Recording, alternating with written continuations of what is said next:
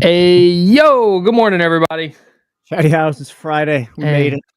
Barely. Yeah, you don't know how much that actually, how truthful that is. Like, we literally barely made it. Yeah. Sean gets the bell today. Salute. Sorry for getting your name wrong. I think I've gotten your name wrong for probably every day that you've been in here since you said what's up to us at our March We'll never get Madness it wrong watch again, party 2 years ago. Sean, not Scott. Warren, I'm Sean. going to go see this tomorrow. I'm pretty excited. Everyone's talking pretty good about it. Well, not everyone. Russ, whatever, dude, go to hell. Johnny G, Brian, Karen. No, just okay.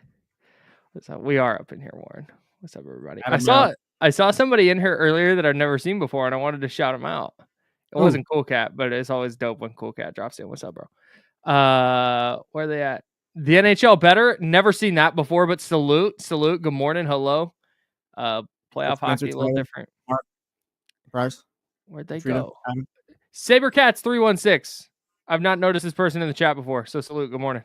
Shout out to the San Jose Sabercats. Hell yeah. RIP.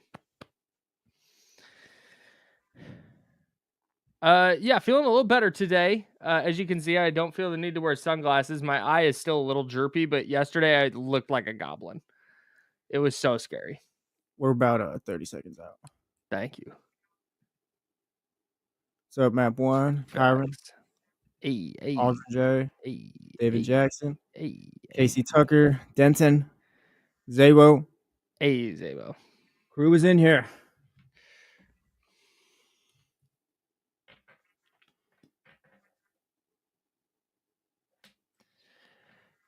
Kevin from the Wake Up Call just said in our G chat, oh my God, I forgot it was Slurpee Day. Here's the idea.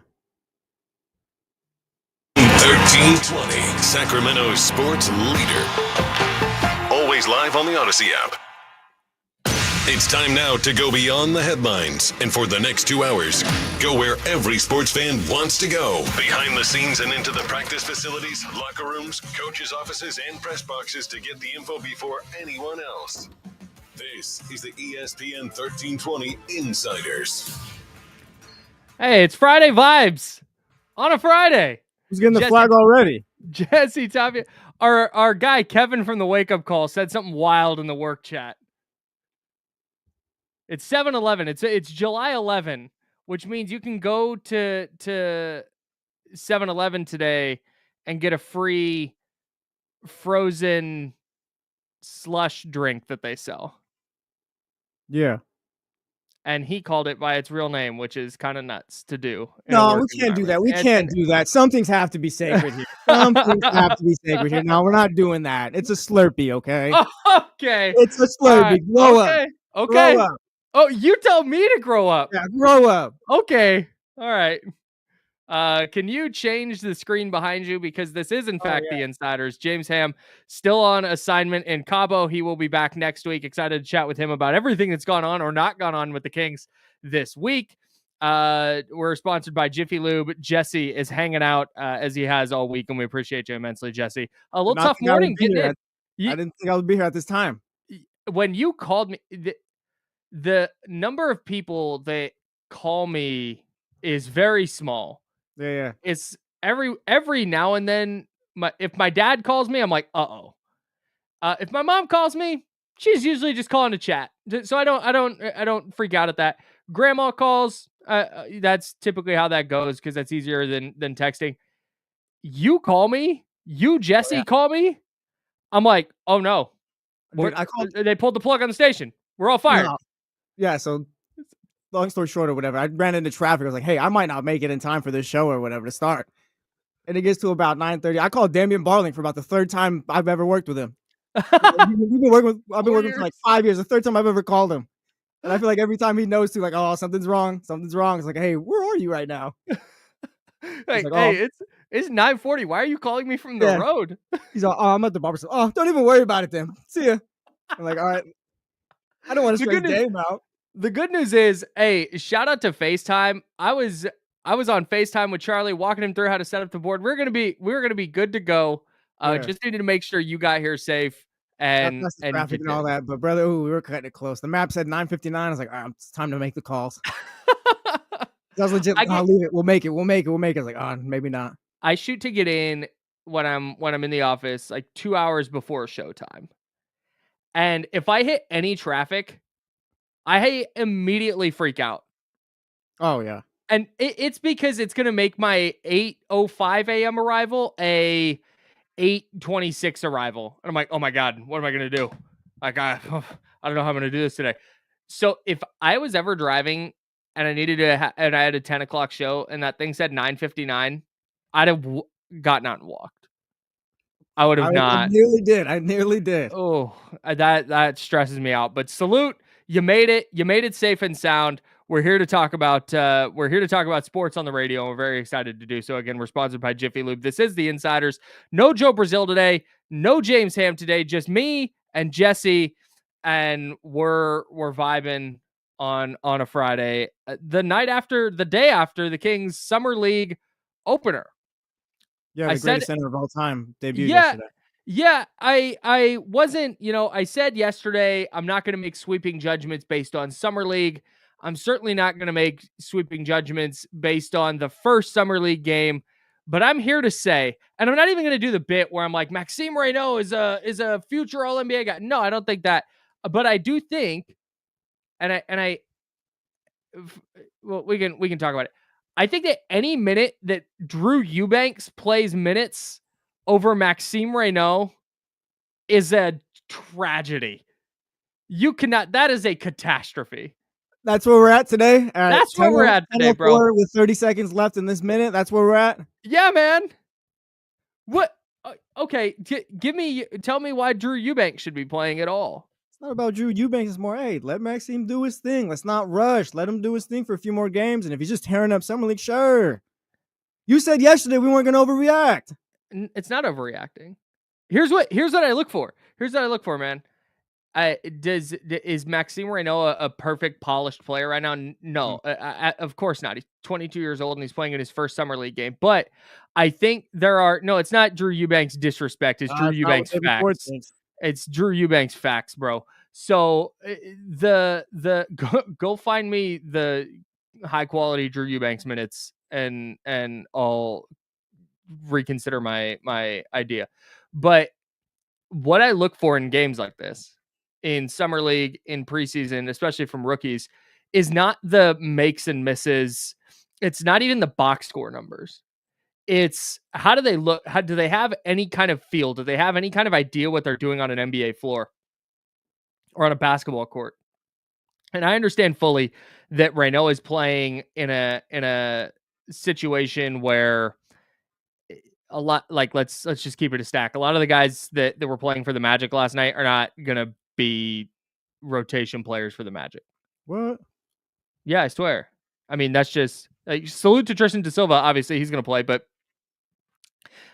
I'm not saying, like I said, that oh my god, he's gonna go dominate. But if we're talking about this year being a gap year, if we're talking about the next 2 years being these gap years, this is exactly what I've been trying to kind of push across is, dude, if you're deciding between Maxime Reynaud and Drew Eubanks as your backup center, the decision is easy for me right now. Now, I reserve the right to change that opinion. If Reynaud comes out through the rest of Summer League and just looks like a disaster and then gets into the preseason, looks like a disaster, and in training camp just can't guard anybody, can't make any shots, okay, then let's reevaluate where we're at. But right now, to me, he should be inside track to getting those minutes because I would so much rather see a player with that basketball IQ, that feel for the game, getting those reps, because it wasn't just, oh, look, he's taller than everyone. It wasn't like, oh, he went 8 for 8 from 3 and had this crazy box score. Like, no, it was the passing, it was the vision, it was the feel. I was so encouraged watching those aspects of his game immediately translate. Look, he looked great out there yesterday, and I don't even necessarily disagree with your main point, but I say let him and Eubanks fight for the backup spot. I mean, it's only one game. Sure. It's for me, it's one game. For me, it's one great game right now.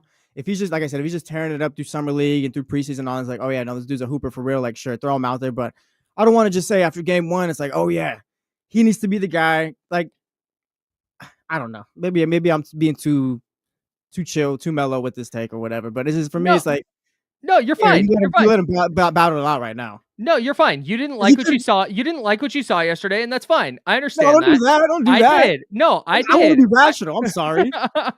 No, I think there's a line here because John Pole's in the chat, youtube.com/ESPN1320. If you want to hop in the chatty house, we'd love to hear from you there.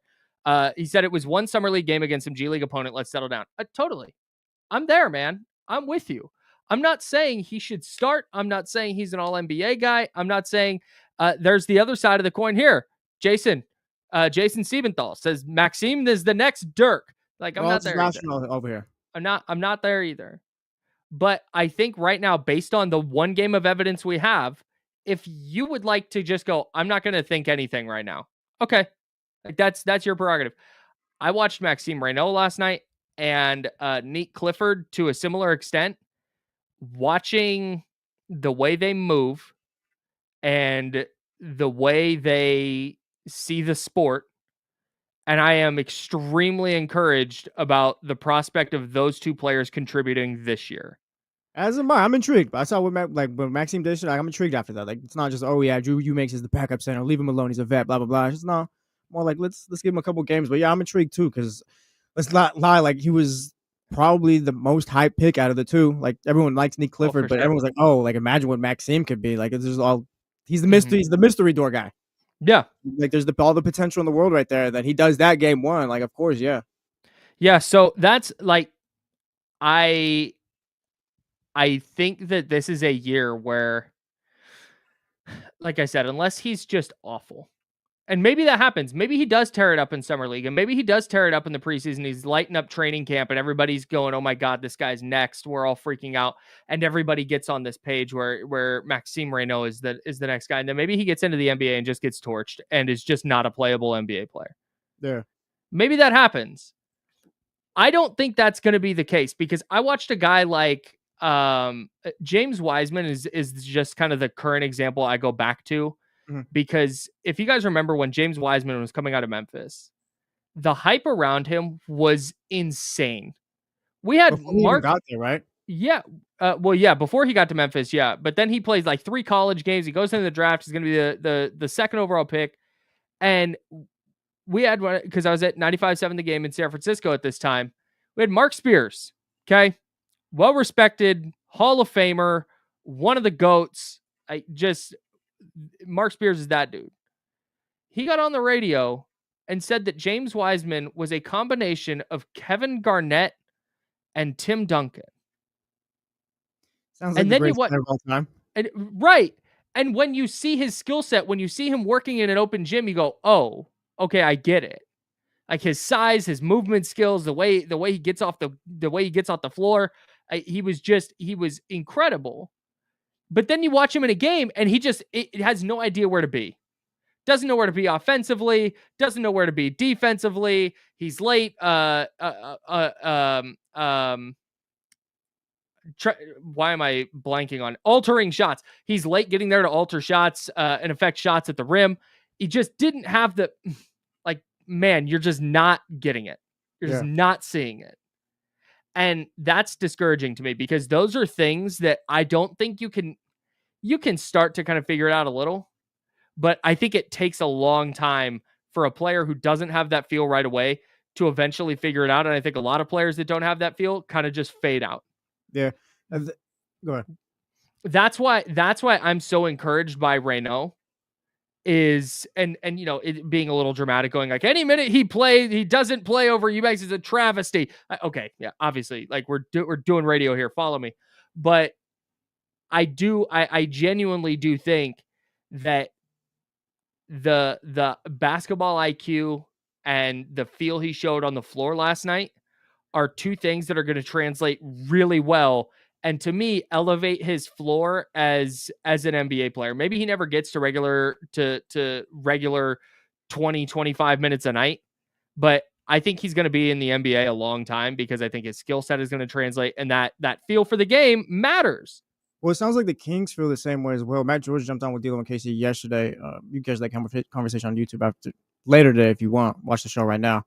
But he talked about how, like, the Kings, they see the potential that everyone else sees and all that. And it's not a matter of, oh, they're gonna bring him slowly along. Like, no, he's gonna have all the opportunity and runway in the world, I think, to have that backup center spot if he can beat out Drew Eubanks. So it's not a matter of like Drew Eubanks is the guy right now, and we'll see what Maxime looks like. It's like, no, if Maxime can hoop, he can get that spot.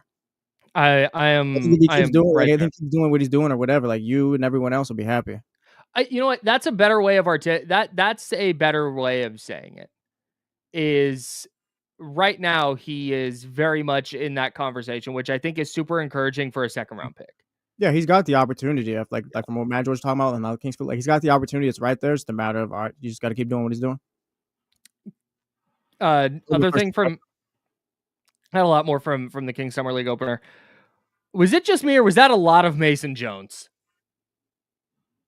Yeah, There's a lot of Mason Jones last night. Mason Jones, he's got to just put work on tape. He's got to get film out there. I guess, man. So, like, I don't know if the Kings are gonna pass him up or anything like that. It's just, I mean, like these rookies coming in, like Mason Jones. There's only so much where it's like, all right, we can keep you under the bench, Stockton back and forth and all that. Now we got to get these other guys in here. So now it's just a matter of, I don't know. He's not even eligible for that anymore. That's what I'm saying. Like now it's just, hey, we're gonna get you some run right here. We'll see if anyone else likes what you're doing. Right? Is that literally what this is? Is hey, go run around in summer league so you can put good tape out as a favor. Like, so maybe you can go sign elsewhere, or are the Kings really like, hey, maybe Mason Jones is a guy we need? I don't see that. I don't hate it either. Like I don't need to. I know what Mason Jones is, man. I'm gonna learn zero things about watching Mason Jones play in the summer league. Yeah, but I mean, I know exactly what I'm getting from the guy. Yeah, but I mean, you can't just have every. I don't know. Like, there's only about 5 guys every summer, if that on every team. I feel it's like, all right, you're gonna learn something here, blah blah blah. It's like you're gonna have some Mason Joneses on the teams. Mason Jones, like I said, just needs to get some tape out, some work out there. Playing the most minutes. I don't know, man. Is it really that bad? Like, is it really that much of a travesty? I'm trying to help out Mason Jones here. You're just like, yeah, get him off the court. Yes. Like, bro, what are you doing here? Why are you wearing your Letterman jacket? You're a junior in college. Don't do that. Come on. He's not at the hometown bar still. All right, don't do that. Yes, he is. No, he literally is. I might have texted that yesterday. We've moved on. Like, bro, we've moved on. No, I don't think it's taken away from anyone, so I don't hate it. All right. Like, Devin Carter was still able to get his shots up. Nate Clifford did his thing. Devin Carter, you know what? Devin Carter sure did get his shots up. Yes, he did. I've got a lot of thoughts on Devin Carter. I'm reading the Chatty House right now. Chatty House got a lot of thoughts on Devin Carter. Be nice. It went about as badly as it could have gone. We got to talk about Devin Carter. Let's talk about that next. It's not gonna be doom and gloom though. It's a freaking summer league game. It's one summer league game. No problems were solved or created yesterday. We'll dive all the way into this. We'll talk about Devin Carter. We'll talk about Nate Clifford and some of the other encouraging things we saw from the Kings yesterday in their summer league opener down in Vegas. That's Jesse Tapia. He's in for James Ham. I'm Kyle Madson, and we're sponsored by Jiffy Lube. Hanging out with you till noon here on ESPN 1320 at Sacramento Sports Center. We're good. This is the biggest mistake that Carter makes, just to keep it a stack. Yeah. Well, Derek White shaved his, and he just elevated as a player. You don't talk about that enough. I live on the razor's edge between surviving and crashing out, Terrence. Like, it doesn't take a lot.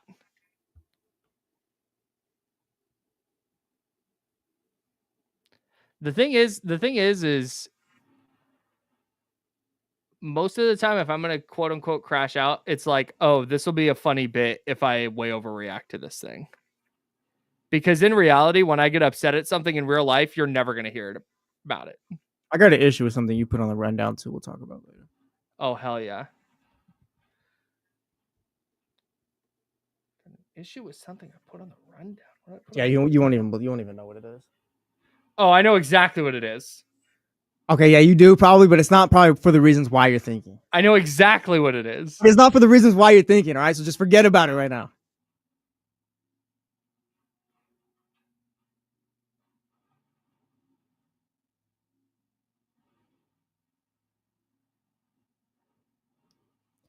Chatty House, you guys cold pizza in the morning or you guys reheat that? Oh, that's a great question. Yeah, let's get into it. Friday. Shout out Baller.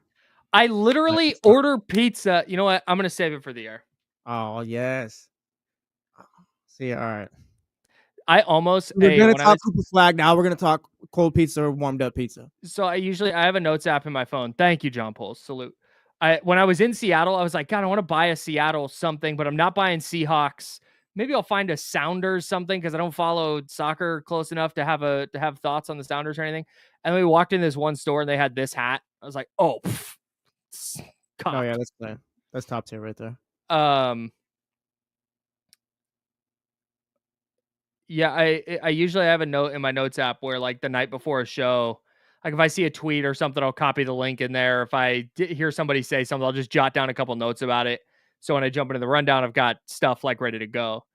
And I was in so much pain last night because of my illness.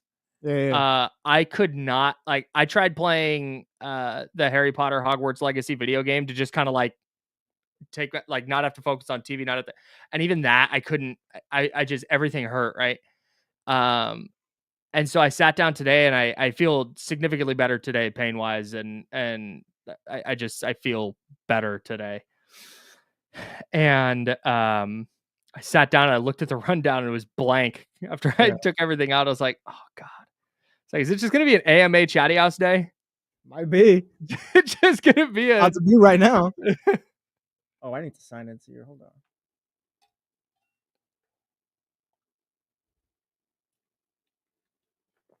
Rust Dog, you're picking Brent Rooker?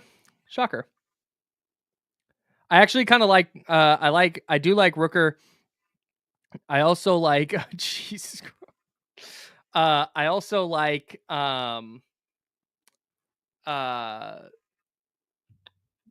O'Neal Cruz. Just because I think he's got such effortless power. You know who it's not? It's not freaking. I'm also not caught up, but it's not Nicole Andrea. I'm not a Nicole Andrea guy. Nick sucks. Here we go.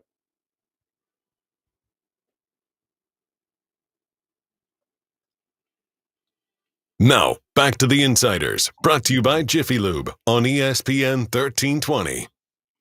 I'm Kyle. That's Jesse. Jesse in for James Ham. We're sponsored by Jiffy Lube, as the voice guy just said, and we're hanging out with you till noon. We've got more King Summer League stuff coming up, but somebody asked a vital question in the Chatty House during the break, because if you listen to this program on the radio or on the app, we go to breaks and there's commercials on the streaming side, on the video streaming side. On the video streaming side, we don't go to break. We just sit here and yap about nothing. It's all you guys. Baller to season. Baller 916. Baller something. 916 said. Is that supposed to be like baller citizen? Baller to season? No, because there's an I after the T in between the C. Yeah, there's an I between the C and the C. Baller Tizizen 916. Yeah, whoever that person may be. Leftover pizza is the best breakfast. And then I asked, what a take. Yeah, I asked Chatty House if they were cold or reheated pizza type of people. Can I address?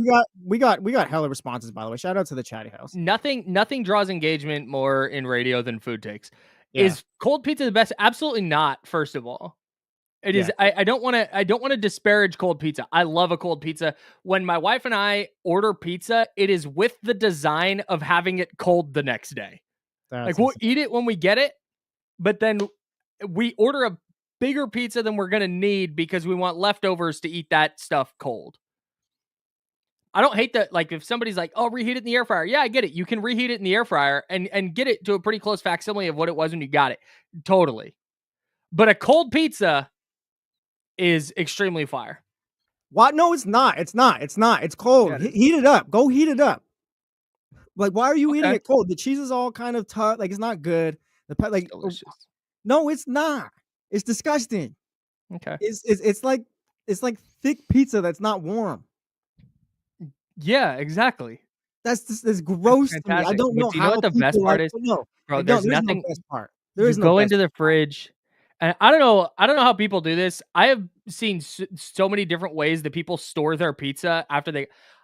We are a take the pizza box, throw it in the fridge family.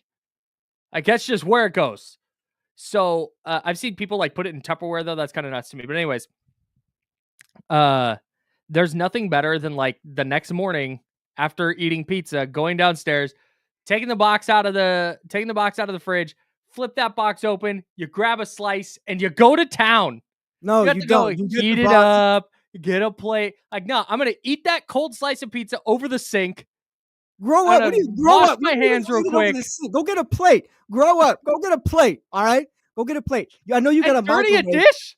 And dirty a dish. Hey, we got paper plates at my house too. Hang on. Okay. Wait. Hang on. We need to stop arguing. Why? Because I don't hate heated up pizza. You ate cold pizza, that's fine. I don't hate your side of this. I hate. Can we agree that Miguel Cervantes is way out of line on this? Yeah, Miguel, what are you doing, pal? He said, "What do you know about putting ketchup on your pizza?" I don't, because I'm not insane, Miguel. I was gonna say that's ridiculous. Take a lap. Take a lap. Hot people, pizza unite against ketchup on Miguel, pizza. go actually just run till D'Lo and KC get here at 12. Try again at that time. Hey, you know what's kind of fire though is hot honey on pizza. Oh, I've been on that movement for a while. I've been trying to tell KC about that. I've been on that movement for a little while now. My I don't buddy need it any Nate, other way. my buddy Nate, he's one of my best friends. He's one of the homies, the group we come up and hang out with in Sacramento.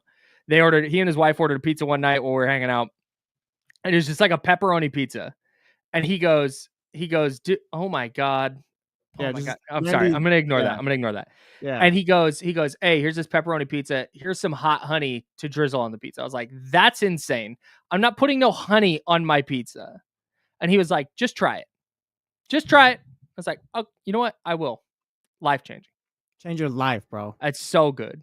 Because we'll make pizza at home, me and Crystal or whatever for dinner. Because we go to Trader Joe's, they got all the stuff right there, so we'll just pick it up. We'll throw a little hot honey on there after whatever. It's perfect. It's the best. Ketchup on tacos is gross. What are we doing here? Yeah, like ketchup, and I think this is pretty unpopular too. Like ketchup on hot dogs is my go, but that's it. You put ketchup on hot dogs? Yeah, ketchup. I'm gonna ketchup mustard. That's basic. If I'm at home, I'm like making hot dogs on the grill, whatever. Like ketchup mustard's always something. But I like throwing the bell peppers, like how the dogs are after the games and stuff. The folks who are vehemently anti, if you just don't like ketchup, cool. I'm not the kind of person that's going to tell you what food to like and not like. I don't do whatever. Yeah, even though we do jokes about like ketchup on pizza is great. If that's what you like, dog, salute. I'm never doing that. I will never even try that. But if that's what floats your boat, awesome. But the people that are so vehemently anti, like, you can't put ketchup on a hot dog. Yes, you can. Yeah, it actually tastes good. Right now. Yes, it's fine. Yeah, I'm about you stop hating and just try it, you would like it. If you go to Chicago and try and get ketchup on your hot dog, okay. Right. Sorry, it's a glizzy. Just won't get a glizzy in Chicago. Cool. Yeah, fine. You're Professor Glizzy. Go ahead. It's ridiculous. Anyways, shout out to Cold. Don't put ketchup on a lot of stuff. Can we agree that cold pizza? You certainly agree with this. I'm gonna, as a cold pizza person, cold pizza is not the best breakfast, though. No. I don't want to get into the like pancake versus French toast versus waffle, bacon v sausage. Like I don't want to. I'm not trying to eggs, salt or nah. Like I don't want to. I don't want to get into all that. But cold pizza is way down the list for me. Yeah, no, it's not. It's not good. I'm not gonna go. If I go to a breakfast spot, there's a really good breakfast spot in my hometown called MJ's. If you go to MJ's, if cold pizza was on the menu, I would never order it. I'd never order that. Yeah, no, yeah, because that's my whole thing. Why, if you wouldn't order it, why would you eat it like that the next day? Just reheat it. It's 2025. We all got air fryers, whether it's just the one with the little knob and you turn it or whatever, or the one with all the buttons. We all got one of them. All right, we all got one of those. Just throw it in the air fryer. You'll love it. All right. David Lopez. I do. Hold on. David Lopez in the chat earlier said he orders his pizza and then throws it in the fridge after. That's insane. Wait, so you order the pizza just to eat it cold? Yes. What? Yes. Why don't you just get a DiGiorno and thaw it? What are we talking about? Hey, sets an alarm for 2 hours. All right, DiGiorno's ready. Hey, one time in college when I was with my buddy Nate, who I'm going to bring up again, when we lived together, we wanted to bake one night. We were like, and not a euphemism, like we actually wanted to like bake food. And we were like, hey, all right, we're going to go to the grocery store. Let's get something to bake. And then we're like, oh, a pie sounds good. Let's get a pie. We get home and we realize that it's a thaw and serve pie. So our baking was just leaving the pie on the counter for like 3 hours before we could slice it. That's a bad beat for us. That's a bad beat for the homies. Anyways. All right. Jesse Tapia there. I'm Kyle Madson. We got any more food takes? Drop them in the chat. How do you think Nick Clifford likes his pizza? Do you think he likes it cold or heated up? You know what? I don't know, but that's going to be a question that I will ask him when given the opportunity. But I thought Nick Clifford this is the Insiders. Jesse Tapia filling in for James Ham. We're sponsored by Jiffy Lube on ESPN 1320, Sacramento sports leader. I think Nick Clifford, after yesterday's performance, is the player I'm most excited to watch the rest of the way in Summer League. Yeah, that backup point guard position is going to be kind of intriguing the next month or a few weeks. You think he's going to run the point?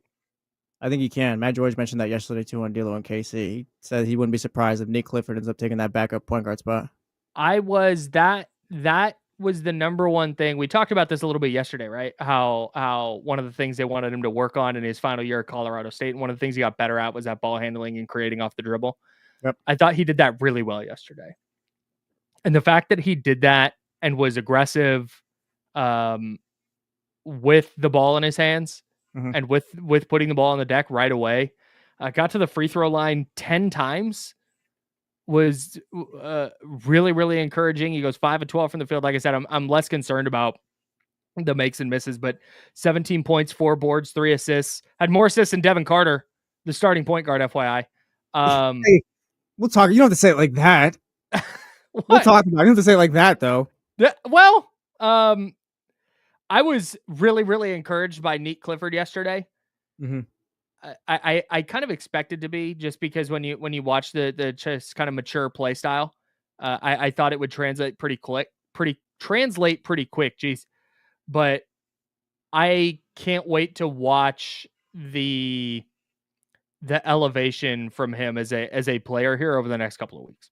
Yeah, I wasn't pretty intrigued by yesterday. I mean, you look at him and Maxime playing well. It's like, all right, that's perfect. It's Scott Perry's 2 first-round draft picks, like you said, or not first-round picks, but just 2 draft picks. And like you said, they have a feel for the game.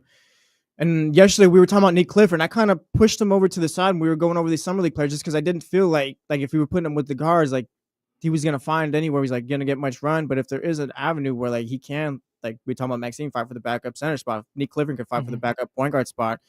And we'll talk about it in a bit, because Devin Carter isn't necessarily taking that, or they're not signing anyone off the free agency pool or anything like that. Like, there's an avenue right there for him. If you wind up with we've been talking about the prospect of 2027 for the Kings, yeah, and how that's kind of the year they're circling when they're out from under their big contracts, and they can, but trying to find wins in those years. That doesn't mean like don't try, and I don't mean on court wins necessarily. I mean like roster wins. Yeah. If Nick Clifford winds up being a player who, when they drafted him, we said, all right, he's probably a 2, but will has the size to play the 3. We'll probably see a lot of time at the 3 because of the roster. If you wind up falling into a player who can credibly play point guard and the 2 and the 3, that gives you so much more versatility, because we look at, what do you do with Malik Monk and Keon Ellison? No, you got a 6'6" guy who can just play playmaker, whatever, play on the wing if you need him to. Yes. So there's so much versatility with that. I'm interested to see if the Kings lean into that more in the preseason. I mean, why not? That's where the league is going, right? That's dude, what they've been looking for the last few years. Yeah, you got to give him that opportunity, right? Yeah. Like he showed enough last night that, again, and this is not crowning him. This is not saying that he's going to be an all-star. It's not, but we're talking about the backup point guard right now. Going into Summer League game number 2. Yeah. I want to see Nick Clifford do more point guard stuff and just see if he can do it, because the starting point guard last night, Devin Carter, apparently can't. Okay. What the hell was that? Okay. What was that? Maybe. No, defend Devin Carter. Go ahead. Lenient, soft, whatever you want to call it. I feel like there's way too much pressure on this kid.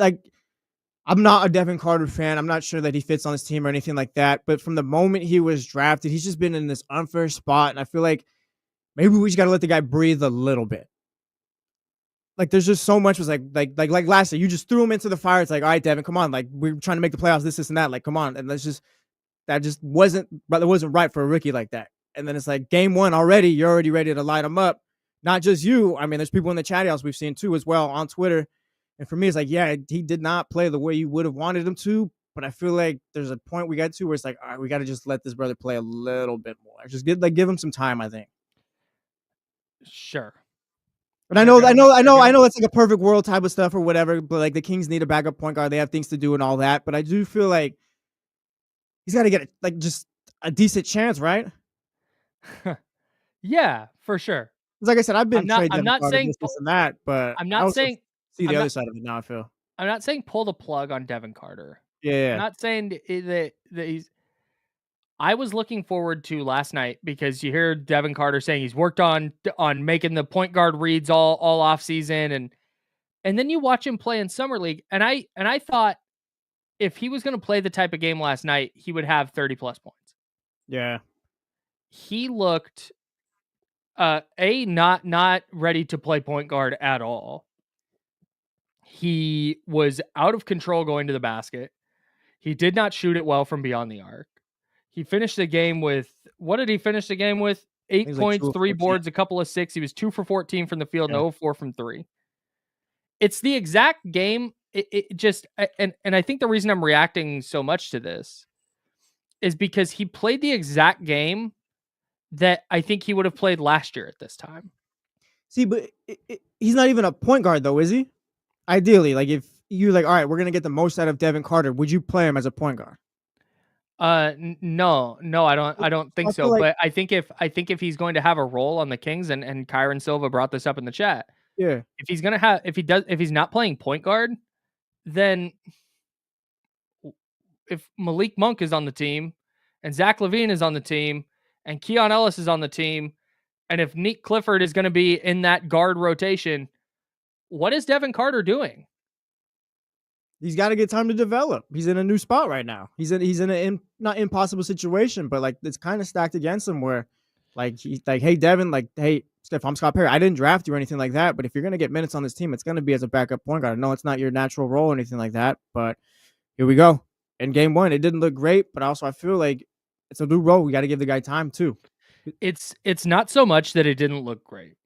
If he had been getting into the lane and trying to make passes and just like didn't have the angles right or didn't have the timing right, that'd be one thing. But it looked like I expected him to play a different game.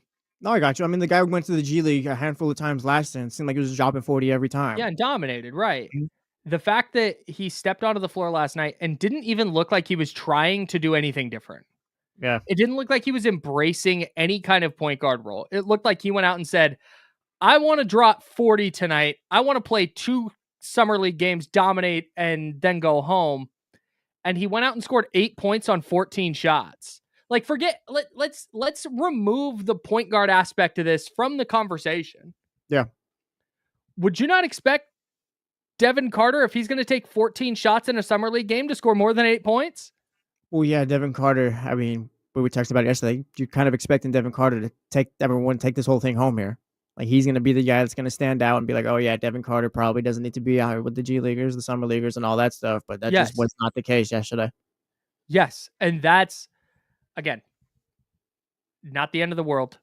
Yeah. But it's got to be a little worrisome from the evidence we have. Now, maybe he goes out and dominates game 2 and everybody feels great about Devin Carter again. But I think right now, after game 1, especially if you're trying to boost this guy's trade value, it didn't help. Well, it was the exact. It was just the reason. The reason I have so much consternation about this is because it was the exact game you would not want him to have, and he just had it. There's just not a fit for him on this team. Like, call it what it is. He's not a point guard or whatever. Like, you could develop, and hopefully he develops well this summer and all that. Maybe in the preseason, maybe he does kind of branch out there or whatever. But it's just when it comes down to it, he's in a spot he's not a natural player in. It's just, for me, it just doesn't work.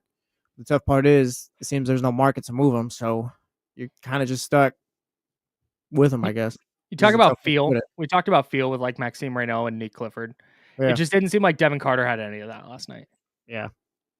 So, last quick little note about last night for me. I was really excited to see Isaiah Crawford. I need Isaiah Crawford to do some stuff. I really think that he can be an impactful player for the Kings, given what their roster looks like. And I forgot he was out there last night. I need my guy to do to do something. That's the other thing I'm watching for moving forward. Yeah. I need Isaiah Crawford to. Maybe he does step up, and like I guess he does fit the prototype of what the Kings need. But I'm not holding my breath. Yeah, I know it's harsh, but I'm holding my breath. I might die over here on Isaiah Crawford Island. Don't the moral of this story, based on how Colby Jones' career went with Sacramento and how Isaiah Crawford's career has started with Sacramento, don't be a Kyle Madson guy. Yeah, don't. I'm swinging and missing here That's the on kiss of death. two-way guys. Two-way guys I really like. If anybody else has any other takeaways from the Kings Summer League game last night, go ahead and hit us up. 916-909-1320, 916-909-1320. That's the Elk Grove Kia talk line. Jesse, if somebody calls, just answer it and leave the phone off. And then when we're ready to go to them, we'll just pot it up and we'll live screen them. That work? All right. Hell yeah. All right. Somebody asked, did Devin Carter have any rebounds last night? In the interest of fairness, he did. 3 rebounds, 2 assists for Devin Carter. He also had a couple of steals and a block. It feels like everybody on the Kings had 2 steals and a block. It's kind of crazy. All right. I have a question. Why are athletes still messing with fireworks? We'll talk about Kings Summer League, but I cannot believe that we still have athletes getting injured by fireworks. We'll tell you who it was next. And I also have a preseason pet peeve for you. We'll get to that as well. We're the Insiders. Jesse Tapia filling in for James Ham. I'm Kyle Madson. We're sponsored by Jiffy Lube here on ESPN 1320, Sacramento Sports Leader. Ooh, Robbie, thank you for the reminder. I'll be back, Kyle. Okay.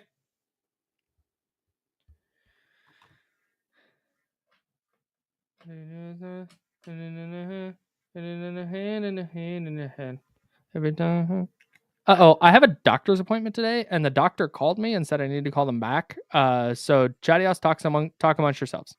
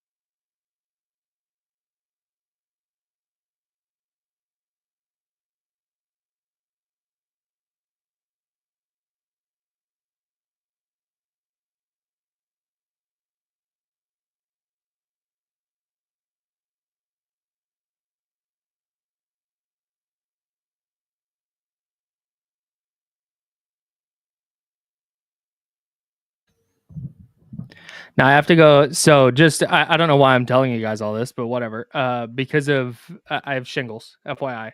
If you ever get it, go to the doctor right away. Don't, but it was around my eye here, which is why I was wearing sunglasses yesterday. But it was around my eye here. And so I have to go to a different eye specialist to make sure that it's not doing any damage to my eyeballs. Scary. But they called because they had availability in a different office this morning. But I said, no, I'm not leaving my listeners and viewers. I said, listen, don't you know who I am? You call me in the middle of my program? Didn't do that. Dog, too late. Oh, we got additional car trouble too, by the way, guys. It's just more else. But wait, there's more? Thanks, Stock Salute. Yeah, man. I had to get 4 new wheels instead of just the one. So I finally did that. I finally got my tires realigned, and then I learned that the subframe of the car shifted.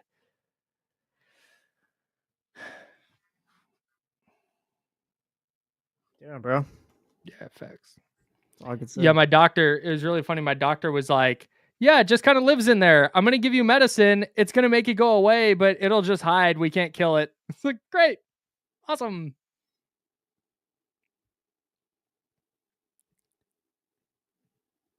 Yeah.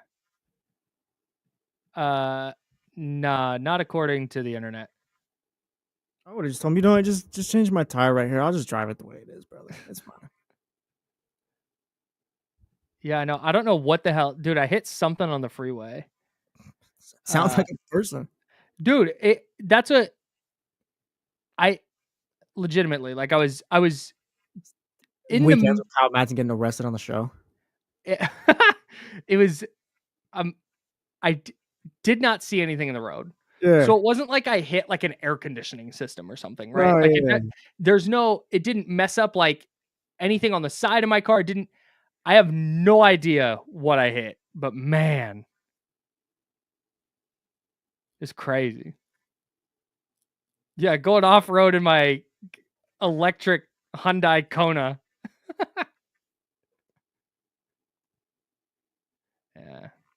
Yeah, apparently. At least the week's almost over, though. Fingers crossed. Yeah. I got an event to go to on Sunday. Oh. Well, that's a new week, so you're good. No, it's not. It's the end of this week. No, Sunday to Saturday is the week. Okay. What? No, stop. Like that's what it actually is. We can talk about like Monday's the start of the work week, but Sunday in history is the start of the new week. Oh my God. No, I don't. Thank you, Chris. Thank you. Hey, Jesse, what days are the That's weekend? right. What days are the weekend? Nah, hold on. We're back. Here we go.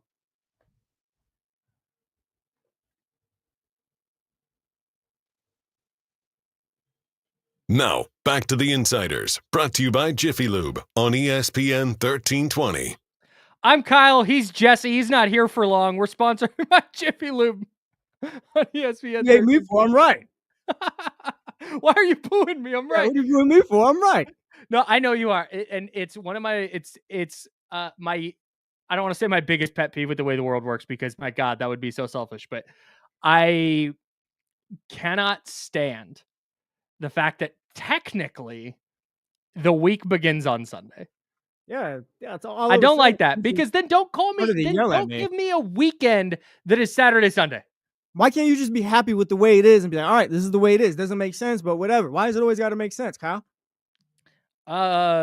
Because if I was cool with it, that wouldn't be nearly as fun to talk about on the radio. No, that's facts, yeah. It's like, oh, hey, oh, cool. No, I thought we were going to get into the whole big thing about the days of the week. Nah, like, it's just, look, if Saturday and Sunday to me, Saturday and Sunday is the weekends, then how is Sunday the start of the new week? That's a week beginning, not a weekend. That's above my pay grade, pal. I'm just saying, make it make sense. That's all. There's nothing worse than a calendar that starts with Sunday as the first day. My freaking... That's all calendars. You hate all calendars then? Yes. There's nothing worse than going into my Apple calendar and be like, all right, let's see. I got Friday, Saturday. Oh, Sunday's on the other side of the calendar. It's ridiculous. We need you to like write down a list of just things like this that bother you. Because I'm sure it'd be a pretty big list. Yeah. Days of the week. Joe Burrow. Joe Burrow. Oh, man. You want to get to the phones real quick? Oh, I know who this is. Yeah, I know who this is, but we can do the Don. All right, it's Don. All right, great. Love that. All right, Don. Don, you're on the Insiders. Don, are you there? Hey, what's up, bro? It's the big homie Don, man. It's TC. What's up, big dog? What's up, TC? Hey, so check it out, man. Hey, Kyle, man, I wish you the best, bro. It's all good, bro. Salute. It's going to be good, We're man. We'll make it. We'll make it. No, for sure, for sure. Hey, so Jesse, what I seen last night? Hey, we got two dogs in right now, and Neek, right? Mason, I'm cool with Mason being a backup point guard. I didn't see nothing bad last night. Like, I think that's why he was working out with the guys with Doug, because Doug was like, if all fails, Mason, you're gonna be the backup point guard with Schroeder, and I'm fine with that, Kings fans. Mason Jones. Mason Jones, bro, I'm cool with him backing up Schroeder. Him and Schroeder can hold the fort down, in my opinion, if you ask me. Also, as far as your boy Carter, I don't like him at point guard, bro. He was either trying to give up the ball or he wasn't shooting. I like how he got in the paint, but him at backup point guard, I'm cool. If he want to play the wing part, I'm cool with that. But as far as point guard, bro, I'm cool. Maxine, hey, Jesse, hey, we got to steal. We got to steal, bro, at 42. Kyle, we got to steal, big dog. That's all I'm going to say. I'm not going to go overboard, but we got to steal. That's all I got. Appreciate you, TC. I'll talk to you later. Thanks, TC. I think if you get minutes out of a second round pick, you got to steal. Yeah. Mason Jones is the backup point guard's a no for me. TC, that's crazy love work. You. That's not going to happen. Yeah, it's just no. Nope. That's it. Just no. If that's if that's the plan, if that's the plan, I'm out on Scott Perry. Yeah, I don't think that's the plan. If they sat down and went, okay, let's see, we're gonna sign Dennis Schroeder, we're gonna overpay Dennis Schroeder. Cool, let's get him in the building. We'll sign and trade action. That's smart, that's savvy. Cool. All right, let's see. Backup options. Okay, we'll try out Devin Carter. Okay, Malik Monk can play there, even though we don't want him anymore. And then let's see. Mason Jones. If that's the move, I'm out. Yeah, no, I think TC's just being a GM right there. That's probably what he'd like to see. He'd be fine with it, but I don't think that's Scott Perry's vision. So man, I hope not. And it's not Monk slander, Buddha. It's not Monk slander. I like Malik Monk very much. The Kings have tried to include him in every trade this summer. Oh, what it is. Like that's just kind of the facts. People are out on Devin Carter, man. I think. Yeah, I could see it might be not completely, but like as out as you can be at this point. I feel. Yeah, based on last night, if anybody went into last night saying, "Hey, I really need to see more from Devin Carter," yeah, you didn't see more from Devin Carter. You saw him play as bad as he has in a Kings uniform in a summer league setting. Like we keep saying, "Oh, you can't judge it. This is G League, guys," and he went 2 for 14. Yeah, no, it's not good.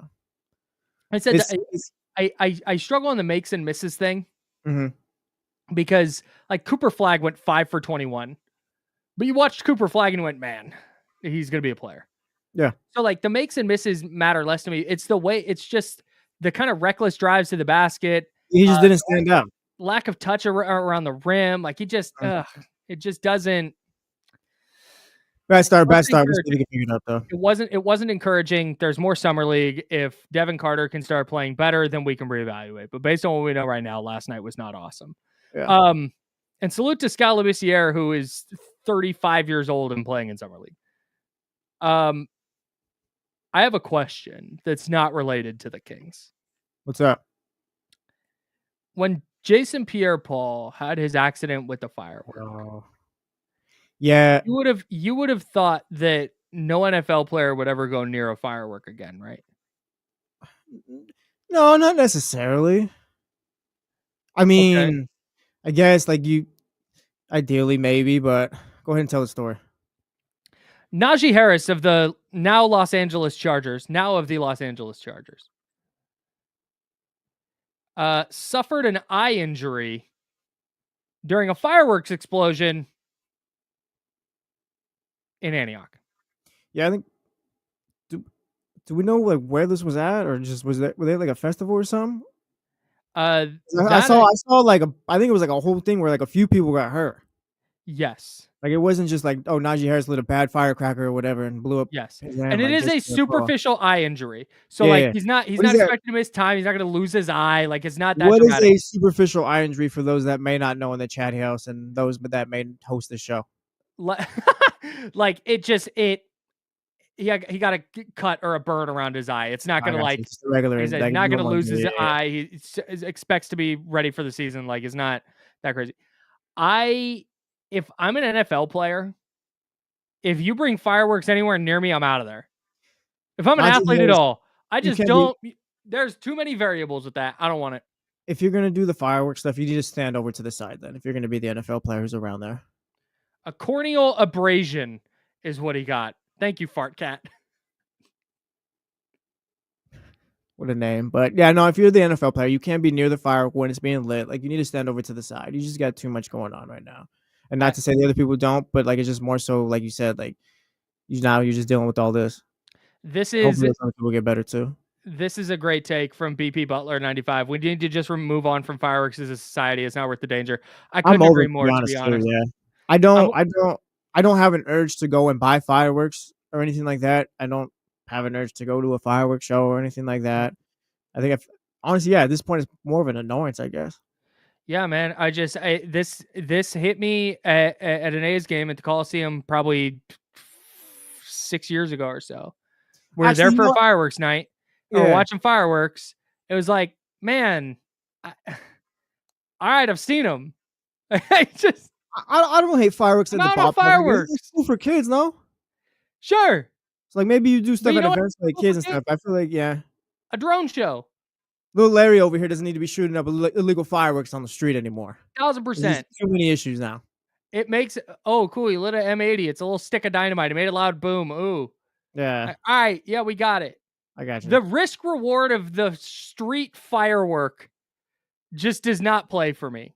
And we've all partaken before, maybe. That's maybe not. Yeah, 100%. Whatever. Yeah, but been there. Now it's just.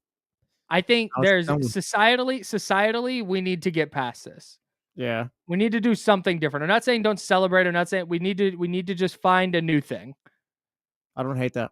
And if I'm an NFL player, if I'm an athlete of any kind, I will watch the fireworks from inside. Thank you. If there's got to be fireworks around, I don't. All the fireworks I need is from that scene in The Sandlot. That clip was going around on 4th of July. I was like, wow, this is the greatest thing of all time still. That's the greatest movie of all time. I love The Sandlot. What? Not the greatest movie of all time. It's the greatest baseball movie. It's your favorite movie? Favorite baseball movie. Favorite baseball movie. Is that the greatest baseball movie? Yeah, it is. 1000%. Like Johnny G already talking about it. Like, just they're all. It's perfect. It's perfect. Like, you always get like those feelings or whatever. Like when you were a kid and stuff like that. Johnny G, you see a lot of kids playing baseball on sandlots these days? Do people even play baseball outside anymore? I don't see it. No. I think there's too much David Jackson, what's your problem? Says it's mid. You're mid, David Jackson. It's not mid. Dang. Shout out David Jackson. That's crazy. Dang, Rookie of the year from Russ Dog. No. Bad take, Russ. Rookie of the year from Lotus Prime. Good movie. Major League. What if I told you I've never watched Major League through? I don't hate that. I will never look. The list of movies I haven't seen would appall you. Yeah. So I don't ever, when someone's like, I haven't seen that, I'm never like, what? You haven't seen? Because I probably haven't seen 10 movies. Yeah. That I should have seen. So I'm not gonna hate that you haven't seen Major League. That's a good one though. I think the thing with like that holds sentimental value to me as well though. Little Big League, Angels in the Outfield. What's the other one we were just talking about? Rookie of the Year.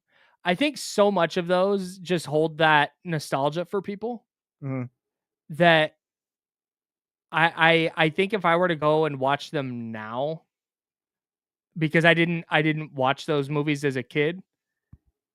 If I went and watched those now, you'd probably not like what I think of them. Yeah, do not go back and watch The Sandlot then. Yeah, I just even like so Miracle about the 1980 U.S. Olympic hockey team. Never seen one of my favorite movies. But I watched it with my wife recently because she had never seen it, and she obliged. And I was kind of watching it with somebody who'd never seen it before, and I was like, I can see where somebody wouldn't like this movie very much. Well, I think there's an aspect too when we're watching these movies, we got to accept, like, yeah, it's not going to be like the greatest movie of all time. Because I feel like if you're just chilling watching it, you'll enjoy it. Yeah, but I also think if you don't have the nostalgia, but if you don't have the tie to the Sandlot, the nostalgic tie to the Sandlot, yeah, you're not going to be able to put yourself in that place of like sitting around watching it with your friends. Like you kind of experienced what they experienced because I don't know about you, but we played baseball outside when I was a kid. So all that stuff. Do you think kids play wiffle ball? Are the kids playing wiffle ball anymore? I wish Joe was here. Joe definitely played wiffle ball. Joe, do you still play wiffle ball? Who's here? No, Oh. no, they don't. I don't think they do. Do people with I'm gonna ask the office something. mom. I'm gonna ask Justine. I'm gonna That's a ask if good her movie. I'm gonna ask if her kids play wiffle ball. I feel like they Sandlot's play a good movie though. They play Salute. wiffle ball on the iPad now. I'm sorry, what? I said kids play wiffle ball on the iPad now. You can do that? Nah, but I'm sure. I'm just saying they're just stuck on the iPad. If you're gonna play, it's gonna be on the iPad. I feel. Ah, I feel like that's how it is now. That sounds horrible. World's I kind don't of I don't like that at all. This is the problem with doing a digital rundown. I can't Actually, tell hold you. on. Lotus Prime has it right here. The adults are playing wiffle ball. Have you seen the shorts or the TikToks about with Yes. the wiffle ball leagues? Yeah, the adults are playing wiffle ball now. It's just the kids got older and now the adults are playing wiffle ball. It's unbelievable. Unbelievable, the wiffle ball league. I want to go play in it so bad. If anybody has a hookup to play in a wiffle ball league, let me know. All right, we have to step aside. We're super late to pay some bills on the radio side. I have a preseason pet peeve. This isn't just summer league. This is every preseason. Every league, the preseason does this thing, and I can't stand it. It's the worst part of the preseason. We'll tell you what it is. That's Jesse Tapia. I'm Kyle Madson. We're the Insiders, sponsored by Jiffy Lube. Friday vibes are way up here on ESPN 1320 Sacramento Sports Leader. All right, we're good. Yeah, Randy, bro, the pitches they throw where it like starts behind the batter and then ticks the outside of the strike zone. Yeah, those are insane. Oh, did you see the pitch that Mason Miller threw to strike out Sean Murphy last night? 104.4 or something like that. 104, but like on the black and like half a stitch above the top of the zone. That is unhittable. Yeah. Ridiculous. Jacob, yeah, hard ball. I was like 8 years old crying because shout out G baby. RIP. Yeah, RIP G baby. Spoiler alert. I legit have not rewatched that movie because it traumatized me. I did once and I literally like teared up again. When did that movie come out? Like 99? 2000? No, I think it was like early 2000, 01. maybe 99. Yeah, 2001. So I was, let's see, when did this come out? Hardball has a 41% on Rotten Tomatoes. Yeah. That's crazy. That's out of control. Sports comedy drama? No. What's a sports comedy drama? Hardball? Hardball. Oh, that's a horrible description of it. So that came out when I was 11. Johnny G, I'm not the biggest ranch on pizza thing. I'm not even a big ranch guy. Came out on September 14th, 2001. Jesus. Oh, wow, yeah. But I saw it on video. We didn't go to the movies to watch it. I saw it when it came out on video. Watched it one time. And that was it. I'll never go back.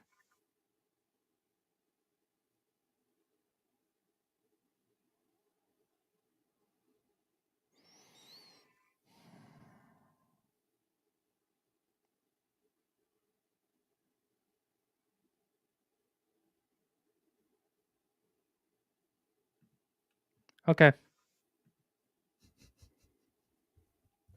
Stephen Brown, just come on, just go with it, man. Stephen Brown, what's your favorite sports movie? Oh, ranch dressing rankings. Okay, this is great. Hidden Valley, bottom of the list. Get Hidden Valley out of my face. Dude, they're all the same. They all taste the same. Number one ranch going right now for me. Wingstop. We're back. You shouldn't have to take this there, man. Back to hour number 2 of the ESPN 1320 Insiders. Get ready for the most up-to-date sports news and talk with the ESPN 1320 Insiders. Hour number 2, that's Jesse Tapia filling in for James Ham. I'm Kyle Madson. We are hanging out with you until noon, and then we'll hand it off to D-Lo and KC, and they will take you up into the weekend. The Friday vibes are high here on The Insider, sponsored by Jiffy Lube. Now, I don't want to talk ranch anymore. All right, good. Wingstop Ranch is awesome. I don't do a lot of store-bought ranch, so I got nothing for you there. I feel like ranch is something you buy probably once every, I don't know. I don't know. We just don't like have a lot of ranch in the house, I guess. Well, yeah, I feel like people aren't going for ranch every day or anything like that, like you would any other condiment. My favorite ranch I've ever had in my life. I worked at a pizza spot near my hometown called Aladino's. Shout out. That's the best ranch I've had in my life. What was it like working in a pizza spot? I don't mean to get off topic too much or whatever, but I feel No, like it's that fine. would always be like a fire job to do. Yeah, it Growing was. up. It was cool because I was a senior in high school. And at the time, it started off rocky at the pizza spot because there was this girl I knew who was interested in me, and I didn't view her like that. Like I'd friend zoned her, and Damn. she kind of made her feelings known to me, and I'm an idiot. 17 years old, I'm stupid. I said the worst thing you can say. I was like, I just don't have time right now for this. Got this crazy ass pizza job, No, even worse. It's gonna get worse, bro. This is the hardest I've ever been dunked on. So I tell this girl, hey, I don't have time for this right now. I don't got time for this nonsense. I don't have time for a relationship with her, is what I said. She worked at this pizza spot, and she made it known to people that they were hiring. And I was like, hey, I need a job. Can you hook me up with a job? And she had the English class before me, same teacher. She had the class before me. She taped the application to the whiteboard in this room and said, Kyle, here's your application for when you have, quote, time. You asked this after you turned her down? Yeah. Oh, no self-awareness at all. None. Just an idiot. Just an idiot. That's dumb. Problem. And you know what? As soon as I saw it, I was like, I get it. What a dummy. Yeah. Dang it. You could have had a girlfriend and a job, but you just... No, so I applied, got the job. So it was just a little rough to start out because we had to hash that out. We hashed it out. We're cool now. Everything's good. She's married. We're homies. That's hilarious. It's just hilarious after told her, yeah, I'm good. Hey, can I go work with you? Real quick. Yeah. You cool if we see each other every day? You cool with that? No, Next so you're not busy enough. Actually, I'm looking at film I plate with stuff. If that's cool. No, but we're cool now. Everything was good. I addressed how stupid I am and was we're all set. But anyways, working at the pizza spot, it sucks when you're on dishes because it's just dishes all night. Like there's nothing. You get free pizza night of. We do a group pie, so we make an extra large pizza and you just throw whatever you want on it. And it comes out and you have that. You can make a pizza to take home or a calzone or whatever. Access to the salad bar, a big salad bar guy. That was really cool. All the perks. Yeah, you just get all the perks. And then you get there was the 07 Super Bowl, the first Patriots Giants one? Sounds right. Yeah. 07. Yeah. Because that was January 08. Yeah.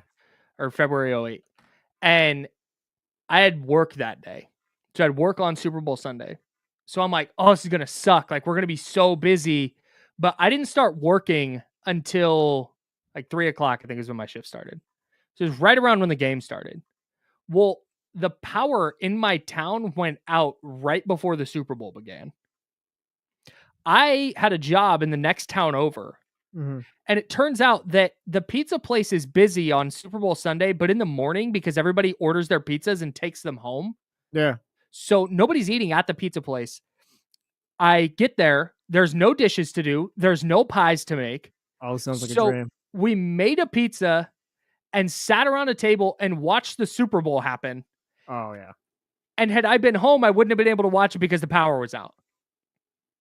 So working at a pizza place, and I got paid. So working at a pizza place is fire. All that's to say, there's going to be some nights that suck. There's going to be nights that are busy.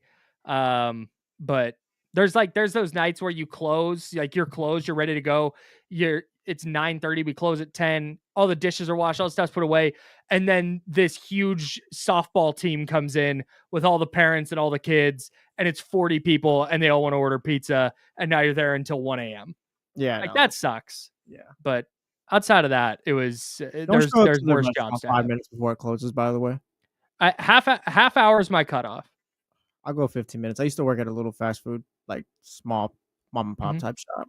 15 minutes. If you came in after that, I hated you. Yeah, I didn't usually begrudge anybody that came in, but I did. think half an hour, if like, and it also depends on what it is. Mm-hmm. It depends on the food and it depends on the spot. But yeah, if sometimes it's like an hour. If it's a place where we're gonna sit down and eat, like at 45 minutes they close, we're not doing all that. Shout out Adam L. Has been following the show. Says it's hilarious that this is organically the second pizza convo we've had and it's separate from the first one. That's facts. Big Friday vibes. What do you want? Yeah, take a small a personal pizza home. After I'd had pizza that night, you throw that personal pizza in the fridge on the way to school the next morning. I'm eating my cold pizza. It's great. All right, let's talk We're in January of 2008, so we're not on the air fryer thing yet.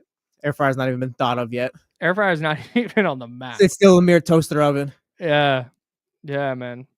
You got one. I got sick of pizza. Two, I learned about a lot of things that I like on pizza that I never would have thought I like on pizza. Like mushrooms, bell peppers. Yeah, it's all fire. Combo's fire. Mushroom pepperoni, jalapeno pepperoni is the dope. Turns out I'm a big linguiça guy. Love linguiça, bro. Big linguiça guy. All right, let's talk about sports now. We're the Insider, sponsored by Jiffy Lube. That's Jesse. I'm Kyle. We're just on ESPN 1320. It's the Insider. I have a preseason pet peeve, and friend of the program, Mark Jones, did it yesterday. Yeah, big friend of the program right here. Love Mark Jones. This is not a shot at Mark Jones, voice of the Sacramento Kings, one of the finest play-by-play people in the game. Cooper Flagg struggled in his first couple of minutes, didn't really do a lot, but finally gets a steal, leads the break, makes a move, throws down a dunk, and Mark Jones said, quote, "Welcome to the league," when Flagg threw down his dunk. I don't think that we should do the welcome to the league thing until players play in the regular season. Because I hate this. In the NFL, this happens all the time in the NFL. I covered every Niners preseason game, not to brag. And a rookie will score a touchdown. Yeah. Oh, wow. First career touchdown for George Kittle. No, it's not. It's not. He has 0 career touchdowns.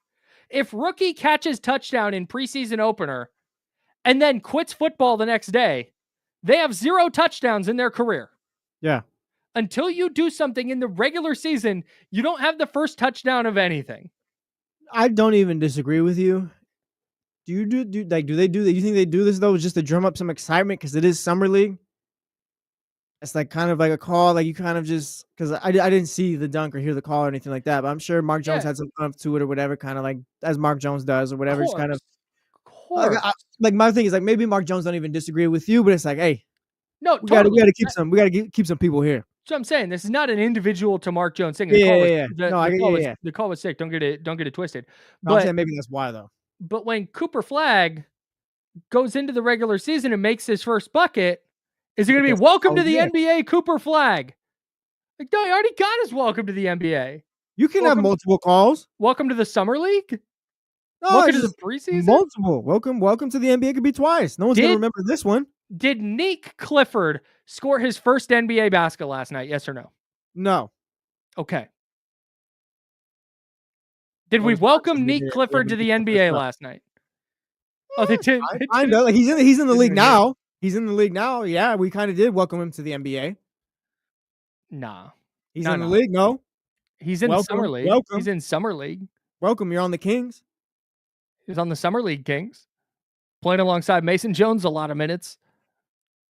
Second shot at Mason Jones. It's not a shot. It's not a shot. Oh, hey. Also, that's just a little pet peeve of mine. I don't want to. Yeah, I get it. Makes sense. The other thing I wanted to talk about from last night, and somebody in the chatty house mentioned this, and I appreciate it immensely. Wow, a lot of cold pizza takes in the favorites right now. I'm scrolling. Oh, yeah, there it is. Played those earlier. All right, Robbie Luttrell said Scott Perry looks like he's enjoying Vegas, and I want to talk about the Scott Perry interview because I had the game on mute, and I saw that Scott Perry was talking, and I went to go turn it up, and I immediately got a text that was like, Scott sounds terrible. Oh, yeah. And I turned it up, and sure enough, like he did not sound right. Real quick. Let me pay some off. Mark Jones joined the deal in case they're on 12:45. Hell yeah. Can't wait. Got Mark this up Jones, right now. 1245. Tap in right here on ESPN 1320, Sacramento Sports Leader. It's voice of the Sacramento Kings, Mark Jones. Gonna light up Kyle for 10 minutes. That's fine. Whatever. It'd be like that sometimes. So I tap into Scott Perry and I'm listening to him, and I see some Kings fans talking about like, oh, it sounds drunk. Like, oh my God, is this what I think happened? Because he improved as the interview went on. What it sounded like to me, and I tweeted about this, so if you saw this on the internet, apologies for the repeat, but that sounded exactly like what happens when your voice is repeating into your headphones. Yeah, it's the worst thing in the world. I absolutely hate it. I can't deal with it. I don't know how people do that stuff. And it's not like right now I can hear myself in my headphones, but it's as I'm saying it. It's not what happens in this scenario, and what happened, I think, to Scott Perry last night, is you say something, but then like a split second behind what you say, you hear it. Yeah, And it's literally like an so echo. what happens is you wind up talking like this because you're trying to like slow down and not hear yourself, because it's really hard to. And until my guy Tim Roy, radio voice of the Warriors, reached out and was like, it throws you off the first time, but you eventually learn to power through it. I have yet to learn to power through it. I did it once. I don't ever want to do that again. If you put me in the wrong program right now and I was hearing myself that way, I would not be able to power through it. I'd be like, Jesse, you got to fix this. It's literally difficult to talk because you're hearing yourself back and it's distracting you. It's like, wait, like it's messing up what you're actually saying as well. Like that's probably exactly what happened with Scott Perry. That is exactly what it sounded like. And then that I tweeted that out, and then almost immediately after I put it on the internet, he started sounding a lot more normal and a lot better. And it's because I'm guessing whoever was in the TV truck at ESPN realized what was happening and made sure that it wasn't happening anymore. Oh yeah, because it started to sound a lot better. I was cutting some things up yesterday after the show. I had the game up or whatever, and it's like, I don't have it too loud, but I do, like, I still hear Scott. And it's like, wait, is Scott sick or something? What's wrong with him? And then like, oh, that was probably a little feedback or whatever. Yeah. Tough. Man, it was. Because I immediately got a text. It's like, he sounds terrible. So I turned like, oh my God. So they brought up. Doesn't sound great, but he is good. He is fine.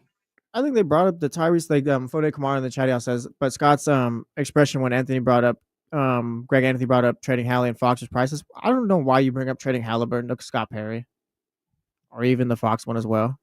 Yeah, man. Unless it's what do you like? He wasn't even here for that. What do you want him to say about that? Here's the context that you can say, like, oh yeah, Monty McNair was like, what do you want him to do? Right. Yeah, the Halliburton thing is way out of there. When the Halliburton thing is way out of there. The Fox thing, you can bring that up in the context of like, wow, it sucks you don't have him to trade right now, which you can't do. Yeah. So, I don't know. I get that those in-game interviews are tough, but you're also not going to throw fastballs at the guy. Well, yeah. Anyways. Shout out Scott Perry, though. And if Scott, people are like, why can't the GM have fun? He can. I just don't think that was why he sounded the way he sounded last night. That's all. I think Scott's a little more professional than that. Kings fans desperately wanting their GM to be one of the boys.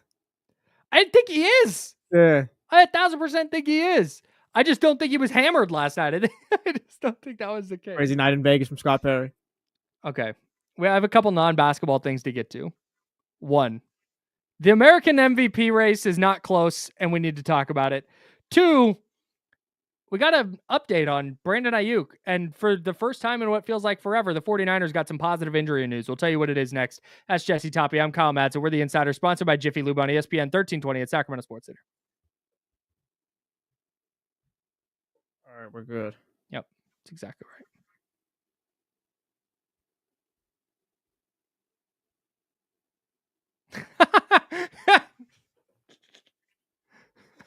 To start blaming Scott Perry for everything that's ever gone wrong with the Kings. I'll be back. All right.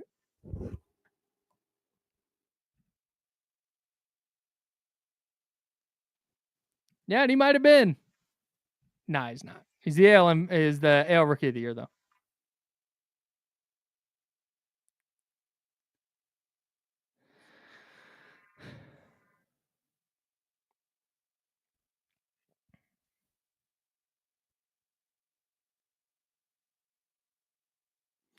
Man, remember, hey, it's so funny, the difference here. So remember when Kyle Shanahan before the when was the last time they were in the Super Bowl? 23? Before that 2023 Super Bowl, did his media availability on media day and sounded like he'd really tied one on that day. There was a meltdown in 49ers land. Like, just couldn't believe that the coach was having a good time in Vegas before the Super Bowl. That was wild. And then it turns out he hadn't had anything to drink. I don't know. I don't believe that, but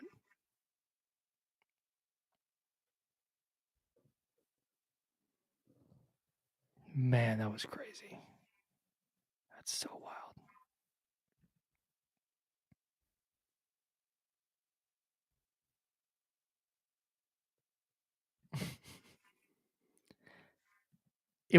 I would feel different if he hadn't dramatically improved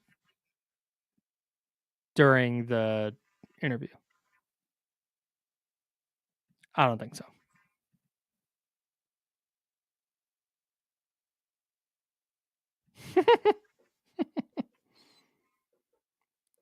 Yeah, if he tied one on before the game, now we gotta just around my eye and up my face, like up.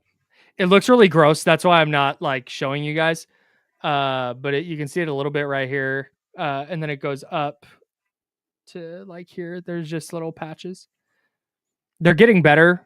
They're healing, but man, they don't look great right now.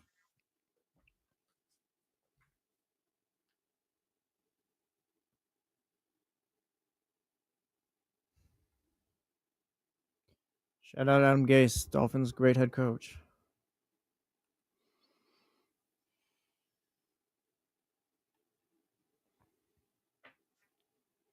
Big Adam Gase guy. Hell no. Better Dolphins coach, Adam Gase or Nick Saban? Adam Gase, because they got to the playoffs one year. Stress. Good, but At least that's what the doctor said.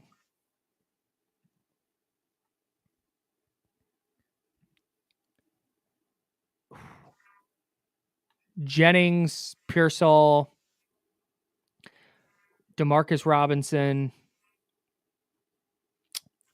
all right, Jacob Cowling, and Jordan Watkins. Now, back to the Insiders, brought to you by Jiffy Lube on ESPN 1320.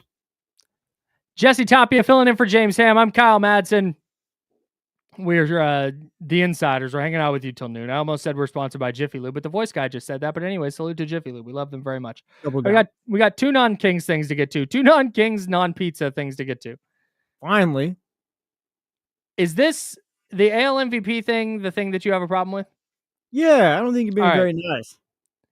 I just think we need to stop trying to force the Cal Raleigh thing. It's not even forced, though. Like, the dude's having an incredible year, and you can't just focus on one guy, though, I feel. Like, yeah, Aaron Judge is the MVP, yeah, like, no doubt. Okay. Like, he's the MVP, that's fine. That's fine. MLB, I see it as, like, the MLB needs this. The MLB needs to fake Cal Raleigh, Aaron Judge MVP race and all that stuff. Like, the MLB needs this, I guess, how do you say, publicity or whatever, I feel. Like, this is good, I feel. I agree. Like, I get what you're saying, but, like, it should be how it is. I totally agree with you. Cal Raleigh, I think his career high was 32 homers coming into this year, which isn't bad. If you're unfamiliar, Cal Raleigh is a catcher for the Seattle Mariners. His nickname is last season. Okay, so that was his career high, right? Yeah, he's at 36 right now. Career high 34 home runs last season in why am I not getting plate appearances? In 628 plate appearances. He has 36 homers and 401 plate appearances this year, which is ridiculous for anybody. It's even more ridiculous for a catcher. So, Cal Raleigh, good player. This isn't like out of nowhere. Oh my God. But I don't mind leaning into the Cal Raleigh thing. The fact he has 36 homers before the All-Star break is insane. He has a hilarious nickname. It's Big Dumper. And if you're like, wow, why is that his nickname? Because he has a big ass. That's literally why they named him that. Yep. His teammates started calling him that, and it just stuck. And that's a real thing. That's not like a made up thing. They have a bobblehead of him, and that's the name instead of Cal Raleigh. It says Big Dumper on it. Like, that's a real thing. So, talking about his nickname, and they were zooming in on his thing. Just zooming right in, dude. It was insane camera work. But I agree that making him a story, and if you want to make him the story in the American League of the first half, you do it. It's the Seattle Mariners, who haven't had a lot of success, certainly postseason success recently. It's a relatively unknown player, and you need to boost the profile of some of your non-Judge and Ohtani players. I totally get it. I'm totally there. But framing this, and this is where MLB, because I agree with you, you need to promote the Cal Raleigh story. But where you get into trouble if you're MLB is when you put out, the tweet they put out this morning that said, who's your AL MVP right now? Aaron Judge or Cal Raleigh? Yeah. And then they put their numbers side by side. And Aaron Judge is blowing him out of the water in every category except for home runs, where Cal Raleigh has 2 more than Aaron Judge. Cal Raleigh has 88 hits. Judge has 122. I mean, Raleigh has 2 more home runs, but he's hitting 262 batting average, and Judge is hitting 356.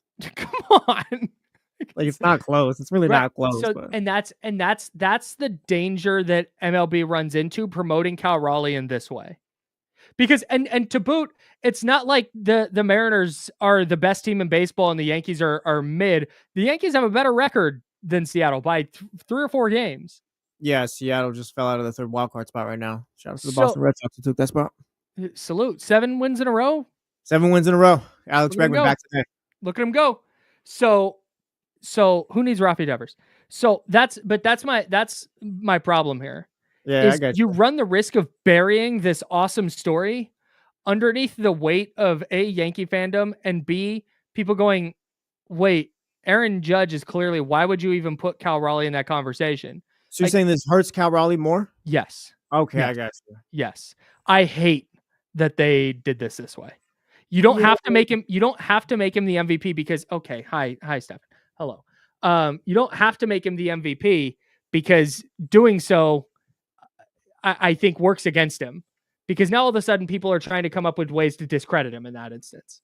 Yeah, I got you. I never saw it that way, but I guess that makes sense too. I don't know. The way I see it, like, the MLB's having I don't want to say a monster year or anything like that, but it kind of feels like just everyone's excited about it again, like just out in the news, people are talking about it and stuff like that. So I don't necessarily hate it, but like I see it, if we're talking about it your way and all that stuff, yeah, I can't Cal Raleigh, but I don't hate it. It's too, like, how often how many times can you just talk about, Aaron Judge has dominated the AL again, hand him the MVP, like he's just that much better than everyone else. Like, you just have to drum up something else to talk about, I feel too.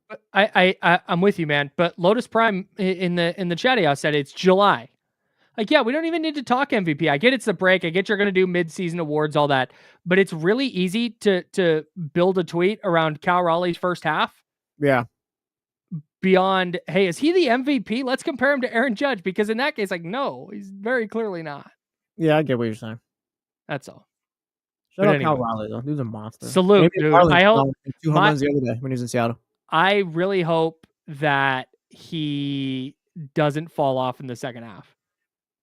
I want Cal Raleigh to hit like 55 or 60 home runs this year. That'd be incredible. Are you the 73 run or home run record from Barry Bonds doesn't count because he's a steroid guy? No, it very much counts. I saw that tweet. Yeah, we're talking baseball. I saw that tweet yesterday. It's like, oh yeah, does Barry Bonds' 73 home runs in the season record still hold or whatever? And I was actually kind of surprised. There's a lot of people who are like, nope, doesn't count. For me, it's Aaron Judge who hit the 62 or whatever last season or whenever that was. Like, Barry cheated, blah, blah, blah. There was a lot of people trying to discredit it, which I feel like, I don't know, I feel like everyone just kind of accepted that's what it was at that point in time, and everyone was doing steroids at the time. So we all, like I said, we all just kind of accepted and moved on. Well, I don't know. I struggle with this because that's the official record. Yeah. And Barry Bonds' 762 career home runs is the official record. Yet he can't get recognized by being put in the Hall of Fame. It's like those two things don't match to me. But then you can't say what the official record is because you don't really know. And it's like, okay, if we're going to go down that hill, if we're going to go down that route, and we're going to say who used steroids, who didn't, and we want to do that, then okay, then let's go back to the 154 game season and say, okay, well, what's the record through 154 games? Because that's how many Babe Ruth play. Like that's the rabbit hole you kind of start to go down.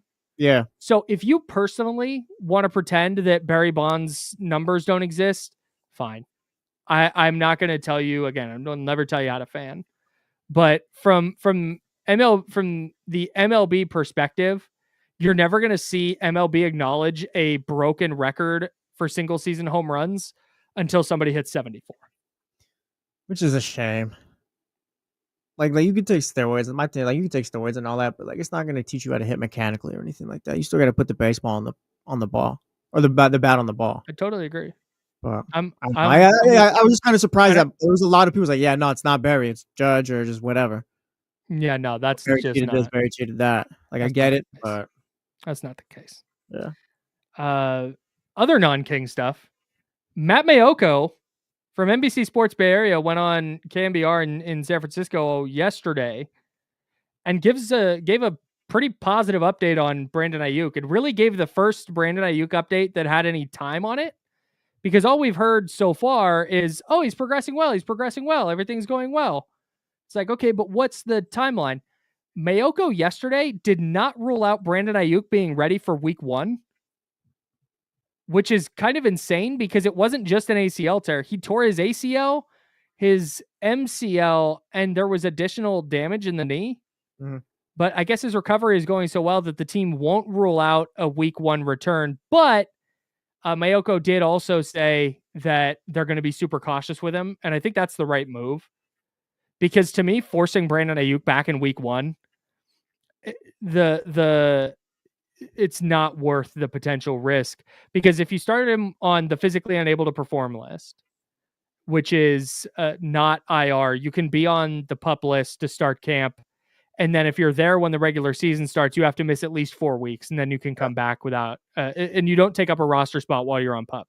So it wouldn't surprise me at all. And this is what Mayoko kind of reported. If the Niners keep him there to start the year, even if he's ready for week 1, and just making sure okay, he's ready for week 1, but we're going to super make sure he's healthy and ready to go before we start putting him on the field. What's the way I think it needs to go? Because he tore his ACL and MCL and all that stuff at a position where I looked it up once. I didn't really find anything. I don't know any wide receiver that's came back from this injury just as good as what they were before. Odell Beckham Jr. was on his way to being one of the greatest receivers of all time. He tears his leg up and all that, and it's just he never gets back to it. This is too tough of a position, I feel to rush him back, or yeah, he's ready week 1. You need to take your time and kind of be gentle with this. Because who even knows what he looks like when he's back? That's it. Is you're probably not getting the best version of Brandon Aiyuk this year, right? It's always the year after. Yeah, and you may never, is my point, because I feel I said, totally. I don't know a wide receiver that's torn their knee up and was the same guy when they got back, or even 95% of that. Totally. But I think you give yourself a better chance of getting him something. Again, I'm with you. I don't think he ever returns to all pro form. Yeah. But I think you can, he's a talented enough player that I think you can still have a really good receiver there. Yeah. But you diminish your chances greatly if you're like, oh yeah, rush him back. Let's just get him back on the field week 1.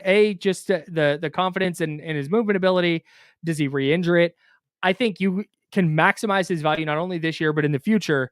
If you're keeping him on the PUP list through the first, let's say 4 weeks, you get him back on the practice field in week 5, you get him back on the field in week 6.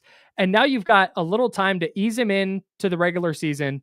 And then if you win enough games and you're in the playoff hunt, now all of a sudden, maybe he's getting closer to full strength, or at least as close as he's going to be this year, in time for December and potentially January. Oh yeah, I agree with you. Even if he's healthy week 1, oh, my knee feels good and stuff like that, that's cool, Brandon. Sit for these next 4 weeks and get your mentals right about it or something like that. Because I feel he needs to you need to get him to a point, because like I said, the whole OBJ and wide receiver stuff with that is not just more so about him coming back to being who he was, but more so it's just such an uphill climb where you almost need it to be everything is 100%. He's just fine. He's ready to go. Mind's right, knees right, everything's right. It's just now he's ready to play ball. Yeah. Because man, I said, the deck's going to be stacked against him for his whole career, I feel maybe. And the 49ers offense doesn't ride on whether Brandon Aiyuk is ready week 1. It can't ride on Brandon Aiyuk at all this year because you don't know what you're going to get. A, you don't know when he's coming back. And B, when he does, we've just raised all the questions about what is this going to look like once he does return to the lineup. Well, yeah, you just paid a guy $53 million per year. It was like, hey, we need you to band-aid some of this too. Right. So you have your franchise quarterback. Yep. You still have Juwan Jennings, who looked like a number 1 last year. And then it comes down to like DeMarcus Robinson, a veteran, good, probably best as a 4th wide receiver, but can be a 2 or 3 in a pinch. You have Ricky Pearsall, who you drafted 31st overall. Yeah. Ricky Pearsall has to be a dude. Ricky Pearsall can't be a 3rd or 4th option. I'd assume you drafted him with the idea of, Deebo Samuel's not going to be here much longer, and you're not drafting him to be Deebo Samuel, but more so we're going to need an impact from, like a big impact from this guy. Yes. So you need Ricky Pearsall to be good this year. Yep. And frankly, I thought, given how his preseason went, I thought Ricky Pearsall was pretty impressive as a rookie. He didn't get a ton of training camp. He got no preseason because of hamstring and shoulder injuries. Then he got shot in the chest and missed the first 6 weeks. So I feel pretty good about Ricky Pearsall going into this year. If DeMarcus Robinson's your 3rd receiver, and then you have Jacob Cowing, who you drafted in the 4th round last year. You have Jordan Watkins, who you drafted in the 4th round this year. Like, you have all these options. You brought in all this draft capital and all these players. You should be able to piece together a receiving core. Plus you have George Kittle. Plus you have Christian McCaffrey. You should be able to piece together a receiving core where you don't need Brandon Aiyuk to be on the field and you don't need Brandon Aiyuk to be 100% right away. Yeah. And if their season comes down to, but Brandon Ayuk's knee was never right. Like, I'm sorry. If that's what you were banking on. If that's what it is, then we need to go look at the quarterback then. That's ridiculous. Exactly, man. Yeah. But go ahead. Well, I was going to say, we agree on this whole thing right here. Like, he doesn't need to be there week 1. There's no reason to bring him back when absolutely it's kind of not where you're overdoing it, but just more so he's good. I do think it's encouraging though that they're not ruling out week 1. Yeah. If for no other reason, then it means he's progressing well. So salute to Brandon Aiyuk, hoping he's back and healthy for the rest of his career. Speaking of DeMarcus Robinson, a little bit of news yesterday. He pled no contest to his misdemeanor DUI. He got 3 years probation, a fine, and 3 months in an educational program. No word yet on whether there's going to be discipline from the NFL. I imagine that's going to sometime. Yeah, Matt Mayoko reported that he might be facing a 3-game suspension, but the league hasn't decided that yet. It feels like there's a lot of vehicle-related things that we're still waiting to see if there's punishment for players. Maybe we're kind of waiting for a precedent to set finally. Not finally, but so all right. Yeah, what's the right now? How are we going to handle all these? Yeah. I wonder if there's. Again, I don't want to start comparing crimes, but like a misdemeanor DUI versus something else. I have no idea. Well, no, it's like you said, like I was saying, it's about setting a precedent. Yeah, there's got to be a bare minimum suspension right here. So that's one of the weird things the NFL has to deal with, I guess. It's still no word on his availability for. I'd imagine though he's suspended to start the season though. Like that'd be pretty insane if he was. Playing mid-year. Yeah, I don't think that's gonna happen. Yeah, if my gut says if he was going to be suspended, we'd know about it by now. Mm-hmm. But maybe the league was waiting to see where things landed in court. He had 2 of his charges dropped by pleading no contest to the misdemeanor DUI, and then his lawyer seems to think because he's so aggressively kind of complied with everything here and done everything that the legal process has asked him to do, that he might be off in 18 months with 18 months probation instead of 3, or 18 months probation instead of 3 years, excuse me, not 3 months, but 3 years. So we'll see with that. But if again, your season can't come down to DeMarcus Robinson. Shouldn't come down to I'm with you, man. It's Brock Purdy time, bro. We're talking about shouldn't come down to DeMarcus Robinson, shouldn't come down to Brandon. Yeah, because it's Brock Purdy time. He needs to just put your big boy pants on, which I think he gets a lot of unnecessary. I don't want to say hate, but just pressure. I feel like he's kind of established himself. I think he deserves that respect. at this point, but like also like prove him wrong as well. Like for those that are bought in, like now is when you do that. Yeah, this is the turning point year for Brock Purdy, right? Like this is all right. You had a full off season. You had no weird off season contract stuff.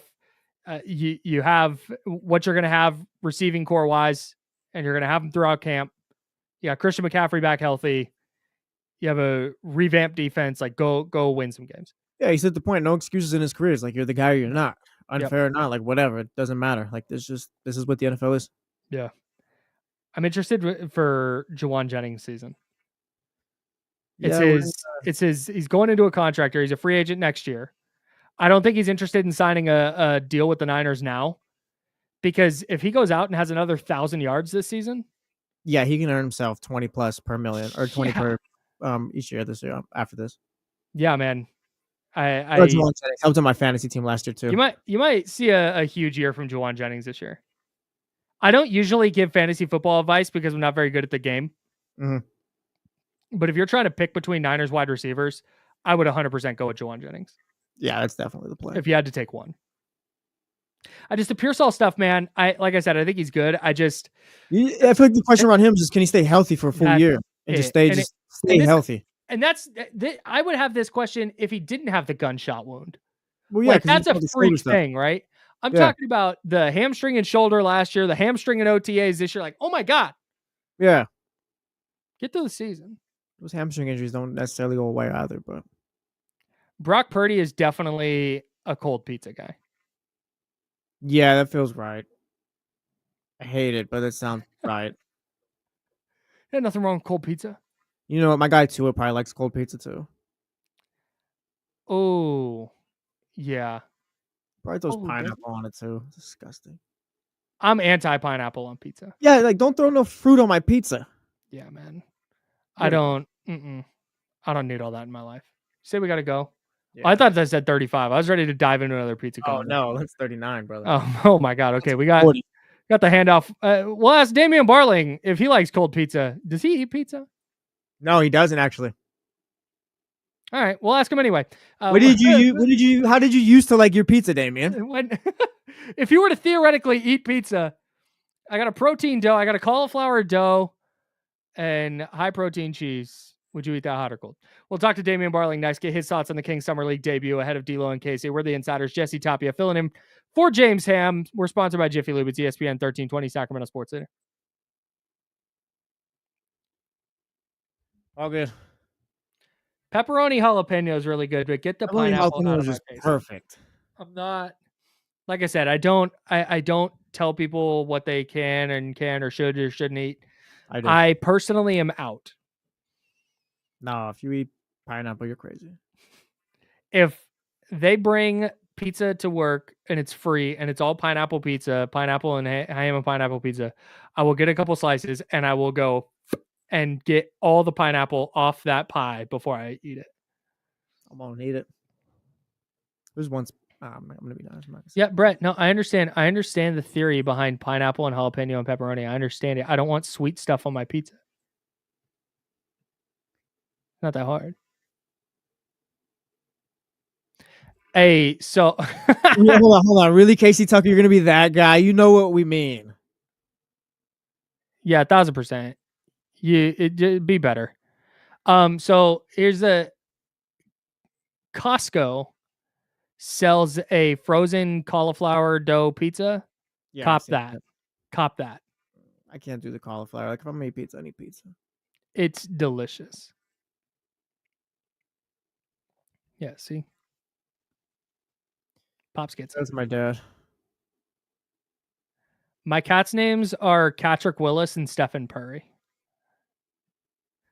Which I will say every time. It sounds like a great idea to give your cat sports names until you got to tell the vet what their names are. My cat is dearly sick. What's his name? Stephen Purry. Seriously. Yeah. Like at least like the Stephen Purry one, most people in this area know who Steph Curry is. The Patrick Willis, like his name's Catrick Willis, and they'll kind of like they always give me, and I'm like, okay, so do you know the 49ers? Okay, they had this linebacker, Patrick Willis. Like I have to explain the whole thing. That just sucks. So they're just Steph and Cat, according to my vet. Jalen, I don't know if I agree with that. Cauliflower is good if they make it right. I do rock with cauliflower rice.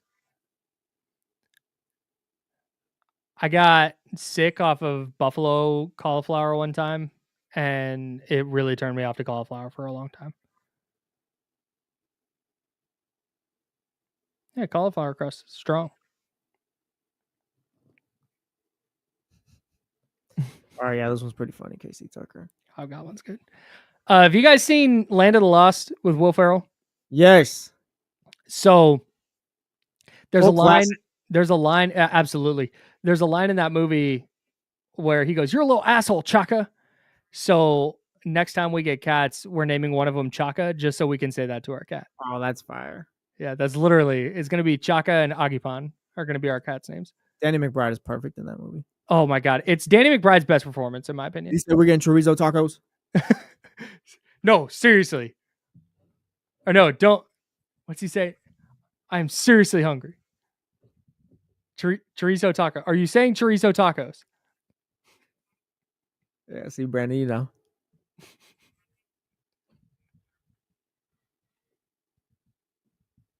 Classic tenderfoot mistake. That movie's not even bad. I don't know.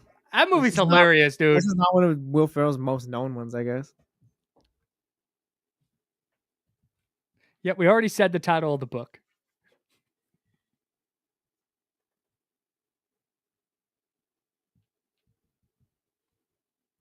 Is that show tunes?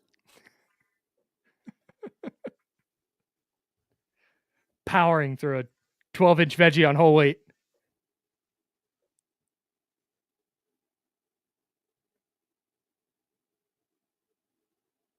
Bellatrix and Narcissa are sick-ass cat names. I'm really enjoying playing video games again, by the way. I'm playing Harry Potter Hogwarts Legacy. What game system do you have? An Xbox. It's an old Xbox. It's like an Xbox One. Oh, okay. What's the newest Xbox? I have no idea.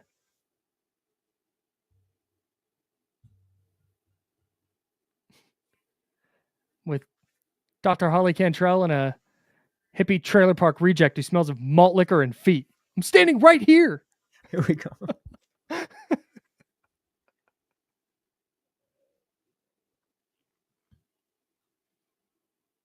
Now, back to the Insiders, brought to you by Jiffy Lube on ESPN 1320. Jesse Tapia there, filling in for James Ham. I'm Kyle Madson. We're hanging out with you until noon. One of D-Laura Casey will be in for the handoff. I'm playing video games again. How's that? What's that like for you? It's honestly, it's been kind of nice. I'm not dedicating the time I used to, because like as a kid during summers, you just sit down and you play video games all day. Yeah. But at night now, my wife's got her Nintendo Switch. She's playing a little Stardew Valley, and I just jump on the Xbox and I'm playing Harry Potter Hogwarts Legacy. I'm having a great time with it, man. See, that's fire. Yeah, because Crystal, she works in healthcare, so she works early in the morning, gets home or whatever, like long shifts and all that stuff. So she'll probably crash out around 8:00. I'll take Coco for a walk after that, and after that, I was like, all right, spend an hour on the PS5 and time to crash out. Yeah, and that's the thing is I used to play, like my roommate in college and my freshman year roommate, salute to Chris. We would play Madden until like 6 a.m. and not even realize it, right? And that's just everybody in college, right? You got sodas and chips and you're just typical college experience. And I can't obviously do that anymore. And it's kind of nice just jumping in, you play for an hour, and then it's like, all right, I'm tired, I'm going to bed. Yeah. Good spot to stop, good spot to save. And we move on. No, I'm on year 15 my road to the show, and it will be the show 24. Oh my god. That's the only mode I play on there though. Like that's the only game I play too. Like it's just an hour of road to the show. It's all right, time to go to sleep. What year is it? 24. It's not the latest one, but the one before. So will you get the latest one? And can you transfer over your road to the show? No, I don't even know if you can do all that, but I'll probably just get the new one when it's cheap enough. I don't like buy video games anymore. Like I'm not like searching for video games. Like I got the PS5, bought the ones I have, bought FIFA, haven't even fired it up. But FIFA might be the next game I get. FIFA used to be really dope. That used to be mine. What do you mean used to be? It's kind of weird now. I feel it's not that good anymore. Like I literally have the game. I opened it up. It's like this is just way too much going on. I just want to play. So I shouldn't buy it?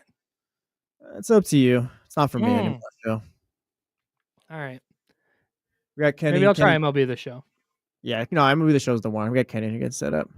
I think I am 0 for the week in predicting which of D'Lo and Casey will be in. I'm not gonna lie, brother. You've had a tough one. It's just, Whether I told cars or the shingles or guessing handoff guess. I told the guy at the tire shop yesterday who realigned my tires. I said, brother, I need a win. I need you guys to tell me that you realign the tires and that everything's fine. Mm-hmm. No dice. Yeah, no, you went back there and you got more problems. You can talk whenever Kenny too. Okay. It's my bad. Crazy. The StreamYard thing is tripping on me. Oh, there you go. Get in there. No, you're good, dude. You're good. Salute to Kenny Caraway. Excited to talk about the Kings Summer League debut. I'm sure they'll talk a lot about that on D'Lo and KC, which is coming up noon to 4. They will take you up into the weekend. This is the Insider, sponsored by Jiffy Lube. Jesse Tapia done a great job filling in for James Ham all weekend, and we appreciate the heck out of it. I guess we'll just Kenny, I know you're still getting set up, but hopefully you can yap a little bit while you do so. I want to talk to you about a couple different players last night. Let's start with Devin Carter. Am I overreacting if I'm a little bit concerned with the fact that Devin Carter just kind of looked like Devin Carter last night? I'm sorry. First and foremost, I was listening to the show. I wasn't watching the show. He looks like he's gonna cuss us out right now. Well, no, what the hell is Kyle doing? What? What the hell is Kyle doing? What? This is a no Sonics town, bro. We don't do none of that Seattle stuff around here, bro. What we talking about? Kyle, what we talking about? This is a no Sonics town. I actually got a lot of love for the hat today. Well, they not Sacramento. I'm Sacramento. Wow. No, you're San Francisco today, even though you have a baseball team in Sacramento, but go off. I got my A's Sacramento hat while I was at the park the other day. I had to copy that with nice, the man. patch on the side. Oh yeah. Yeah, man. Well, I mean, they don't, until it's official, it's still just support. That's what it's support. As far as like everything I see, everyone keeps calling John Fisher an idiot, and this thing isn't happening. That's all I see now at this point. I still think it's gonna happen. Is it really? Hang on. Is there really salt over the Sonics? Oh, yeah, we ain't rocking with no Sonic stuff. I think KC. I don't know if it is like with the chatty house in Sacramento, but KC. Yeah. KC. The Kings aren't moving, right? They're staying. Kyle, I think you were out here. It was. Bro, it was nasty. And I didn't forget. I'll put that on me. I don't want to say that for the city of Sacramento. I didn't forget. There are times I waffle back and forth. I'm like, nah, man, get Seattle, they squad back. And then I just think back. I was like, nah, bro, let them ride a little longer. Rod is crazy. This is the NBA champion. Gary Payton yesterday. It's a throwback Thunder hat is actually what this is. The NBA champion Oklahoma City Thunder. No, I guess the way, because I was, and that's honestly what made me fall in love with Sacramento was I was going to school up here, and it was just the place I went to school.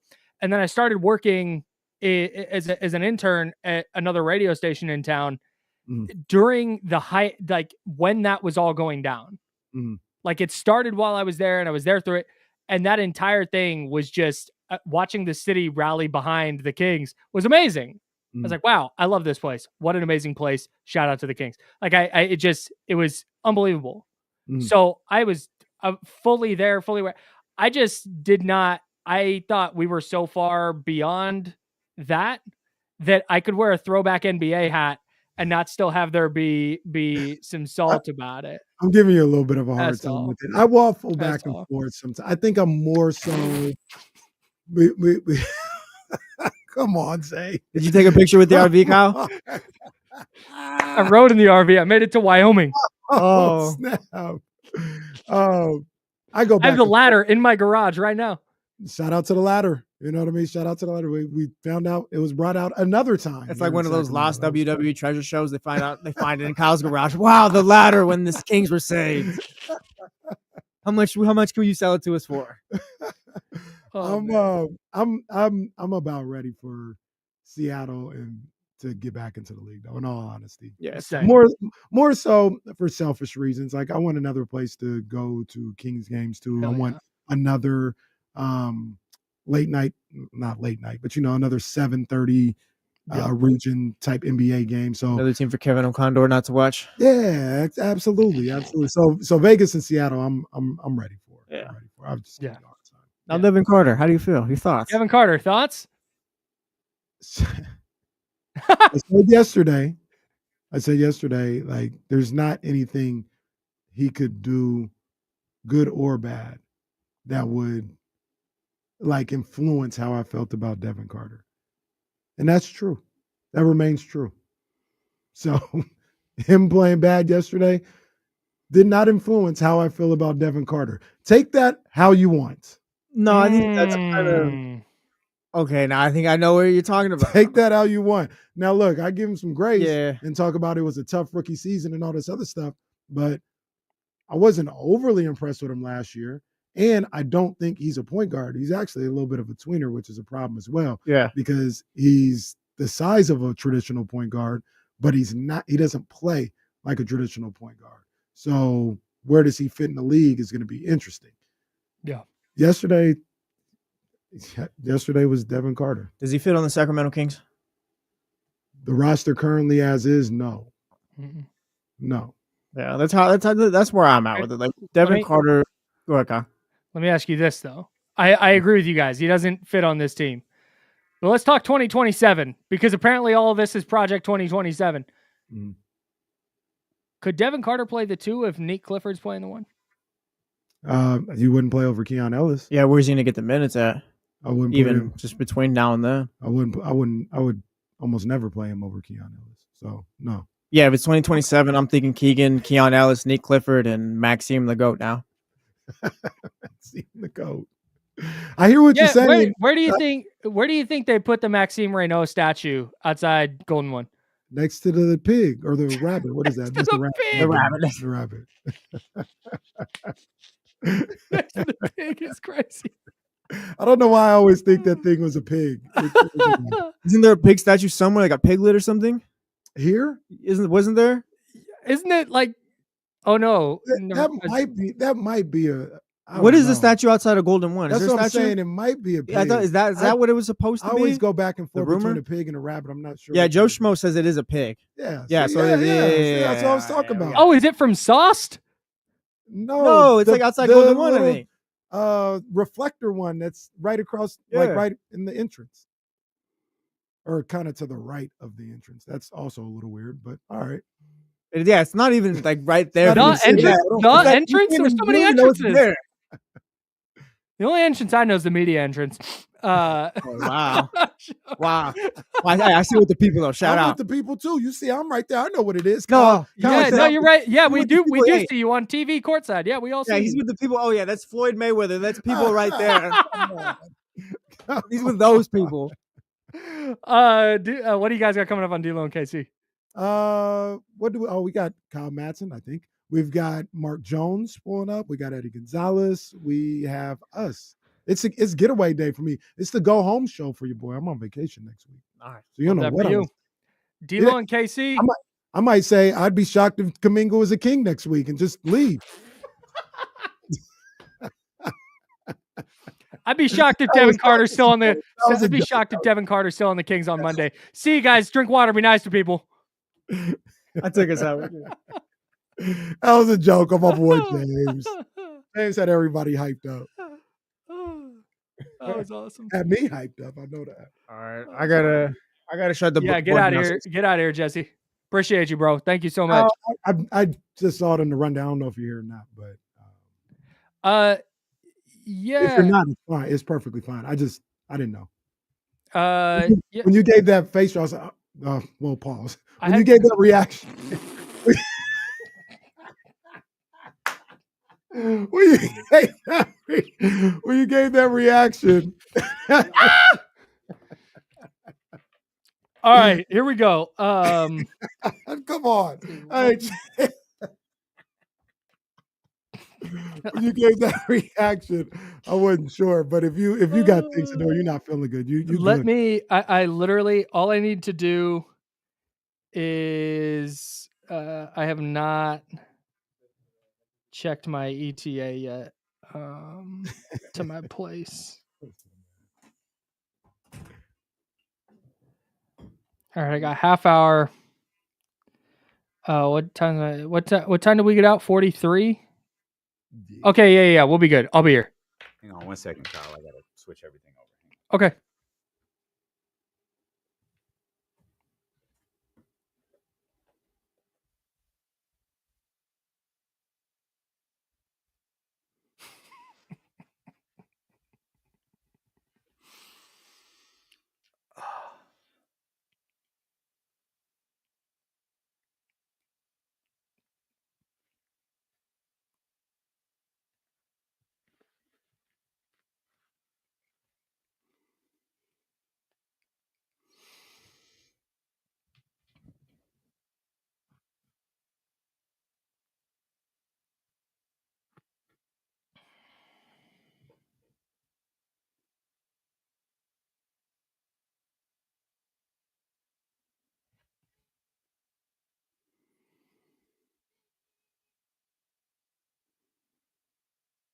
Have me. There you go. Now I got you. Okay. I also hear me. Why do I also hear me? Check. Oh, there we go. I was gonna sound like Scott Perry last night. All right, cool. I'm good to hop in at 15. Okay, excellent. I'm gonna go grab some food real quick. There you go. We'll see you then. Later. Thanks. That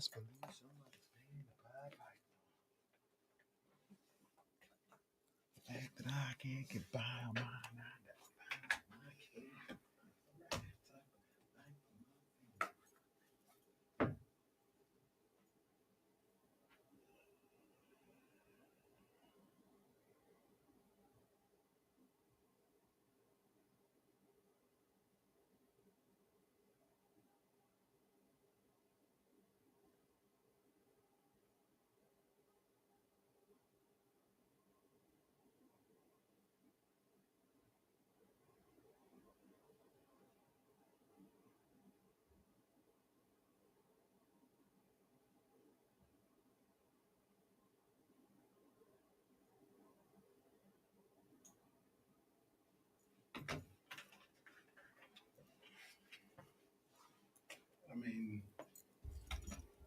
just too nice. I mean, come on, bro. I got the tail end of that situation. That's crazy. Anybody that prefers cold pizza, cold left. Thank you. Pizza. That's crazy talk.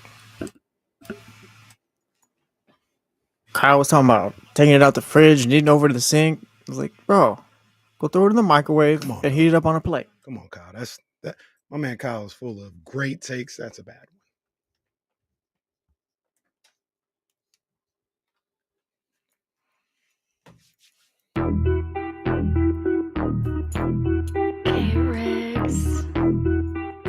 Yeah. We got him screaming D-Lo, KC, D-Lo, KC, D-Lo, KC, D-Lo. We got him screaming D-Lo, KC, D-Lo, KC, D-Lo, D-Lo. We a number one spot for some sports, huh? Got the city going crazy when we work, huh? We top 2, but we ain't 2, we in first, huh? And when you need the real, we is who you search, huh? D-Lo, KC, D-Lo, KC, D-Lo, KC, D-Lo. We your number one spot. Hang on 1 second. All right, we good now. We back now. Air horns ready. Hey, one more time for the weekend. Go home show for your boy. What's that? The go home show for your boy. Oh yeah, boys headed off to Charlotte, North Carolina. Woo! Big Ric Flair fan over here, Kenny Caraway. Lackey. Take your shirt off. Spin it around your head like a helicopter. Shout out Petey Pablo. Yes, indeed. I'm Damian Barling. The ultimate needle mover in God mode himself. He's Kenny Caraway. Yes, sir. Acknowledge me. We are live From the worst slums of Sacramento. alongside. What are you doing with him? This was the man in the game. Boy, over there worked 2 shows all week. Getting panic texts this morning. Hey, Man, bro, over there. I call. Do it. I was running late. Not even running late. There was traffic or whatever. Supposed to get to the building around 9:20. I get to the exits that are up that we come up to or whatever. And it's like, oh yeah, no, you're gonna have another 20 minutes on your traffic little thing, whatever, because you're stuck. So I called Dame at like 9:30. Like, are you home? He's like, no, I'm at the barbershop. Oh, all right. Well, I might not be there on time, but don't even worry about it. I'm gonna call Charlie. Like, well, there was a like I'm like, and you had to give my man like the barber like, hang on, let me assess what's happening. Wait, here. were you sitting in the chair already? Yeah, yeah. I didn't even want to call you. I wouldn't have called you back, to be honest. We just went on air. So it was just like, all right, okay, let me figure this out. And I knew, I was like, he's not going to call me back. Like, I knew you weren't because you knew where it was. So I was going to check in with Jonathan in 10 minutes, and then you text like 5 minutes later. Oh, it's good. Cool. No, it's good. That would have been. Well, no, because it seemed like, because my thing says like, hey, you're not going to get there till about 9:59. It's like, all right, now I got to call the guys. But then, I don't know, just opened up, got past the accident. Sheesh. Hopefully that was okay. Well, we're happy that you're here. We're happy that you're here. We're happy that everybody is here, man. Kyle Madson from The Insider is going to come back and join us here in about 10 minutes or so. Eddie Gonzalez will be with us for his weekly visit. Mark Jones is going to join us near the end of this first hour. Louis Vuitton Don. Yes, indeed. Going to join us near the end of this first hour. So, man, Maxime Mania is running wild, brother. My goodness, that game started at 4:30. We're doing the KSFM show, and I felt like every time we looked up, he was doing something different. Shooting threes, mid-range. I think his first points of the game were on the block. They were in the post. Watched him defend a little bit. It was like, okay, this is not going to settle anybody down. We might got one here. And man, what a nice little start, really, for both rookies yesterday. Two very different performances, but a nice little start for Maxime and Nick as well. The interesting thing is, to be honest with you, it was they almost mirrored each other. Maxime had the first half, and kind of went cooled down in the second half. Nick substantially. Nick was cooled off in the first half, and heated up in the second half. So it was really good to see both of those guys performing the way they were in their first summer league game. Maxime, he's got it. He's got it. I'm not here to say he's an all-star or anything like that, but he's got it. You know who he also kind of reminds me of early on? I think this guy's still better, but he reminds me of my man Big Vooch. He's got a game like that. Big Vooch, he's a little thicker. You know what I mean? A little thicker right now, but he has that type like a frozen jar of peanut butter. Well, that I wasn't going Leezy on him. Okay, that was crazy. I don't even remember who Leezy was talking about. He's talking about Zion. Oh, was he? Oh, that was wild. Yeah, that was a wild. I ain't heard that one before. That was crazy, but he's got that type of offensive skill set, you know, and he can score on all three levels. He's got great touch. He was a really, really good rebounder in college. I want to see that translate a little bit more as the summer goes along, because yesterday I thought he was a little soft on the boards. But I mean, at 7'1", 7'2", you know, you're going to be able to get some rebounds just because. But it was really good to see him play the way he did. And this is a guy that this is a 10-year NBA player, if you ask me. The way he plays, the way he's able to score it's not even really always indicative of what he can do individually, like creating on his own. He plays within the flow of the game, whether it's post up, quick move, get a bucket there, pick and pop situation, pick and roll situation. It's just the things that he was able to do last night in that summer league game. That's something he could do in a regular NBA game. And that's what's encouraging about his performance. Yeah, I mean, I think there's a lot of things to be encouraged about the performance. One interesting thing is you talk about you want him to be a little more aggressive on the rebounds. If I told you a Kings rookie had a block shot last night, you would probably think it was him. It wasn't. Nick had the block. Max.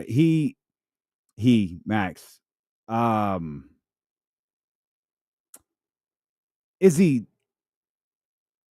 Man, this isn't. Is he?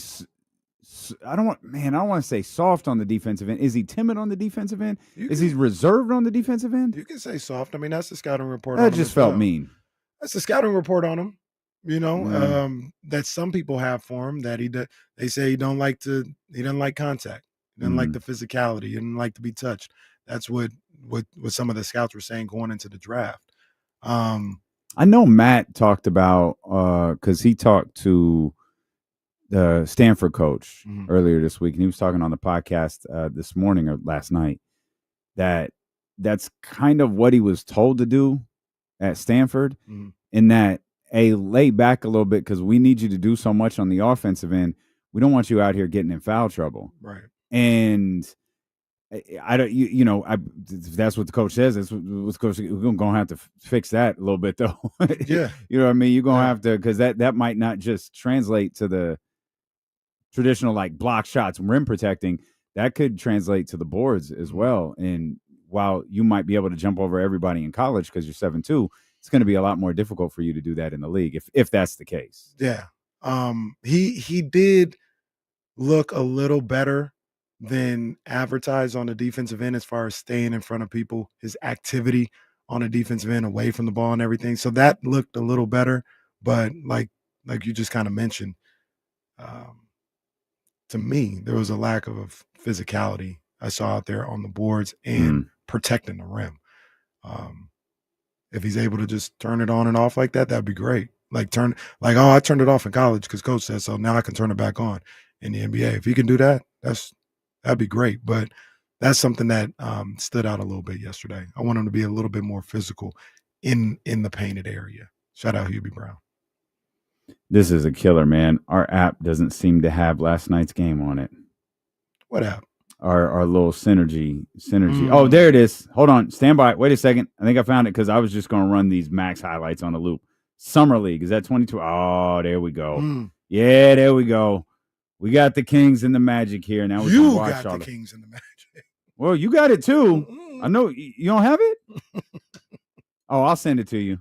I thought I messed up the categories one time. Oh man! So all right. I guess you never logged in again. Well, no, I tried to log in another time. It wasn't there. I was like, oh, they might be on to us. I'm leaving it alone.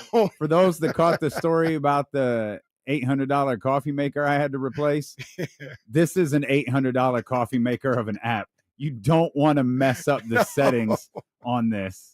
I'm staying away. You don't want to mess up the clips that are cut. Just go to the Kings because the Kings aren't being saved to anything. Just go to the Kings and watch the game. That's it. And you can pull up your custom edits of Max or Neek or whatever. And I got the app up right now. We're going to watch every single play of the Kings rookies last night. But ultimately, the Kings went on to win the game. Like, whether you care or not, I'm thinking you're always going to be a little bit happier if your team wins, and they wound up getting the job done last night, 84-81. What'd you think of the rookies, man? I mean, not to overreact. This is one summer league game, but the summer league to me is a lot about eye test and like just being able to see things. It's one of those things I believe where you can't tell if a player is going to be really good on the NBA level by seeing him do good things in summer league, but you can tell if a guy's not going to be very good in summer league by using the eye test. And that's kind of what I judge some of this stuff on. But what do you think about the two? Max really stood out. I think part of the reason Max stands out to me more than Neek did is it happened in the first quarter. It was literally your first impression. He had 11 of the first 14 points. Yeah, and it was like he just kept scoring like over and over and over again. And like we said, there was a point like his first basket of the game, I think was in the post. It was on the block or something. And then he hit a little mid-range joint, a little turnaround. Then at some point we looked up and he caught the ball behind the arc, and we're like, yo, get that. And he hit it. And it was like, I think I said, we're winning the championship. Did. Like, man, this kid is like, and then all laughs aside, my first thought was, well, this isn't going to calm anyone's excitement down, which not that anyone's excitement needs to be tempered. Like if you're excited for Max, if you're excited for Unique, Unique. It's going to be a tragic rookie year. It's going to be a real tragic rookie year if we're calling him that. Neek, Yeah, like cool. It was definitely a little bit different for what Nick did in the fourth quarter because, well, it's a summer league game, and I'm kind of like, just want this game to end, like just end. And then it didn't really realize how well he was playing in the fourth quarter until the game like started to like come to an end.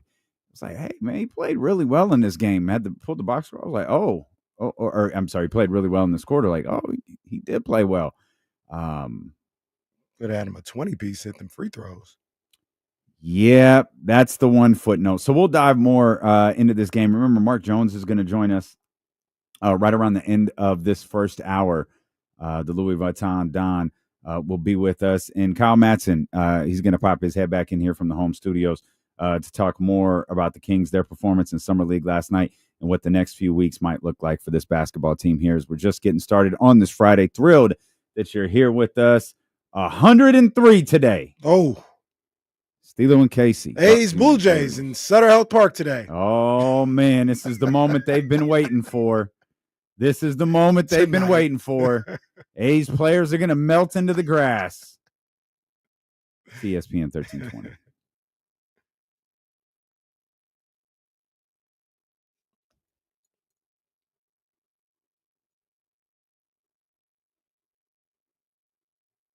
He's gonna puke. That's one of my favorite impressions you guys do when he Can't believe puke guy didn't work out. when Vince said that.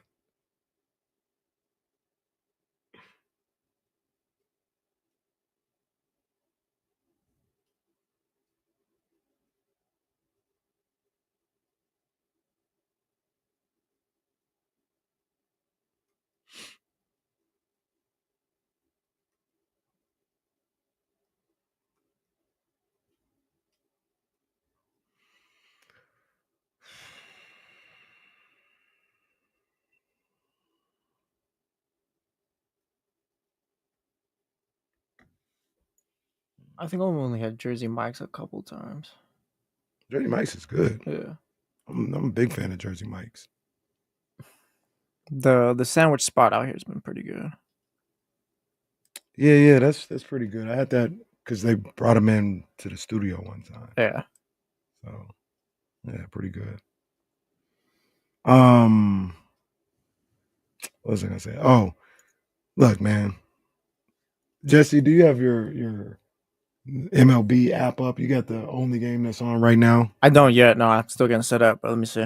It's Indians White Sox. They're playing right now. Just watch 4 or 5 minutes of it. Tell me. Oh, they're about to go to commercial. Hold on. Where's this game at? It's in Chicago. Okay, I know exactly. Man. There's 2 people there? Come on, man. With Sutter Health Park. Come on.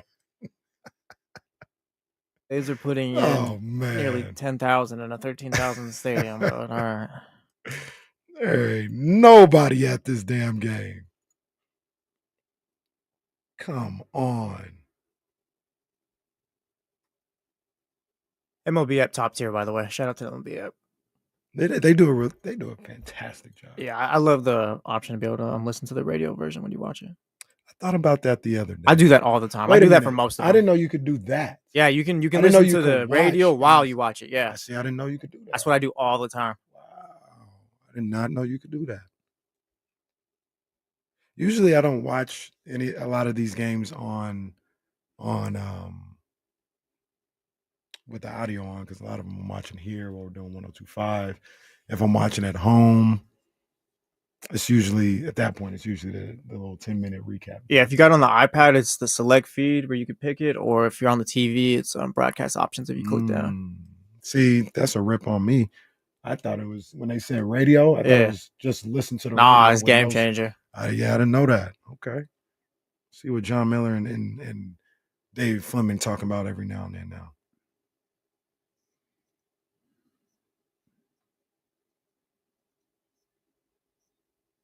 they get some quick air horns. Yeah. Some quick air horns. Shout out, happy birthday air horns to Auntie Cindy. Big ups to her. The original cancer in the family. So shout out to her. Happy birthday. Or as I like to call her, Monet. Oh, dear God. Why? Oh, my God.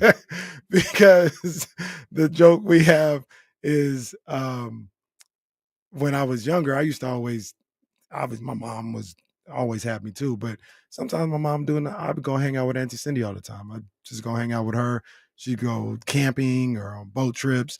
I'd go out with her and my cousins there, and she would have me often, you know what I mean? Mhm. So when that version of Power came out, she was like, "You were Zeke. I was Monet." Well, damn. And I said, "Hey, Auntie." So now I call her Monet. She calls me Zeke. That's great. Happy birthday, Auntie Cindy. That is terrific. Happy birthday indeed. Anything else? Any other air horns we need to let fly? Yeah, more happy birthday to my niece and nephew, Julian and Jocelyn, the twins. Happy birthday to them as well. The twins got to get 2 air horns for twins. Happy birthday, Juju, Jossie Poo. Love you guys. Very good. Is there anyone else? Happy birthday tomorrow to my cousin Brianna. Shout out Brianna. What up, Bri? Love you, girl. Happy birthday. All these people invaded July. It used to just be me and Monet. That's it. And then all these people invaded July. Cameron's birthday is later this month. Caden's birthday, Aria's birthday. All these damn kids invaded July. What are you guys doing?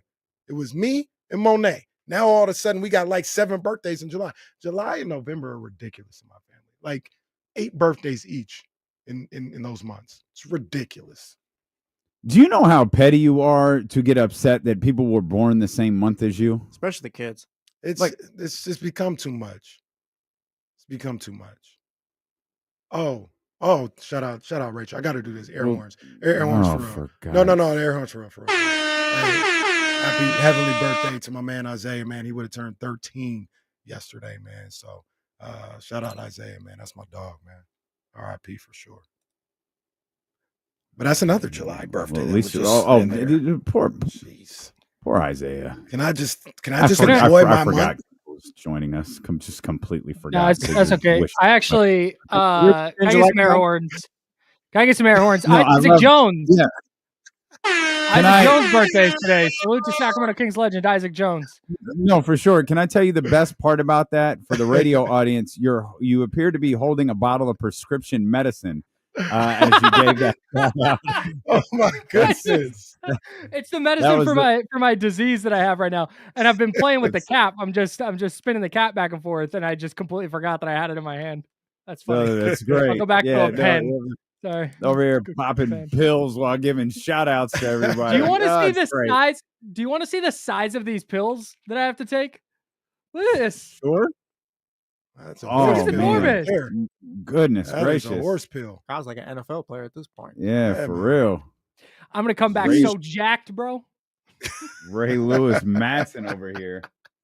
Man. Deer antler spray all over my face. During the handoff, yo, chill. Where's the refs at? Where's the refs at? Are we calling our own fouls here? I heard it. It's just it didn't register. No, that one was a little wild, but it's fine. No, nothing to see here. But he said, no. If Kevin from the Wake Up Call is not going to get a flag for saying it's Free Slurpee Day, then I'm not going to get a flag for referencing deer antler spray. Hell no. Okay. There's nothing wrong with the good old 7-Eleven Slurpee. To be clear, 90% of what Kevin says is plausible. Like, oh man, Kevin, like if you just walked around with a flag every time Kevin said something out of pocket, oh, he'd be what was that? What was it the Steel? Who was that dude? Was he on the Steelers? Oh yeah, no, it was he was on the Bengals. The Bengals.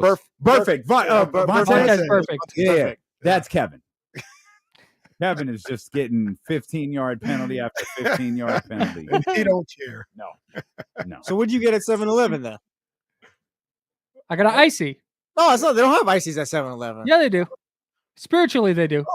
I don't know. I mean, sometimes I just go get some Gatorade or some chips, some Frito flavor twist. You know what I'm saying? That's what 7-Eleven, maybe a Hershey's cookies and cream joint. The Fritos Twist go crazy. Okay. Hey, Well, real quick. No, right. look, Yeah, Kyle real here. I quick. want to ask you something. Mhm. Oh god. I when we did the handoff, I asked Kyle, so what the hell are you doing with that Sonics hat on this Sacramento radio? And I was giving him a hard time. Do you think that's still, I think obviously not with you, but like, do you think that's still there's still some heat there between Sacramento and Seattle? No, it shouldn't be. You won. Like That's I it. mean, like you won. Well, let me ask you this. I was anti Sacramento Kings in Seattle. I was staunchly against that. I am pro NBA in Seattle, and I think what happened to the Sonics sucks. And I'm glad it didn't happen to the Kings. Yes. Let me ask you guys this. Seattle gets the Sonics. Mm-hmm. Kings go to Seattle. What's that looking like? Are they booed mercifully? Is that heat the second Seattle gets their team back between Seattle and Sacramento? I think it is. I don't know why there would be. We got history now. I absolutely think it is. The second the Sonics get back in Seattle, I think there's heat between Seattle and Sacramento. It may be crazy that happens, but I think that's going to be the case. I don't think it's crazy, but I don't know. I don't know. The Heat should be. I'm pro Seattle. That's what I am. You can talk about basketball all you want. That's a good city. I'm pro the city. Damian Griffey Jr. here now. And man, my favorite. Damian Kemp. What's Cal Raleigh, my favorite athlete. Is he the AL MVP, Damian? Man, what's he up to? 36 now? 37? 36 homers before the All-Star break. I think they blew the. No, he's not. Stop. Wait, really? Stop. Aaron Judge. Aaron Judge is way better. I mean, I agree. I agree. Aaron Judge is, I think he's the best player in baseball. But that doesn't matter with MVP sometimes. But his team is also better. Cal Raleigh hit a lot of home runs is not a reason to vote for him for MVP. I'm sorry. It's just I can't get there. I think there's I'll just say I think there's an argument. I don't think you just say this is ridiculous. I think there's okay. I would like you to, I'm dead serious. I want you to build that argument because I can't. Well, so I want somebody with the different set of eyes to try and build that argument because I couldn't do it today. I'll build it. Okay, can't wait. T-Mobile Park chanted MVP when he came to bat and he hit a home run. You know what? Hey, you got me. You got me. That's it. Like what else do you need? On the subject of T-Mobile Park, so I went and saw Stray Kids there. It's a K-pop group that my wife and I really like. And the lines outside before the show are just insane. It's a sold-out show. The fandom's just wild. It's 4 hours before the show starts, and you can't move anywhere on the sidewalks around the stadium because it's full of people. As we're walking by, we're moving back, and I see the Ken Griffey statue. And I'd seen it earlier, but we were doing stuff. And this time we're just waiting in line. So I'm like trying to maneuver. I'm like trying to get people out of the way. I'm like, excuse me. I just need to, can I just get, perfect. Thank you. Got just enough space to get a little photo of the Griffey statue and then got back out of there. It's like, thanks everybody. The only person there that gave a damn about the Ken Griffey statue, but I got was the statue barricaded when you were there? Yeah. Yeah. It's weird. That's the only one that's barricaded. Who has the other one? Is it Ichiro? No, Edgar Martinez. Edgar Martinez. Mm-hmm. That one's not barricaded. Why is you can walk up right next to that one, put your arm around it. Now it's not like a wide barricade, but it's barricaded. Seems bizarre to me. And I thought, oh wow, like okay, that's wow, okay. I wonder. And then I saw the Martinez one, and I was like, huh. Oh. They had to have had some issues. Okay. I wonder what those issues were. Yeah, I don't know. That's crazy. Kyle. Yeah. I apologize. Aaron Judge is your MVP. Aaron Judge is the best player in baseball. I'm sorry. Kyle Raleigh, 262 average, 36 home runs, 76 RBIs, OPS of 1008. Awesome numbers, by the way. Great numbers. Aaron Judge is batting 356 with 34 home runs, 78 RBIs, a 1192 OPS. You said 354? 356. 356. Jesus Christ. He's better at everything. Except Aaron defense. Aaron Judge is the best player in baseball. I think the argument would come in if you want to say, okay, well, you factor in that Aaron Judge is just a kind of defender and Cal Raleigh's a really good catcher. Maybe you want to factor that in, but Aaron Judge is just so far and away better offensively that I don't think the defense can come into play like that. Yeah. But I do think what Cal Raleigh's doing at the position he plays is absurd. Mm-hmm. Those are two of the three best players in the MLB right there. Yeah. Yeah, For sure. Otani top Numbers 3. 2 and number 3 right there. No, Otani top 3. That's all good. Otani number 2. That's cool. Otani number 2. When's the last time you saw Aaron Judge pitch it, Damian? I barely saw Otani's pitch. But you saw him. I barely. But you saw him. Was that a bullpen session? Jesus. I don't even see him play the field. I've never seen him play the field. Hey, somehow watch him tomorrow. Watch him tomorrow. Somehow I still think Otani has a better record than Justin Verlander. It's weird. Oh, yeah. Oh, wow. What did JV do to you? Wow. What did JV do to you? You better hope Justin Verlander didn't have his hearing aids on for that. Oh, that's no. tough. You too? That's tough. Well, if he is, he's probably listening on like a little terrestrial radio where he turns the dial. He's going to come kick your guys' ass when he hops on his scooter. Yeah, He's got gonna come get us. the little metal headphones with the foam on the ear. Oh, yeah. Yeah. He's got a Walkman on for He's his got the bullpen Bartman session. joints. Yeah. Okay, man. so we've established Aaron Judge is the best player in baseball. Who Getting was a the lot best done. player in the Sacramento Kings uniform last night? Oh, good question. It might have been Nick Clifford, man. Mm. He looked really, really good to me. Just and I talked about this a lot on the Insiders, but I thought his feel, and then I thought Maxime Reynaud's feel, like just the way they understood where to be on the court Yeah. was super encouraging, man. I think seeing that from two rookies this early, again, not saying they're going to be all NBA guys or anything crazy like that, but it's easy to see now the path to them playing real minutes this year. Yeah, I think those two, Maxine for sure, Nick as well. I'll put him as for sure too. Those they showed that they can be rotational players in this league. Just I already thought that, but you never really know until you see them in a professional setting. And last night I was convinced. Like, yeah, these are two rotational guys. Like you can put them out there for 15 minutes apiece and not lose anything, or they might even help a little bit. So yeah, that was a positive. That was I positive. agree. We feel that way about the point guard, Which one? What point guard? the one that played last night. Isaiah Stevens didn't look what bad. way? That they're rotational, or you can put them out there for 15 minutes. I think because yesterday I was like, all right, if Devin Carter goes out and does point guard stuff, but he kind of struggles at it, I'm not going to freak out. If Devin Carter does a Devin Carter game, it's going to be kind of a problem. And he just full Leroy Jenkins. It wasn't even like he was doing something different, or man, he's clearly working on that and just couldn't. He just looked how he looked last year, only like worse. It was the worst possible outcome for Devin Carter. I'm gonna give him another pass. I'll tell you the thing. More than he gives. Come on. Come on. Sorry. Keep going. Got him. You're going to give him another pass. Yeah. Here's the thing that bothered me the most about Devin last night. He looked like he was sulking. He looked like he was like frustrated from the very beginning. Like 2 minutes into the game, maybe it was 3 or 4 minutes. He looked frustrated. And he almost had the like you could almost see the game falling apart for him in the first 4 minutes. So you can see his mind falling. I don't know what it was. Maybe it's just me. It just looked like he was sulking. I know he gave the answer of my pops was in the league. I talk about it with him.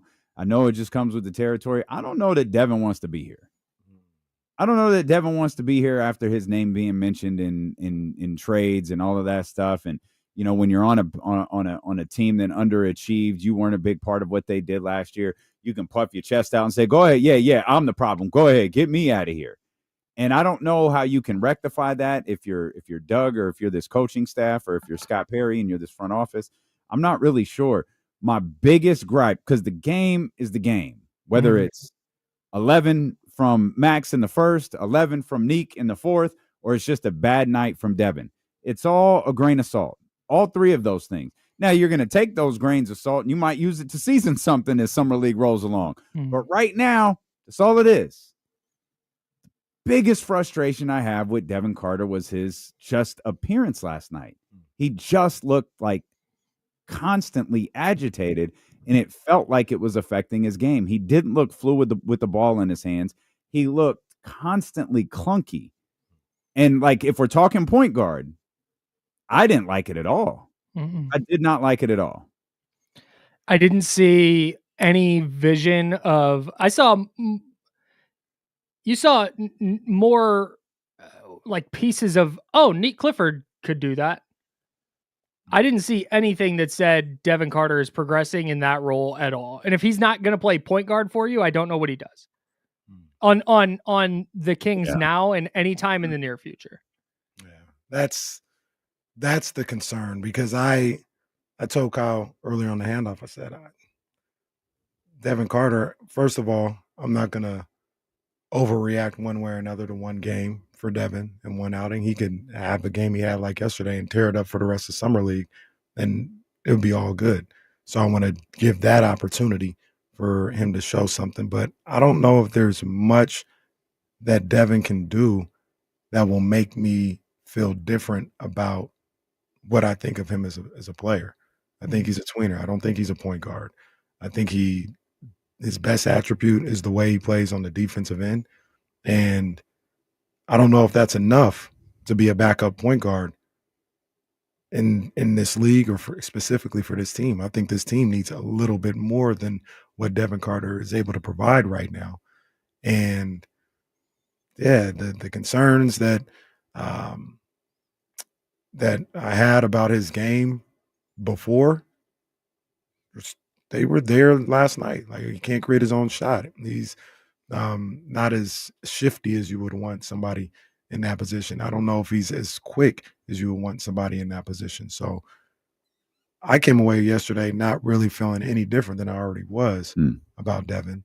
And that's not that he's a bad player or just get rid of him because he's no good, but I don't know how he fits with this roster currently and who he's supposed to play over.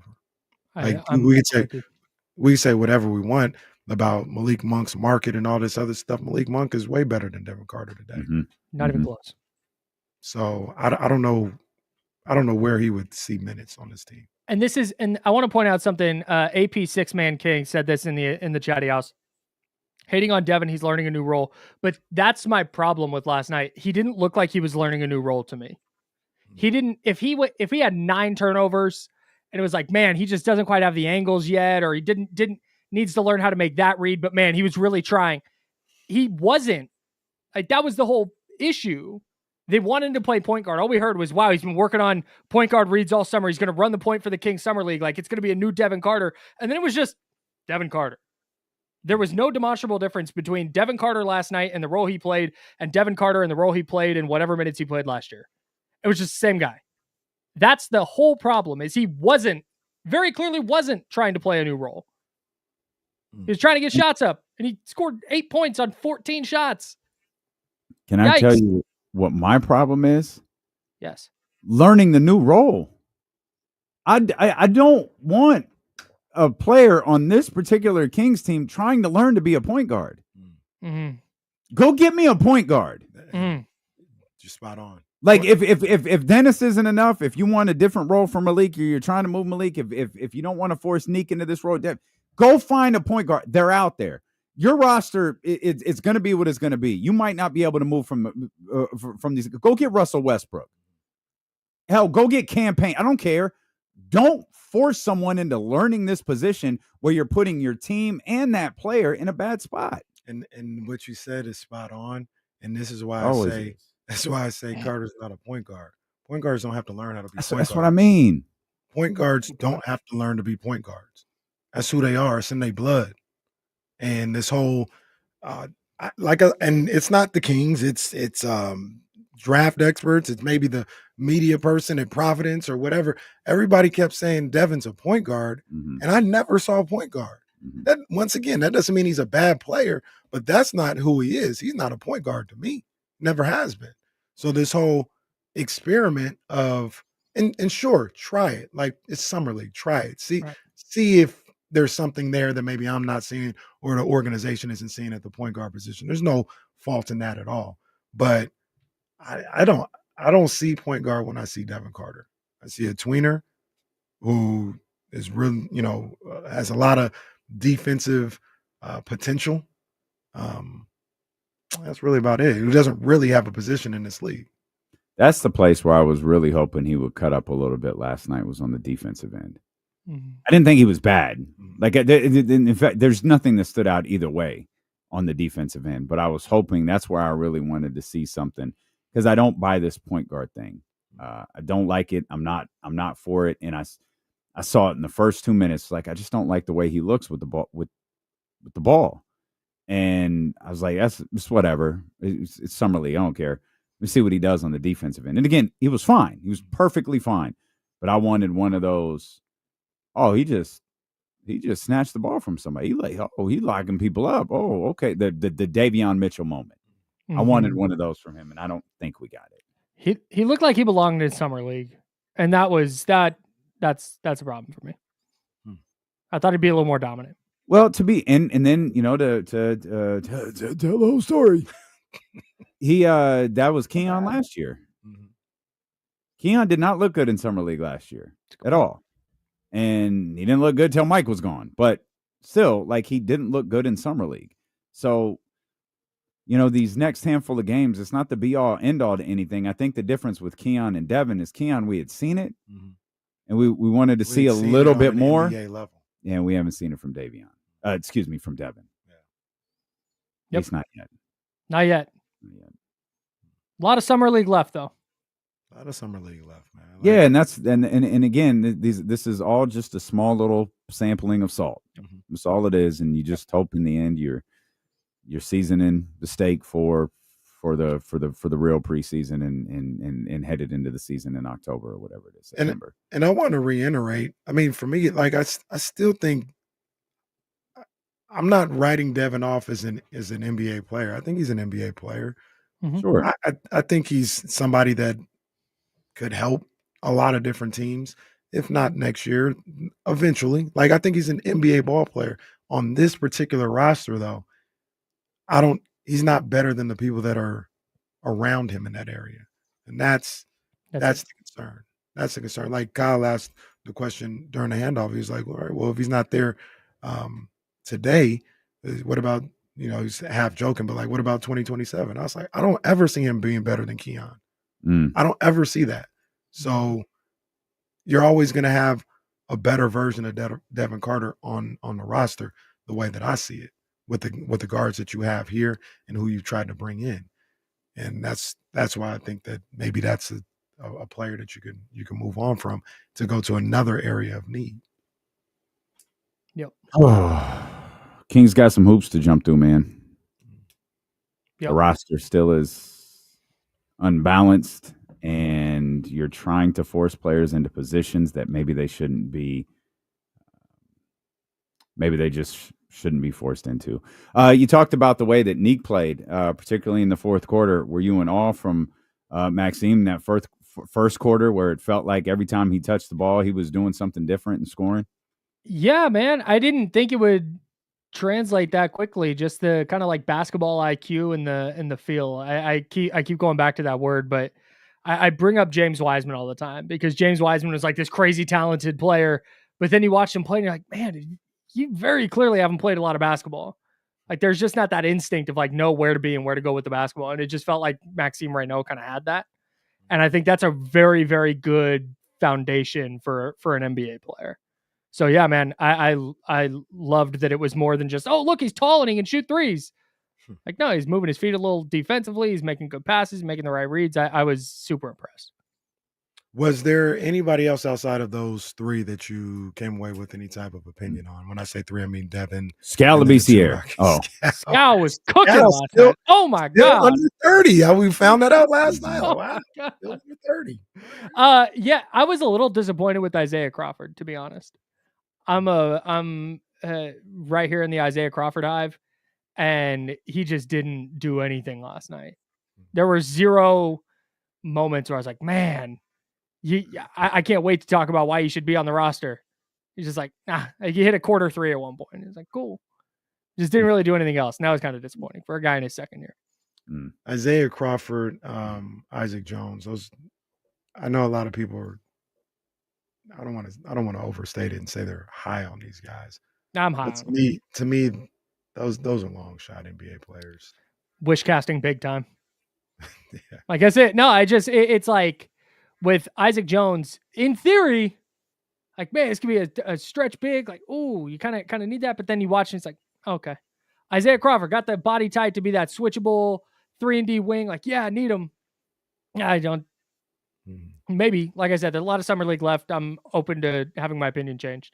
But based on last night, doesn't look great.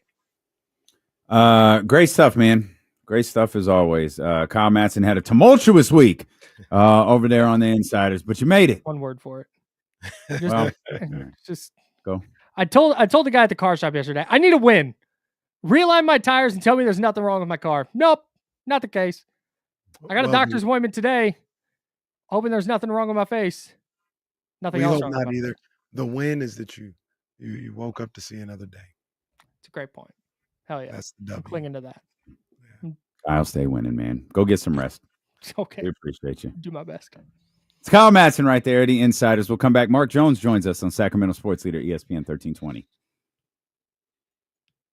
Good stuff, man. I was debating, should we roll through in case Mark joins us like right at the 45 or just breaks? I figured we just break.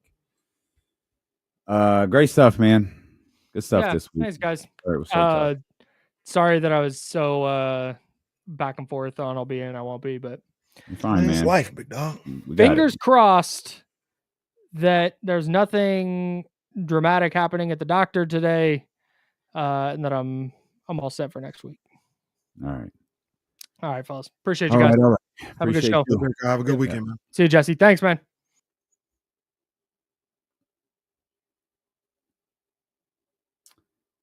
Baker Family Wine.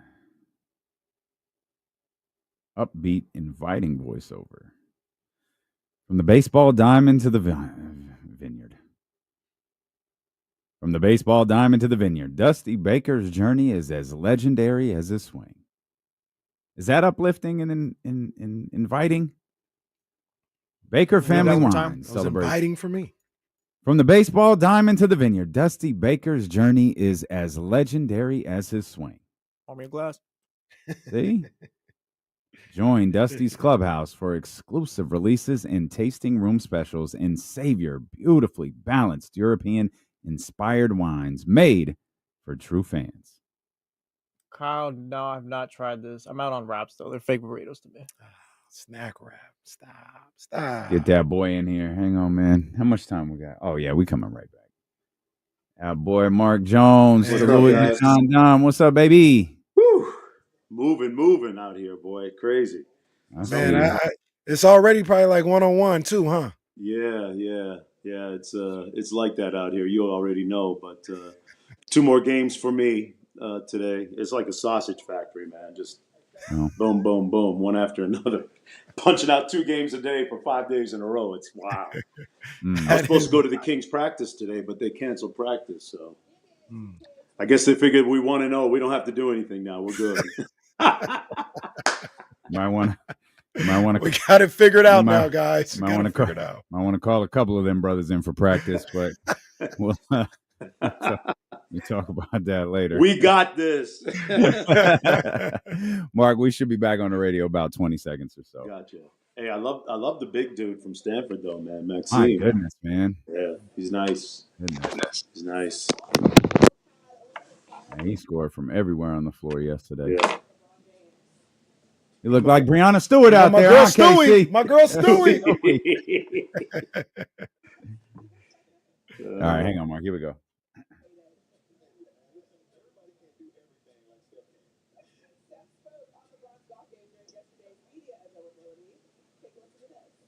All right, we back here with our man, the Louis Vuitton Don, our man Mark Jones, live from Las Vegas, Sacramento Kings play-by-play man. Of course, he's on the call for a variety of summer league games out there in Vegas. Mark, we appreciate you, man. Let's pick up right where we were at during the commercial break right there. The big kid from Stanford, man, Maxime, impressed a lot of people yesterday. Yeah, he was even more skilled and versatile, I think, than a lot of people expected. You know, I just got off the phone with Western Conference Scott a minute ago who said they were trying to get him into camp, but it sounds like and feels like that a bunch of teams who wanted to get a closer look at him and couldn't get him in because he was managed really well by whoever does his representation. It was really well engineered to get him to a place like Sacramento where, he's going to thrive. And we saw some of that yesterday in the game where able to make plays for himself, able to make plays for his teammates, high basketball IQ, and versatility. And, in this new landscape of the NBA and seeing what works, you've got to be able to do a bunch of things. And he's going to add to the overall, versatility of the roster. I think the only thing that he might need to work on at this point is probably a little bit of his post-up game against NBA-type players. But that'll come. But, man, he showed some real flashes of brilliance yesterday. Mark, real quick on what you talked about as far as, trying to kind of work his way to Sacramento. Right. How does something like that, you've been in the game, you talk to so many different people. How does something like that normally work? Is that because I'm sure Maxine isn't scouting the league himself and saying, I want to go to Sacramento. It's probably his representation saying, I think this is a good spot for you. And when he thinks that way, is that something that, maybe a GM like Scott Perry knows the representation and was like, hey, talk to the guy and say, I think this is a good spot, and they work it out that way potentially.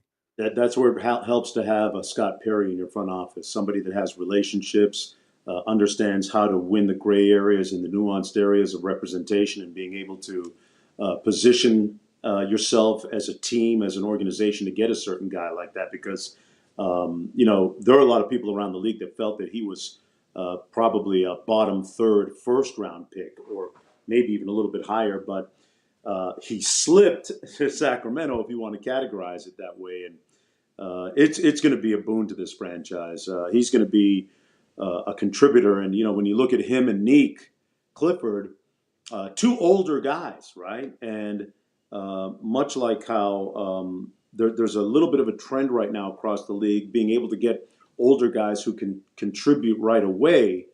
And, I think it's going to help Sacramento. And the advent of NIL has helped older guys stay in school. So now there's not pressure to come out as a 20-year-old or a 19-year-old.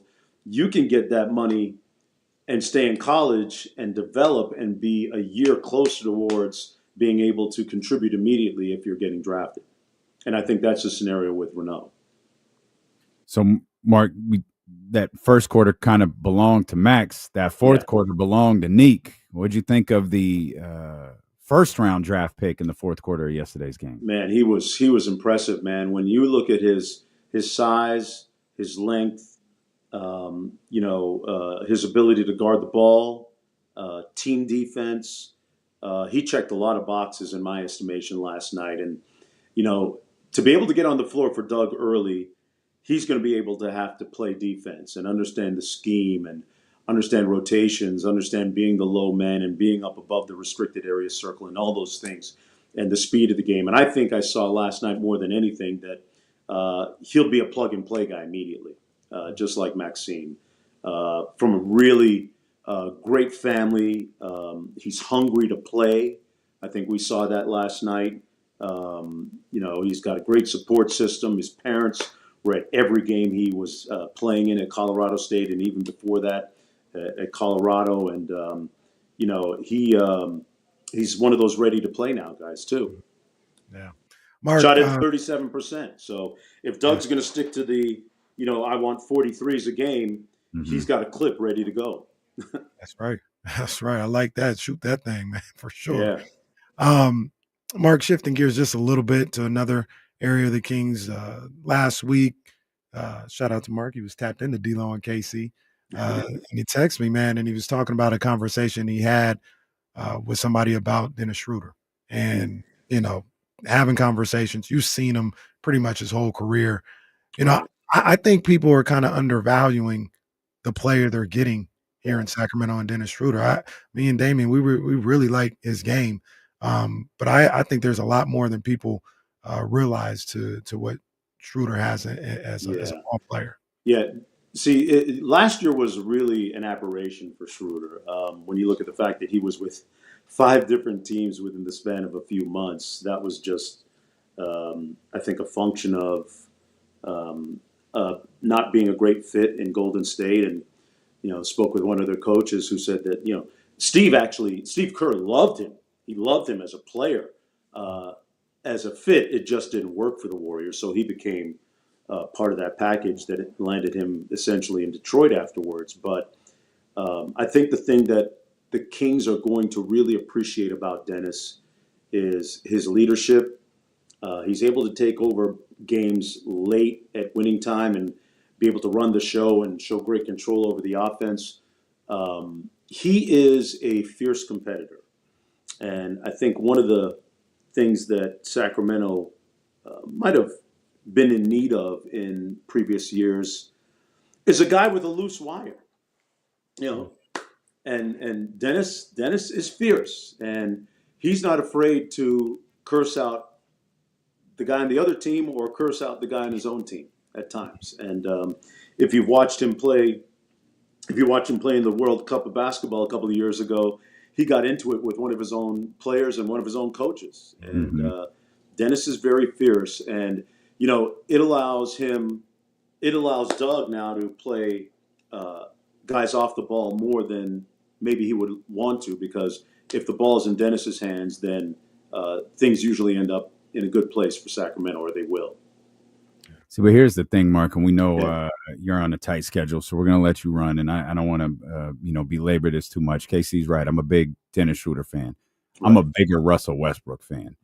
And I'm still of the belief this Sacramento Kings team needs another point guard, and they're trying to shoehorn these players into the point guard position when you can utilize them at other spots. Right. We know what the backcourt looks like. Do you think they need to keep some of these free agent options open and go look at another true point guard, the likes of Russell Westbrook or Campaign or some of the other guys that are out there? Yeah, I think, man, we're going to find out a little bit more. I think in the next couple of games here at Summer League might tip the scales one way or the other in how Devin Carter plays. I know that Devin has been working really hard in the summertime. I'll tell you this. He called his father at the beginning of June, said, "Dad, let's train." They went to Phoenix and did basically a point guard boot camp for 3 weeks, like 2-a-days the first week, skill work after that, ball screen actions, skip passes to the corners, working on all that stuff. And his dad told me, my son never played point guard at Providence or before that at South Carolina. I need to teach him how to become a point guard. So that might take a little time. He's a pretty physically gifted guy, but you guys both know that point guards sometimes are more born than made. That's it. Not to say that it can't be done, but I think over the course of Summer League, him getting extended reps and trying to do that, that'll give, Scott and BJ Armstrong an opportunity to evaluate a little bit further. I personally think he can do it, but if it's as it is now, they might be working the phones for another point guard. Okay. Mark, go get to work, man. You got a long day ahead of you. We appreciate you as always, my friend. Thank you. Yeah. Looking forward to, hey, I got the Kings game on ESPN Monday against Phoenix. We play Phoenix. Okay. So, we tapped in. Mark Jones on the call. We tapped in. I'll be turning that thing into a Kings infomercial. You already know. Let's go, baby. Let's go, baby. And he'll make it stops. They got a Louis Vuitton store. Oh, yeah. Every casino. He's going to Caesars or going over to Aria, that whole area. He's going to check it out. Good. I had to do some retail therapy here in Vegas. Hey. That's the move.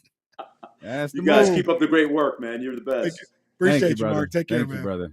My man Mark Jones. The amount of times I've quoted Mark Jones when the packages come. That's it. Boy, he told me. Mark said, "Where your blessings?" Mark told me. Told me. Don't blame me. He told me. Mark gonna get an angry phone call one day from a woman he don't know. Hey, man, I'm gonna need you to lay off this "Where your blessings" thing.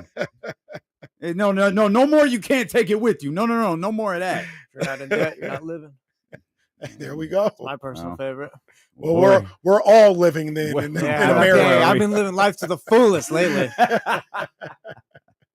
We ain't never been more alive in this country. Hey, so So Mark is a, and I wouldn't put Mark in a position to, say something negative about, Devin Carter, but he didn't have to offer the fact he thinks he could play that point guard position. I'm not sure, and it's not because of the performance last night. I just felt like that's not what I saw him as. Mm-hmm. And he echoed something you said earlier, like point guards aren't often made. Right. It's a way of seeing the game. Mm-hmm. And man, when you talk about the likes of, we talked most of the offseason until about 3 weeks ago about Lonzo Ball. Like, there are few players at that position who see the court better than he does. I don't think he worked on court vision, right? Like, he's born with it. Jason Williams had just a natural ability to see the floor. Both of those guys they'll make a pass where someone's not open. Mm-hmm. But the pass that they made that player open. Mm-hmm. That's a unique skill set that I don't think you learn in a boot camp. No. And not every point guard can do what those guys do. Like, those are two guys at a really, really high level. But we go to the old organizer, Fred VanVleet. Mm-hmm. Can Devin Carter be Fred VanVleet for, I don't know, 15 to 20 minutes a game? I'm not sure. Yeah. I don't know. Personally, I've had these type of experiences. Like myself, I'm 5'11", 6 feet or whatever. I'm looked at as, if I was playing and when I was coming up, high school and college, a point guard. Mm-hmm. I'm a shooter. Mm. Like, that's just what I was born to do with the way I play basketball. I shoot. And because I have a high basketball IQ and I understand the dynamics of it, I can get by, quote unquote, running the point. Mm-hmm. But in comparison to, like, my guy Jesse Bo Rosales, who I played high school with, that guy was a natural point guard. He saw the floor, he saw his teammates, he saw the game in a true point guard way that I didn't see it. Like, I would see kind of the bare basics at the point guard position, get the ball here, do this here, get this guy the rock, all this other stuff. But I saw how to score before I saw how to get a guy open. You know what I mean? If that makes any sense. That's just how I saw the game. So you look at a guy like Devin, and I just feel the same thing about him and other people. Malik Monk, to a certain degree as well.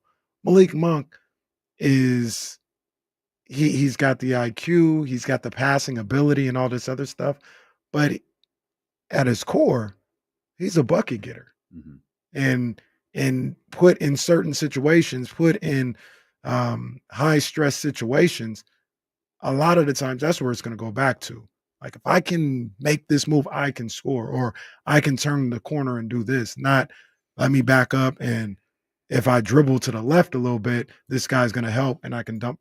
It's just not how you think. It's not a selfish thing. It's just how you see the game. Sometimes these point guards, they can't see the scoring opportunities. Mm-hmm. They so busy trying to get somebody else open.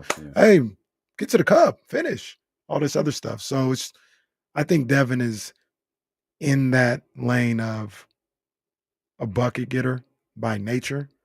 And he's trying to learn how to be a point guard, but put in situations where, he's pressured or, the team he feels the team needs a bucket.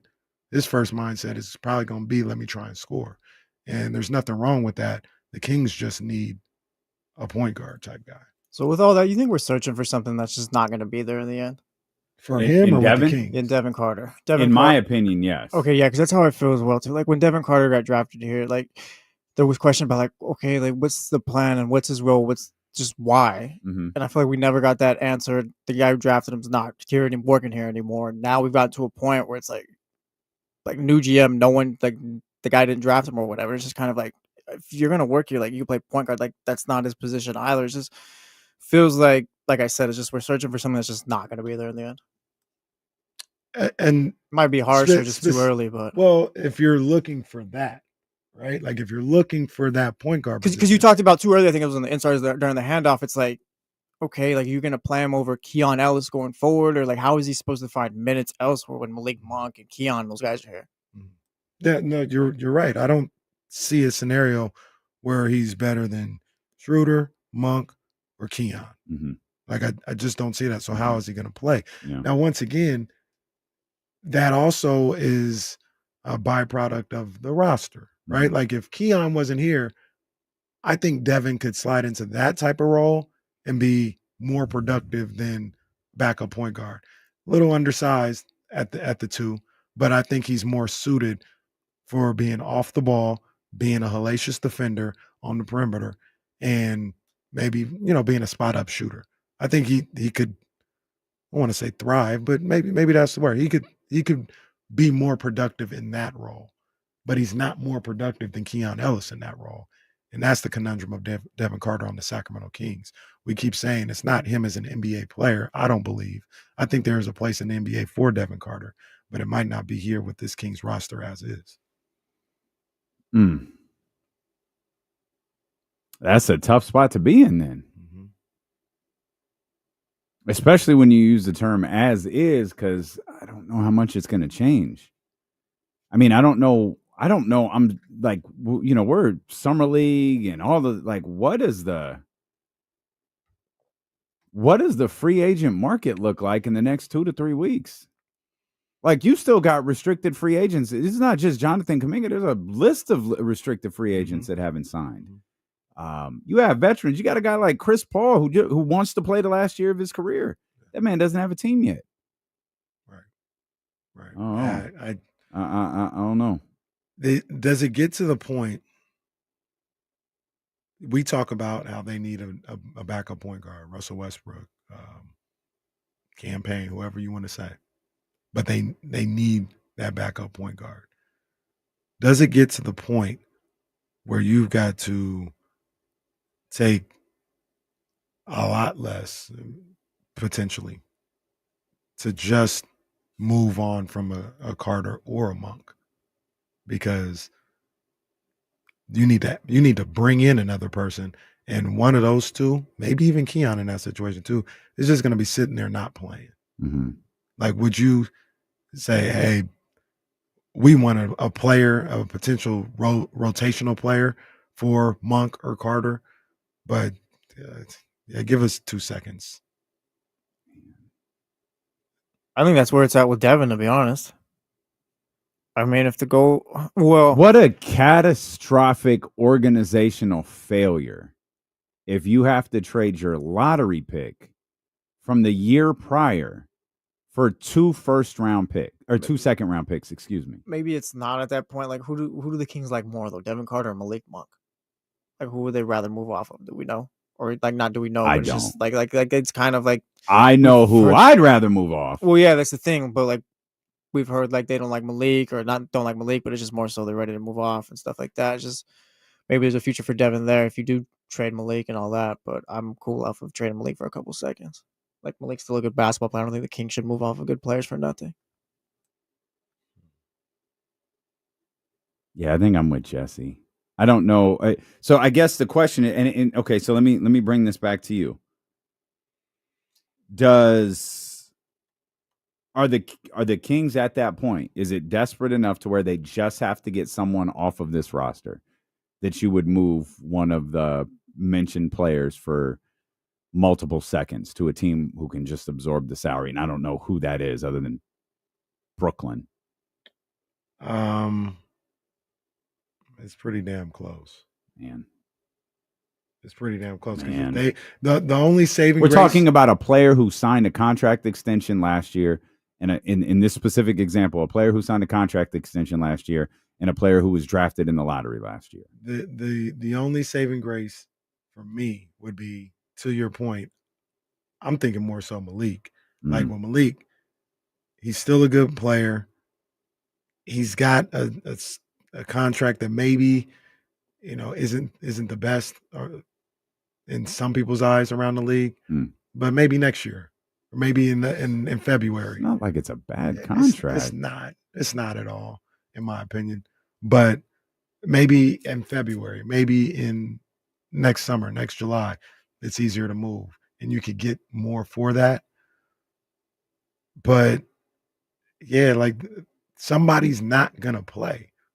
And I would think that somebody would probably be Devin Carter as opposed to Malik Monk, because Malik is the better player.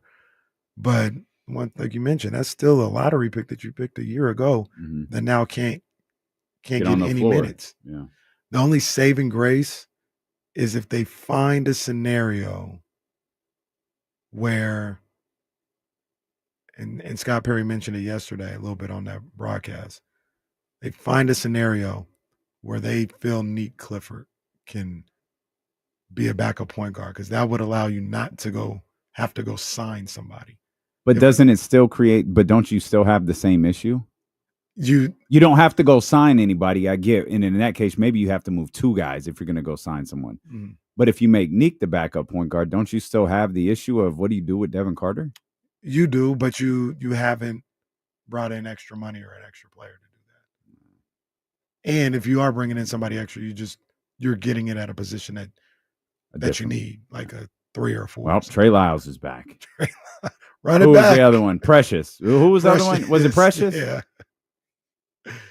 And Scott Perry said that yesterday. I don't think Neek is a point guard. Now, being a backup point guard is different than like really running a show. Like you can get away with a non-traditional point guard being a backup point guard for 10 minutes a night. I believe you can. You can get away with it if he's competent enough at that position. So maybe that works, but I don't think Neek is like, that's not where you would want him to play. Like you'd want him to be on the wing, guarding 2s and 3s. You wouldn't want him being. Yeah, that's the other thing is what are you doing on the defensive end? And you would want him to be somebody that is a finisher, so to speak, not a creator for others. And if he is a creator for others, you want that to be organic, just based off reading, reacting, catching the ball. You don't want him to be the initiator of what you do on the offensive end, I don't believe. He just looks indecisive. I'm watching some of his Devin plays. Devin just looks indecisive with the ball in his hands. And maybe that's the component of trying to learn that position versus being an effective scorer.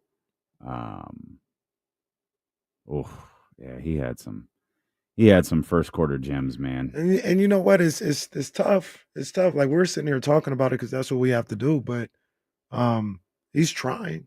No, he and that's recognized what he needs to be in this league and on this team, and he's trying. It's one game. Like it's not but all we have is like that one game, and then we get back here on Monday. We'll talk about what we've seen since then. But I was skeptical of this working from jump, and I think that's where I was hoping to see like something. I wanted to see G League Devin. That's who I wanted to see, and we didn't get that. Yeah. So hopefully, maybe we get that this weekend. Yeah. Curtis Boston _6 in the chat said Devin is better than what he showed last night. Facts. In all caps. I believe that. He was terrible last night. I absolutely believe that. That's what I say. I agree with him. He's last night isn't who he is. No. But the question is, how much different than last night is he? For me, the question is, what is he? I don't know what Devin Carter is as a player. He's a backup guard in this league. He's not a starter. He's a backup guard. To be honest with you, he's and I don't mean this in any disrespect at all. He's his dad. That's what his dad was in the league. His dad was a backup guard who gave you solid minutes, was a good leader. He was more of a traditional floor general, an organizer, but he wasn't like super skilled or anything like that, but he was tough as nails, and he was a backup guard in this league. And that's what Devin is. I think Devin is a little bit more athletic. He's got a few more measurables as far as like wingspan and stuff like that than Anthony Carter. But more or less, he's like his dad was in the league. And his dad played like 10 years in the league, maybe 12. So I think Devin can do that. But his dad was never expected to be the deciding factor on the team. I know he had some good moments in Miami and in Denver as well. Mm-hmm. But I never looked at him as like this is a guy. This is part of your big three. You know, Melo, whoever, and Devin Carter, Iverson and Devin Carter. Like, no, that's Anthony never Carter. Anthony Carter. Devin Carter would have been crazy. I'm watching.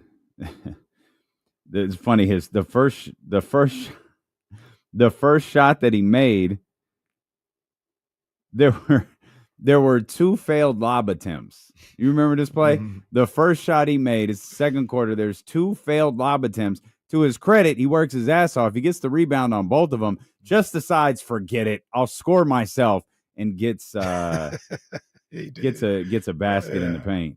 On the paint, kind of back down the the smaller. You know, he was frustrated. Yeah, he was frustrated because he had those 2 lobs missed.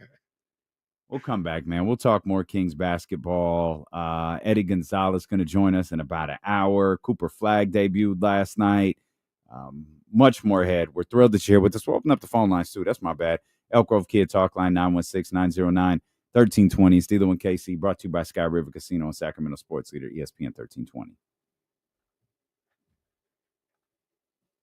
Hey, the young fella finally did his job. Let me see what he talked. Hey, young fella. Hey, young fella. Hey. Wow. There we go, young fella. There we go, Rook. Pepperoni, half meat lovers. Let's go, Rook. Remember, we talked about this, so I wanted to give it to you. No, I ain't worried about that. We definitely. No, it's all good. I'm just happy to be here. Look, I appreciate you. Yeah. The only thing you gotta get is a memory card and the lens I was telling you about, the better lens. But I gave you a lens to start with. Yeah, it's good, man. Now this super. I appreciate you, but because you can use that for a lot. We need to talk. Okay. Come on. Right. Come on, you can't just be. What up, D-Lo? Hey, D-Lo, I pulled up. I was like, man, whose lucid is that? Hey, come on, he got it like that. That car is clean, man. You talking or are you leaving? I can talk. I got it all day. Let me grab the headphones. Mm-hmm. There should be some over there. Oh, they're right there. Oh, man. You got your own login? No. Like, wait, just you on the computer? Mm-hmm. I should. Let me grab my phone. I'll get you in there. Hang on. Okay. Because I know I'm going to go to log in. This could be like, hey, you need to give us this verification code. Mm-hmm. Cool. Yeah, how you been? Good, man. How are you? Busy. Yeah? It never stops. What you do? Yeah. But today I wanted to be here. I was like, man, I ain't been over here like 2 weeks. Let me get back over here. Yes, sir. Come on now.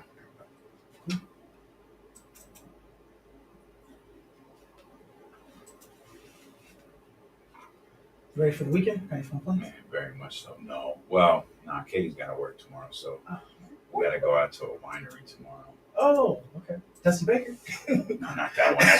Yeah, that's why I can't say nothing about this one. It ain't Dusty's. It's her, but this is hers. Okay. So.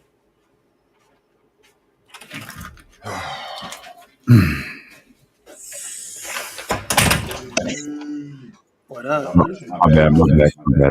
Here we go. Got you. Okay. Thank you. There you go. Yeah, I'm all set now. Okay, there we go. What's up? Hey, if Monk gets traded, Leezy the new pizza guy. I don't know, brother. Pizza guy, they don't last too long. No. What up? Hey, my homeboy Stevie B916. That's my friend. I was just thinking the other day, so I was like, we ain't seen Leezy on a Friday. Wow. Yeah, It's been too long. Yeah, today I was like, hey, I'm leaving at 12, and that's going to be it. Yo, what's up, Weezy 80, my cousin? Let's go. What's up, Manny?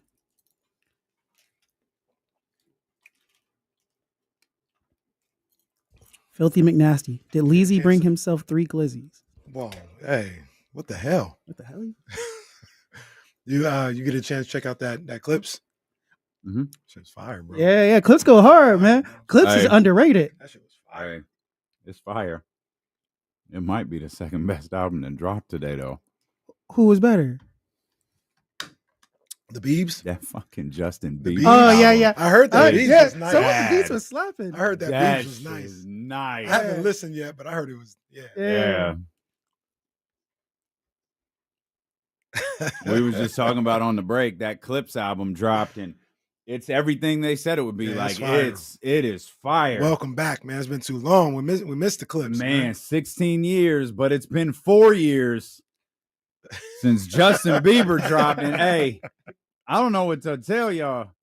That album is now. I haven't made it's 21 tracks. I haven't made my way through. I listened to the Sexy Red joint first because it's like it's a must. It's a drug now that I have to. Is that are we gonna hear that on 102.5 at some point? I think we might. It's a slow record. Justin in the slow bag. Justin in the slow bag hard, bro. That's this album. Like I'm gonna stop short of saying it's. I don't know, man. It's really good. I heard some really good things about it's that album. Really, really good. Yeah. I was listening to it last night. I was kind of skimming through it, and the beats on it was knocking, and it has some cool features on there. Drewski popped up, I think. Yeah. Cool. Yeah, Drewski was on there. Yeah. Gunna's on there. Sexy Red is on there.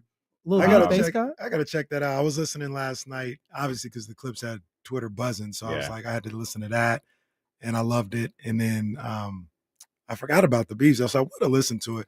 I ended up listening to like half of Larry June's album. And I like Larry June. So he gave the people what he always gives them. So you know what you're getting with Larry June. He's solid. Yeah. Hey.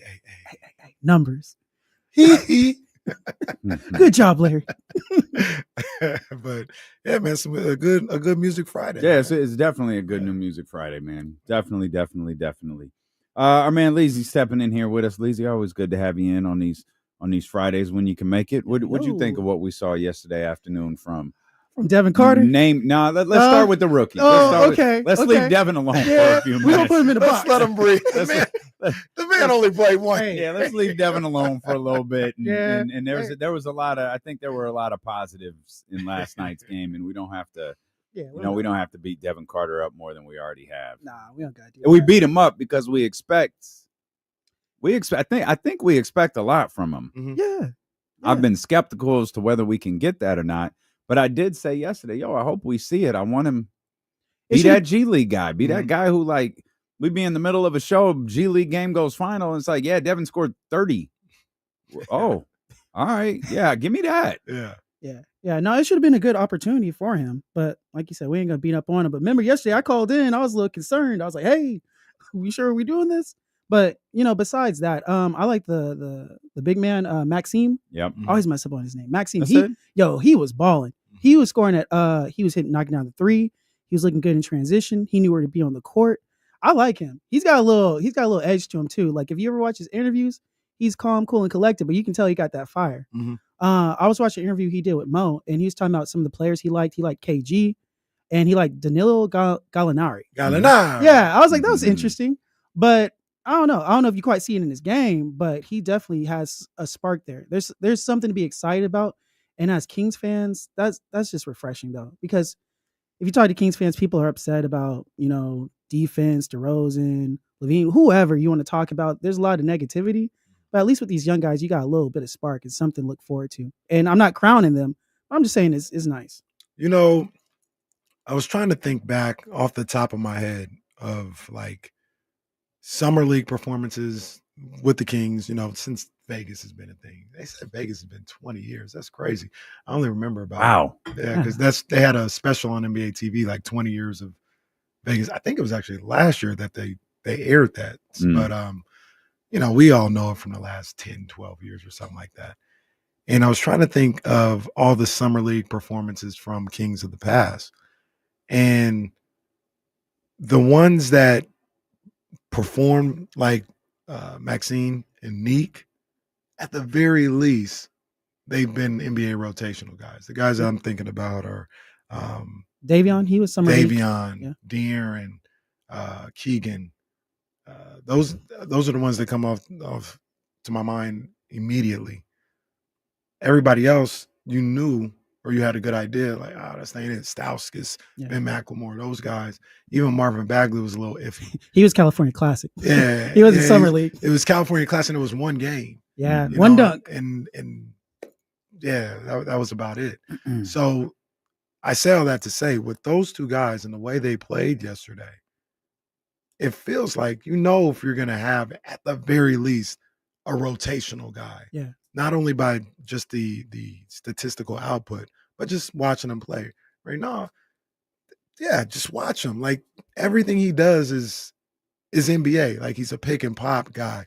He can get a rebound, put it back, finish. He can score at the line. Like these are transferable to real NBA games. And that's what I was happy about. Like you saw something from both of those guys that says, hey, these guys can get minutes in a real NBA game. Yeah. At least after watching them from one game. I think you brought up the basketball player, Ben McLemore.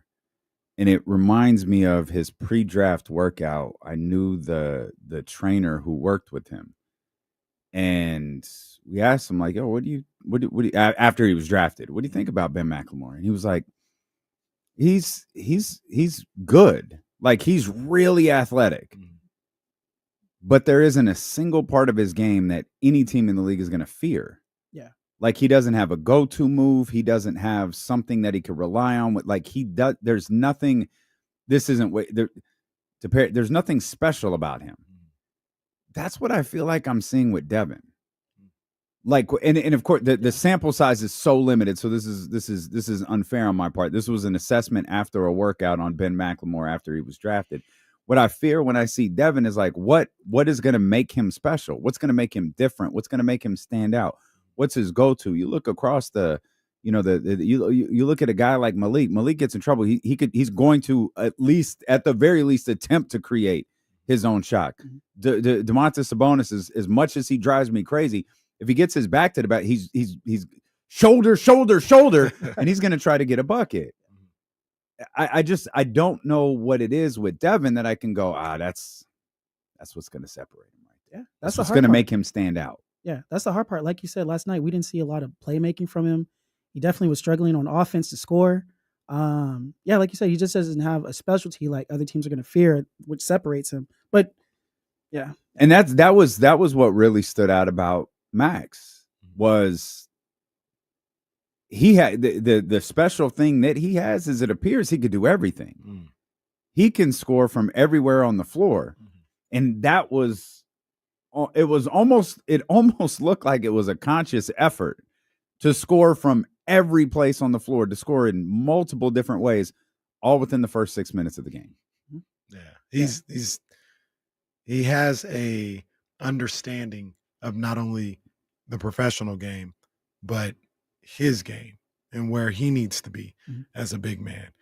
And that's just an understanding and a feel that you get. One of the interesting things about a lot of these players, Neek and Max specifically, is when you get to the pro game, it does open up for you offensively. Like even me, I wasn't a pro player at all, but I would play in some of these semi-pro games against some of these guys, and I'd be like, so somebody's going to set this screen, and that guy's going to stand back there, and I'm going to be open to shoot? Yeah. Like that didn't happen in college. Like there was a guy there, a guy helped, like because the floor is a little more spread, there's movements off the ball. There are more opportunities. Now, there's physical issues to have to deal with, athletic issues that make it more difficult. But there are aspects of the professional game that, like, Max is probably looking like, oh, I just pick and pop, and Scal is still in the paint. I've got this wide open three. That's crazy. Like, yeah, I'm a hit. And they have an understanding, and as well as the physical ability to be able to take advantage of those type of things. And I think they might be looking at summer league and getting into camp and playing with true point guards and stuff like that. It's like, man, I'm going to see a lot of easy opportunities because the game is so much more wide open. Remember, that was one of the things Luka said coming from EuroLeague over here. He's like, man, this game really wide open here in the NBA. Like, it's a little easier in that aspect. So, and for Maxine, he's not the first option. They're going to be looking at Levine, DeRozan, Sabonis, whoever, as it is right now. So, like you said, he's not going to have all that pressure on him. Man, him and Schroeder, or him and even Malik Monk isn't as good in the pick and pop situation, but him and Schroeder in the pick and pop type of deal, not saying Max is starting, but like when their minutes cross paths in an NBA situation, I think that's He's gonna be able to feed off that. Yeah. Eat off that. You know, it's funny. Going in Summer League, I was focused on Neek the most. But now after that first game, now I want to see if he can keep building on that, Maxime. He got everybody buzzing, man. Yeah. He's got everybody buzzing. Neek goes 2 for 15 tomorrow. Yeah. Max goes 1 for 10. Yeah. Are we just? Oh crap! No, we're not gonna overreact. No. What are you talking about? We overreacting right now. We're happy that there's potential there. If they go Okay. up there and they have a bad game, hey, you just chalk it up to Summer League. You have a bad game. It's okay. There's a lot of guys that sometimes have bad Summer League debuts or whatever. Like I look back on it, Jason Tatum, he had a bad Summer League debut, but then he went on to like develop, obviously. So I'm not gonna put a lot of stock in 1 or 2 games. I want to see consistency. Nick Crawford, Jason Tatum. Well- Nick Crawford, same. I got you, boy. I got you. You got me. Nothing wrong with that. Nothing wrong with that. The point was we're going to react a lot. Now you could choose to call it an overreaction. You could choose to overreact if you want to. We're going to react to everything we see because it's all we got. Mm-hmm. And quite honestly, it's all we're going to have for a while. By the middle of next week, I'm just going to stop paying attention because I don't think Neek is playing. Next weekend, I doubt Neek's playing. Shoot, if Max keeps doing this, he might not be playing either. This might be the heavy dose of Isaiah Stevens and Daquan. I'm just so happy we have a new Daquan so we can hit the Oh Quan no, back. it's back. We can hit the Quan back. Oh, I forgot. Hit the Quan. Having a 7. We had Hit the Quan. You got Captain Save a Luke. We used to have all the sounds. Yeah, no, Yeah, stop. We need got- to stop.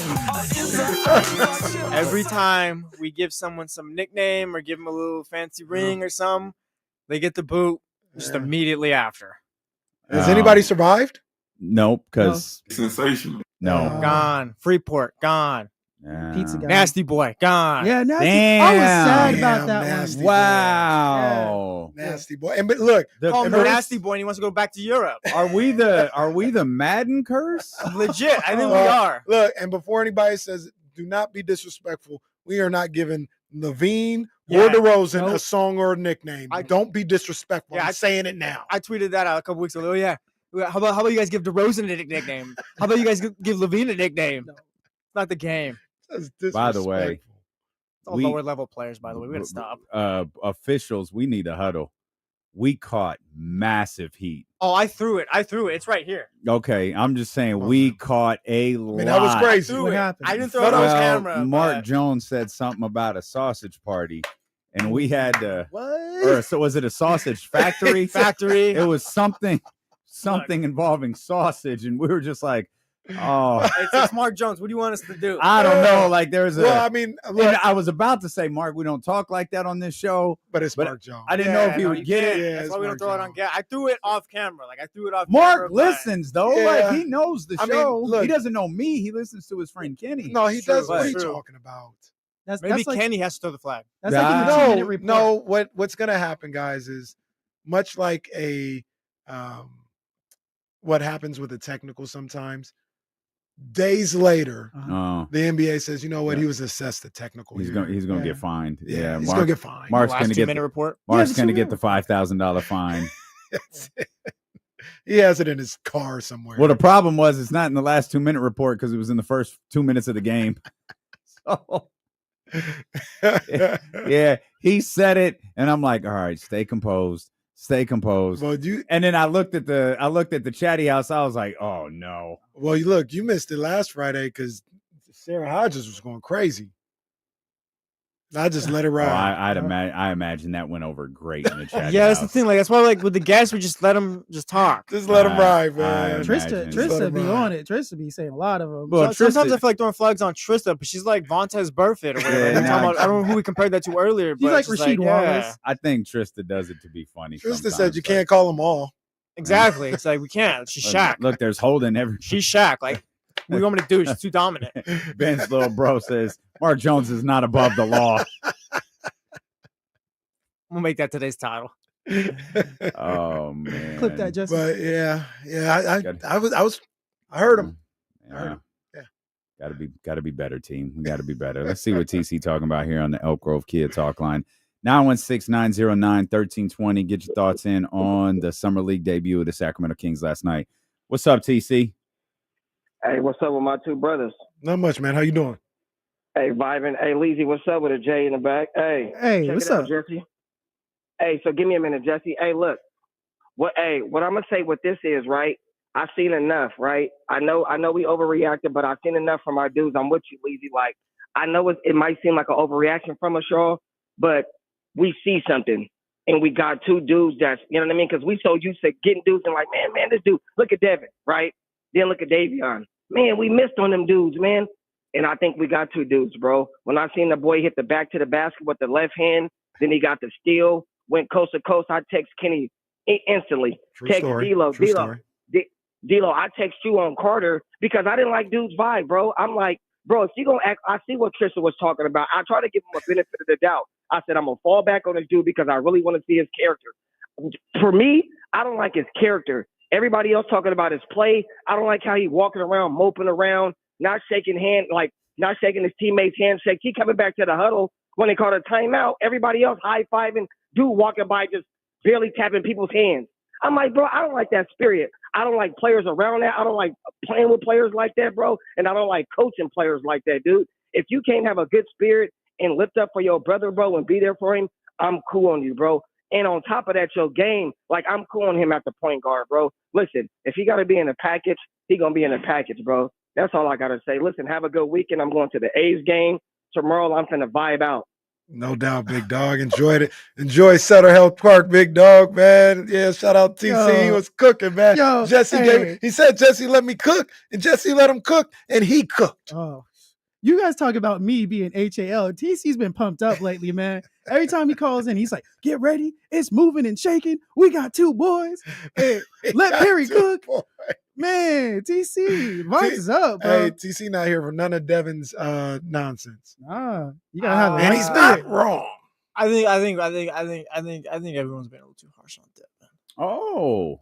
I said it this morning on the Insiders. No, go ahead. I don't. Hey. We went babyface today or whatever. I don't think he's a fit on this team, but I do think there's an aspect. The guy needs time. There's a lot of pressure on him, and I just feel like I agree. It's really just minute by minute with Devin Carter at this point. Like I guess just if it's not gonna work, let it not work. But I feel like I just feel like there's too much pressure on the guy. We're just everyone's like not. I don't want to say against him, but just like everyone's like out on him at this point. I feel. Well, I think which is understandable, but I also it's just such a game by game basis with him now. It shouldn't be. I mean, it shouldn't be. I think Devin is about who he is, and that's not even a bad thing. Like we've said it a number of different times. He's an NBA player. Mm-hmm. I believe he's an NBA player.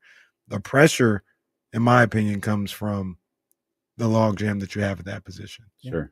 Because if one or two of Malik Monk or Keon Ellis wasn't here, you could say, hey, all right, maybe he's not a point guard, but we'll let him grow into that wing bench role. And he's here. He's with us. But because you're forced with the possibility of one, maybe two of those three not even getting minutes, you still need help on the wing. It's like, hey, we need to figure out who this guy is, what he can do. And if he can't do anything, we need to figure out if we can move him for somebody that can get us what we need in a position of need. Yeah. And it's not Devin's fault. He didn't create the roster. Yeah. He didn't even draft himself to the Kings. Like, none of this is his fault. He is an NBA player, but the circumstances has it where we're looking at how we can kind of shift this roster a little bit. And that's why he's kind of under the microscope the way he is right now. For him, it's a lose-lose situation because you got drafted to a team that didn't need you at that position. Just we'll say it at that. And then you weren't able to play most of the season coming off a shoulder injury. Then you jump into a team where it's just everything seems like it's all chaos and they're fighting for a play-in playoff spot. And as a rookie, I mean, that's almost impossible just to jump in or whatever, just be successful. And then you get to this season, it's like, hey, we're going to throw you in at this position you've never played, and that's the only way it's really going to work for you here. Yeah, that's the like thing. Again, I don't think there's really a true fit for him. I don't think it's going to work for him here, but like also a lot of it is not his fault too. Yeah, that's the 100%. Thing though, right there, Jesse. D'Lo, you kind of alluded to it earlier. The Kings got too many guys. They're asking to do things that like aren't natural to them. Like 1 minute, like we brought in DeRozan. DeRozan ain't here to play defense. We need him to play defense. We got Carter here. He's more of a 2 than a 1. And we say, hey, we need you to play the 1. We got too many guys being asked to do things that like aren't really their skill set. Even go ahead. No, go ahead, Leezy. No, I was just gonna say, like, even with other guys too, like even tough one's Keegan. Like, cause like Keegan's great on defense, but hey, at the same time, we're like, can you play some offense too? Can you knock down some shots consistently? And we just have a lot of guys we need to do more that I guess they're just not accustomed to. And to be fair to everybody, as we're being fair to everybody right now, Scott Perry didn't create all this. Nah. And Scott Perry is in evaluation mode. And he's maybe looking at Devin like, well, let's evaluate and see if you can do this. If not, maybe I got to move on. But I'm going to give you – I didn't draft you. I don't know if I would have drafted you or not. But I'm not going to just throw you out right away necessarily. Let's see if there's something that I'm missing. But no one wants to hear about you evaluating. That's tough, whether it's fair or not. No one wants to hear that because, you know, I used the Barack Obama line from 2008. We might not get there in 1 year. We might not get there in one term. No one cared that President Obama took over the worst economy like in our country's history, or second worst economy in our country. No one cared. Fix it. Doesn't matter what the last administration did. Fix it. That's what the entire country was screaming at the man. Fix it. Now you've got a little old fan base in Sacramento looking at Scott Perry going, I don't care what they did. They're fired. Fix it. And that is the line of patience. We might not get there in 1 year. We might not get there in one term. You don't want to take a second term here, Scott. You might not get there in 1 year, but you're going to have to figure this out. And I think it's good for him, like last night, to reference what he's looking at for the team so it doesn't, and whether they're evaluating, like I think Mark's right. I think we might learn a lot about where this Kings team is going in terms of how they attack the market, if they attack the market over the course of the next few games, the next few, days in Summer League. And I think it's good for Scott to acknowledge, like, yeah, we knew what we needed. We know what we have to address. Like, we know this. And it's not, we're going to work with these guys and see. No, hey, look, I'm here. I'm here with everybody else. I'm working. I'm trying to figure this out. But I've been saddled with a lot. Yeah. And I've got things to figure out from a lottery pick from last year. I've got things to figure out with a guy who signed a contract extension who seemed to have no suitors or very few suitors across the league. I'm saddled with a team that might have a disgruntled star who lost one star, who fired their coach. Like, look, man, I've got a lot to figure out over the course of the next few days, few weeks, few months. And it doesn't matter what Monty and West did. Yeah. Scott's name is on it now. Absolutely. And that's why he's looking at some of these guys with the way he should be, with zero attachment. Right. Like, because his mindset is just to fix it. And I don't care if he's the pizza guy. I don't care if I didn't draft him. If he's not in line with the vision that I'm trying to create, he's got to go. Yeah. No one's untouchable on the roster right now. And that's no attachment. But that can't just be Scott Perry or Doug Christie. That's got to be Vivek Ranadive or anyone else who is or thinks they are involved in decision making. Yeah. Attachment has to be cut, and Scott Perry and that front office needs to figure out a way to build this basketball team up. And I think they will too. And that's I think they will. And I think the sustainable part of winning that Scott Perry talked about at his opening press conference, I think that's a ways away. Being able to be a winning basketball team, I don't think is.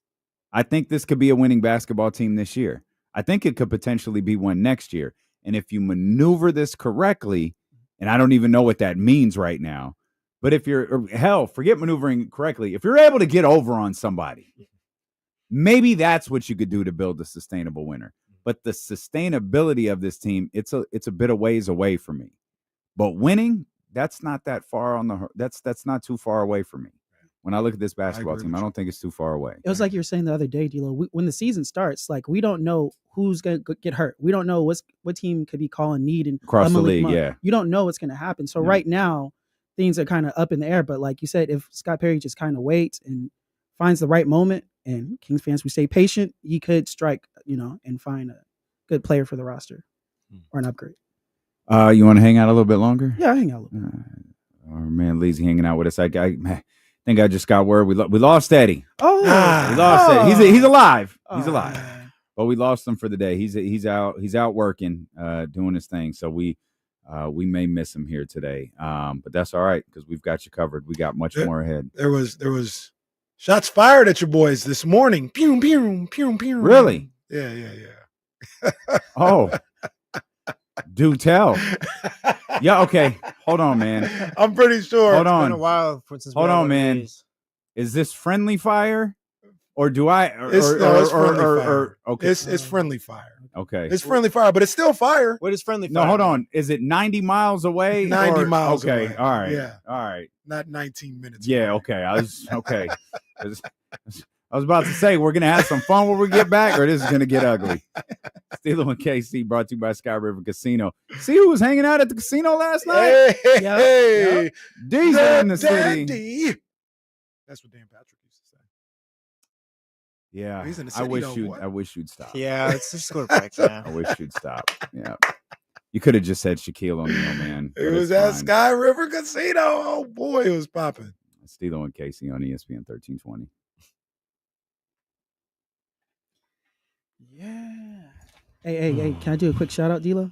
Yeah, man, go ahead. Hey, I want to give a quick shout out to my people at Algo Bueno in Natomas. July 14th, this Monday, they're giving away 50 free burritos. So get out there. They're celebrating. They just got 30K on Instagram. They celebrating. Natomas, Algo Bueno, 50 free burritos. Manny, I'll see you there. Yeah.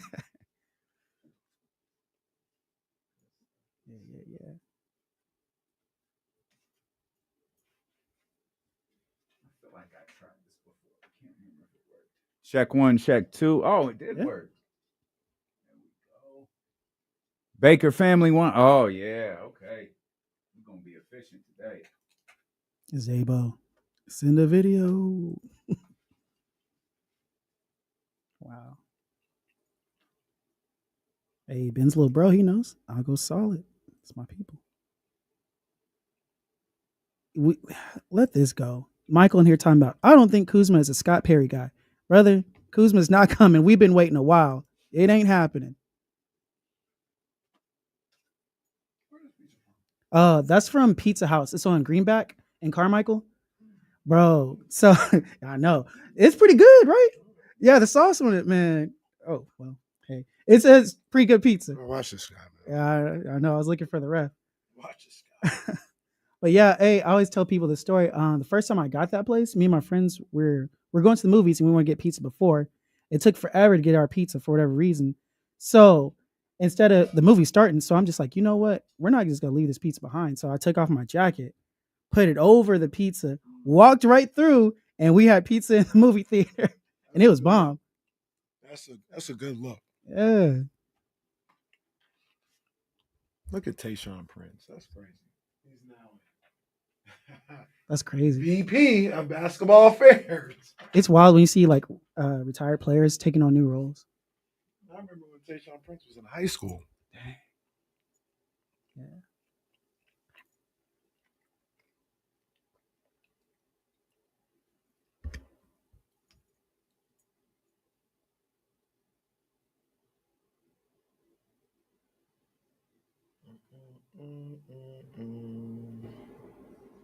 Wow, Ben's little bro, relax.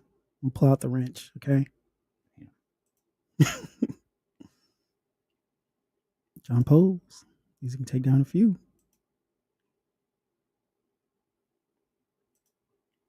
Is it crispy? No, I wouldn't say it's crispy. People love crispy pizza. Oh my god. My homie Stevie B, we go way back. ARC, that's my guy. He's the reason I be talking sports. He's a big Kings fan. He always is getting me riled up, man. Who's that?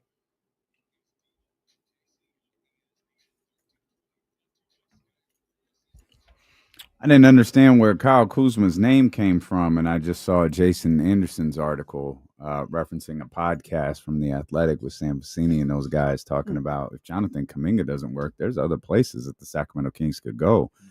And he referenced Kyle Kuzma. Okay. And we're back. Yeah, we're back. I guess it'll never die. No, you know, this is a funny segue. That man's going to finish his career in Sacramento just to say it finally happened. It never stops. The funny thing is, we just went through this. John Collins, he just got traded to the Clippers, and I was like, man, finally, I don't have to hear about John Collins no more. Mm-hmm. And here we are back with Kyle Kuzma. I'm like, here we go. Hey, man, Kuz is cool. Kuz is fine with me. Yeah, he doesn't bother. He doesn't bother me. He didn't have the best time in Milwaukee, but I also don't think that was the best basketball situation and fit for him. I think he's a 4, and having to play alongside Giannis and Brook Lopez, there's not a lot of opportunity for him to be the 4 that they probably envisioned he would be. So, Kuzma, he's good. Kuzma's fine with me. Yeah, he's another guy that if you brought him in, I think with his contract situation, he doesn't mess up like your future. Yeah, he's on a declining contract. James Ham always talks about it. Like so money wise, it's fine. I think it's the only thing James Ham likes about him. Yeah, the declining contract. And I'll say this: like, once again, if the need is for a backup point guard, and you are looking at bringing in a guy like a Russell Westbrook or something like that, somebody's got to go. And it almost doesn't matter what you get in return because that person's not even going to play. And I saw in the chat, I don't know if it's in the tweet or not, but somebody had talked about Malik Monk being part of a Kuzma deal. Yeah, maybe. Like, and once again, this is reading the tea leaves. Y'all know how much I love Malik Monk. Get back on the phone with Scott Perry and figure it out, and you stay here. Like that's what I want. But dealing with reality and the things that we've heard and what we're seeing, he's probably gone. So Kyle Kuzma is not a bad return for a Malik Monk. Oh, you're saying Malik's probably gone. Yeah. They're trying to trade Malik. Yeah. Like, okay, I got you. Kyle Kuzma's not a bad return for Malik Monk. No, not at all. No. That's a good look for Malik, though, and being in Milwaukee. Especially for you, who's on the verge of just saying, just give me 2 second-round picks and get out of my face. Well, that was more from Devin. Okay, fair enough. Fair enough. Someone in that position group. Not universal. I got you. Understood. I don't know. I think I was excited about Jonathan Kuminga just because it was a different name. I was excited about Kuminga because he's younger too. Like Kuzma's cool. I wouldn't mind having Kuzma, but Kuminga's younger, you know. Yeah, if I had to choose, it would be Kuminga. They also got different ceilings as players too. Yeah, like, I think there's a different tier that Kuminga can hit that Kuzma just won't get to. That's the thing. We still don't know what Kuminga could be because Steve Kerr. But I think a little bit's probably Jonathan Kuminga too. Like he has some things that he has to be better at. Also, I mean, there's a lot of it that's Steve Kerr, but yeah, like absolutely a lot of it's Jonathan Kuminga too. I'm assuming this has something to do with your.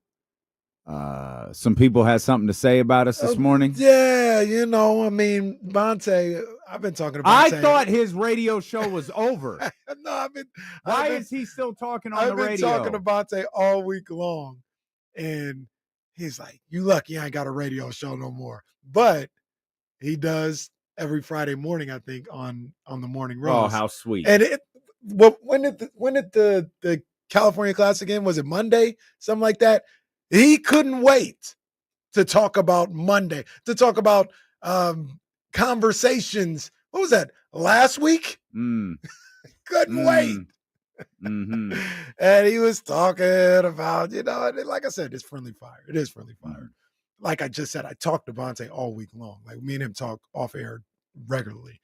But yeah, he was talking about, that the Kings weren't going to be able to get Kuminga for Sarge and Carter and all this other stuff. It's a crazy deal. Was never even close. All that's fine. The one thing that he did say was he said Sacramento is so desperate, so attention seeking, and they want this to be a rivalry with the Warriors so bad. And I would tell you this. I've said this before and I'll say it again. And he was like, Warrior, we don't even think about the Kings here. We don't care. We don't think about the Kings and all this other stuff. And I would say this. You don't have to think about me for me not to like you. Okay? You can look at it as not a rivalry if you want. That's not going to change the fact that I don't like your ass. Talking about the Warriors, not Bonte Hill. Okay? Don't ever think about me. That's fine. I still don't like you. I still don't like you. You don't have to look at it any type of way. That ain't going to change how I view you. So whatever. We don't like you. The Warriors, not Bonte. Oh. Yeah. Let's see. Is that but no? That's, I'm looking to see if they have. It doesn't look like they do. I was looking to see if they had Bonte's appearance cut this morning, and it doesn't. It doesn't look like they do. We'd have to scan back because I'm. When someone talks, what they got to say. He had two different attacks on Sacramento. One was like right when he started 9:00, right out the gate. And then another one, they went to commercial break, and he came back again. He had more to say. He wasn't finished. And another thing. So I was like, oh, okay, all right. Hold up, man. What was Bonte join on the phone? He was there. He was in studio. Where's Bonte? He was in studio. Let's see if I can find. There he is. Okay. Oh, how cute. Oh, this is just so cute. Let's see what. Hold on. He was talking about Scott Perry and how he got fired from the Knicks for a reason. Scott Perry didn't win an NBA championship. Don't disrespect that man. Don't disrespect. He didn't accomplish a lot more than Mike Dunleavy Jr. The hell we talking about? Y'all go ahead. Hating on Scott Perry. Scott Perry just got here, man. Scott Perry just landed, and Bonte got something to say about him. And once again, they talk about JK's value. Look, it may not be the Devin Carter deal. Look, I can tell what they think they're getting for Jonathan Kuminga. They're going to have to bring him back. They don't even like the guy. Yeah. There's not even a market for him. They're going to have to bring him back on like $20 million a year. Look at Bonte. They don't even like each other. Dude. I know. You melted it 2 days ago. I heard. Listen. He mailed it on Monday last week. Says I'm checked out all week. Look at Bonte so rich. Bonte's so rich now. He don't even have to do his hair to come in to do radio. Yeah. Like the radio don't pay for Bonte's hair to be He said that. I was like, thanks. Like Rafi Devers, 60% of me is better than 100% of others. And Devin Carter, who's going to get it done for Jonathan Kuminga. So I had to make sure. I said, you know what? Let me just double check my sources for a second. Okay. And they said, Bonte, just like I do, that deal wasn't close to being accepted. Sacramento Kings fans are just thirsty. That's what the source said. They just need attention. They have no idea what they're talking about. So Matt, let me hit pause. Let me hit pause on my brother right here. My dearest brother of light skin persuasion. We are not fans. We have sources that cover this basketball team, just like you have sources that cover your basketball team. And they can tell you this wasn't real. They can tell you whatever you want to. That deal was a lot more real than they want you to believe it was. Because they was deep into conversations before that story broke. Then all of a sudden, Warriors fans got in their feelings. And Bonte knows as well as we do, a call was made. I'll leave it at that. But he knows as well as we do, a call was made. George. What day was that? This was like 8 days ago. Yeah. Oh, okay. Now we're bringing up stuff from a week and some change ago. Oh, Bonte couldn't wait for this. You had takes from 8 days ago. KC, because KC's been on Twitter talking about Chase Center. I said, dude, don't get so mad at the Warriors because we didn't give you Kuminga for a squeeze burger and french fries. Like, relax. Has he been going to those A's games at Sutter Health Park? He's been enjoying those. He's been going as a Giants fan. Of course he has been. It was a buy low at 10. Multiple games. as Anthony Slater put it. A buy low attempt. A buy low attempt by the Kings. Let's pick up Saric, who was out of the rotation for a Warriors team that didn't even make the playoffs. We saw the rejoin. Hey, Dub Nation, it's Dario Saric. We played it that day when that came out. All right. Just keep going because you have a lot of stuff. You're like Rambo. Look at Joe. Look at Butch is just like, hey, go get your stuff off, bro. He's amping it up. Just go ahead. No, wait. I think this is takes from 8 days ago. All this going on. He ain't going here. He ain't going here. Let it play real quick. Monte will let you know where Johnny. I just wanted to take a shot at John Rambo. KC, Keep going. D'Lo, RJ, and Fairfield, all these King fans.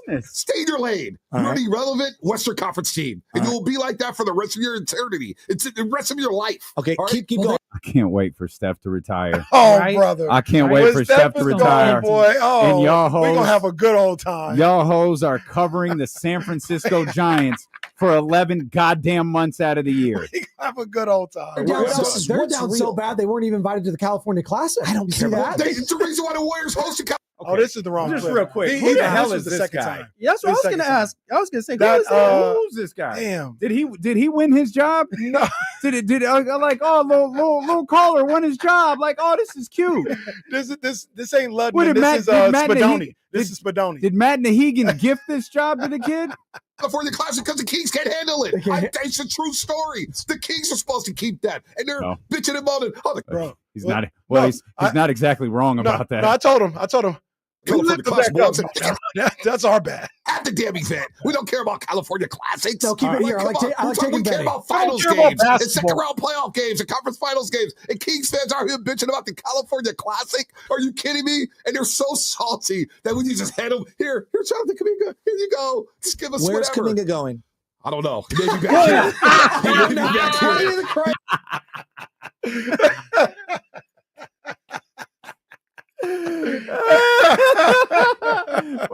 my man said, hey, my sources called me and they said, Bonte, you know this isn't real. Great. Where's Jonathan Kuminga going? I don't know. Can I tell you something that I find so sweet? Our brother waited 8 days. He waited 8 days to go on a radio station in San Francisco to talk about his boys down here in Sacramento. That's love. Man. That's love. King's living rent. That's my dog. Hey, that's my dog. But shout out to Bonte, because when he was asked the tough question, he didn't lie. He told the truth. I don't know. That man shout out to him. Like we said, we got on Vivek and the Kings organization for the. Oh yeah, he wasn't wrong about that part. Yeah, we got on. He was not wrong about that part. But look, let me ask you guys. Let me ask everybody this. Mm-hmm. Joe Lacob, who's like Mr. Crab in SpongeBob, you know, he want that dollar. Oh yeah, he want that dollar. If Joe Lacob thought he could make money by opening up the doors to the Chase Center, you think he would have opened the doors up? Yeah, he found his money. He opened it up. Yeah. No, you don't think so? I do. Oh, he knew I can't make no money here. Yeah. These people ain't gonna show up. They don't like basketball. They like Steph Curry. They don't like basketball. Why are you getting mad at me? Yeah, that's a good point. When your own owner said, I know my fan base doesn't like basketball. How are you getting mad at me? We need to get a herd of our people and y'all just should change the name to 95.7 The Curry. Yep. The Curry. Man. Yeah, just 95.7 The Curry until further notice. Like, look at your little logos and all of that. Just 95.7 The Curry. And you cut out Steph in the background. Yeah. The whole time they upset with me because I pointed out that the owner said, I can't rely on this fan base to show up for basketball, so I'm closing the doors. Why are you getting mad at me? What did I do? It was your own boy who did that. Mm-hmm. I don't know. I don't know, man. What? Exactly. Like I said, if he thought it would be profitable, if he thought it would be a good look, you know, where people would show up, sure, open up the doors, we're going to sell tickets. He knows they ain't selling no damn tickets on a Monday to go watch basketball. Not in the Bay Area. No. Chase Center's so whack. I went down there for Keegan's first game, like pre or whatever. It was so whack down there, so boring. I wouldn't go back again, honestly. Chase Center is a it's a nice social establishment. event, Yeah. but it's a Nice social event. establishment. But it's a social event for the tech people in San Francisco. They don't the people in Oakland cared about the Warriors. That group absolutely cared about the Warriors. The group in San Francisco, they're just, oh man, guys, we're going to the Warriors game tonight to meet Ted from this new tech startup that's going to be worth $7 billion in a week. Here, put this golden shirt over your button up and bubble vest. No more vests. Shot at Monty, man. No more vests. That's who's going to the game. It ain't them people going to the game. It's I've got my button up collared shirt with the and my t-shirt bubble over vest. it, and they cheer like this. Like every single one of them. You watch them one in the front row, they just, hey, let's go, guys. And sit your ass down. Like, oh man. Like I said, hey, I didn't. Joe Lacob was the one who said this. Joe Lacob said, I don't have no faith in my people. I didn't say that. I just pointed it out.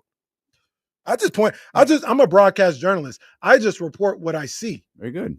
That's all. Very good. 8 days later, he had to get back to you. He ain't letting it slide. I love Bonte for that. Shout out Bonte. He pulled up to the Golden One Center last year, though. Had a good time. Had a good time with Bonte. Is that where you got the picture of him? He was super sad. Wasn't that the one? Is the beam or something behind him? Well, oh no, that's a fake picture. Yeah, that is a fake. That's a Photoshop. I fell for it. There is footage of Bonte under the beam. I ain't gonna put that in the public though. Oh, okay. What game was that he was here for? It was De'Aaron's return. Okay. I was thinking of a Warriors game. I was like, why would there have been a beam lit when Ponte was here for the Warriors? Yeah, that didn't happen, especially after the All-Star break. Right. But no, when I seen him at the All-Star game. That's right. I remember game, that. I remember now like, that he I'm came off for the Fox that day. game. I'm coming up, man. He came up. He pulled up on us, man. So we had a good time. Shout out Bonte. But Bonte, come on, man. Your owner's the one that said it, not me. Meanwhile, Kuminga still who's trading for him? Where's his magical deal? It's not just about a trade. Like it's not just about a trade. It's what's his. I don't know that. So this is such a multi-layered thing where everyone is focused on trade value. Mm-hmm. He's got a contract to sign. Mm-hmm. What are teams willing to offer him? Mm-hmm. Now, one team, because he's a restricted free agent. Yeah, you could force Golden State's hand. You could extend an offer sheet. Right. I don't think anyone knows what that dollar figure is. Right. Yeah, because it's changed now with the apron and everything. So you really got the whole game is changed because of that apron. Aprons. Teams are scared to death right now. And once again, it's not just JK. You think somebody wouldn't want Cam Thomas? You think somebody wouldn't want Josh Giddey? Right. Yeah. Like that's the way it is right now. That's the market. It's it's like an unfortunate game of chicken where someone's feelings are going to get hurt, right? Like you have, from everything I've read, I mean, I'm not locked into them, but Chicago wants Josh Giddey to be there. Yeah, they don't want to pay him. But that's it. It's like, well, if there's no market for you, like here, like this, $8 million, whatever it is, here's what we'll offer. Right. And obviously Josh Giddey doesn't want that, but he doesn't have a market. Mm-hmm. No one has a market. Mm-hmm. And then you get into this situation where, well, here's look. No, you beat me to it. I just seen it too. He's on the radar. See, I don't even know. I texted him. I said, it's up right now. Okay. I let him know. Okay. I let him know. I said, it's up right now. We'll send you the link, brother. You can join us anytime you want to. It's the same, whether it's Giddey in the Bulls or Kuminga and the Warriors. I don't know if it's Kuminga and the Warriors or Kuminga and everybody else. But including the Warriors don't want him, but Kuminga and what's your market? Right. You can want $25 million if you want to. Who's gonna pay it? I ain't paying that because I'm not paying it because they're not paying it. Right. It's not even in a traditional, hey, what is this worth? What is this player worth? It's what's this player worth in this particular market? Because this team has this amount of cap space. This team has this amount of cap space. This team is worried about this player's contract extension in a year. So they've only got this amount of cap space. Oh man, nobody wants to offer him what he's asking for. And then you've got the trade component with the Golden State Warriors. So it's two things where I think entities are. I don't have the financial investment to invest in Jonathan Kuminga, nor the asset ability to make a deal with the Golden State Warriors. Right.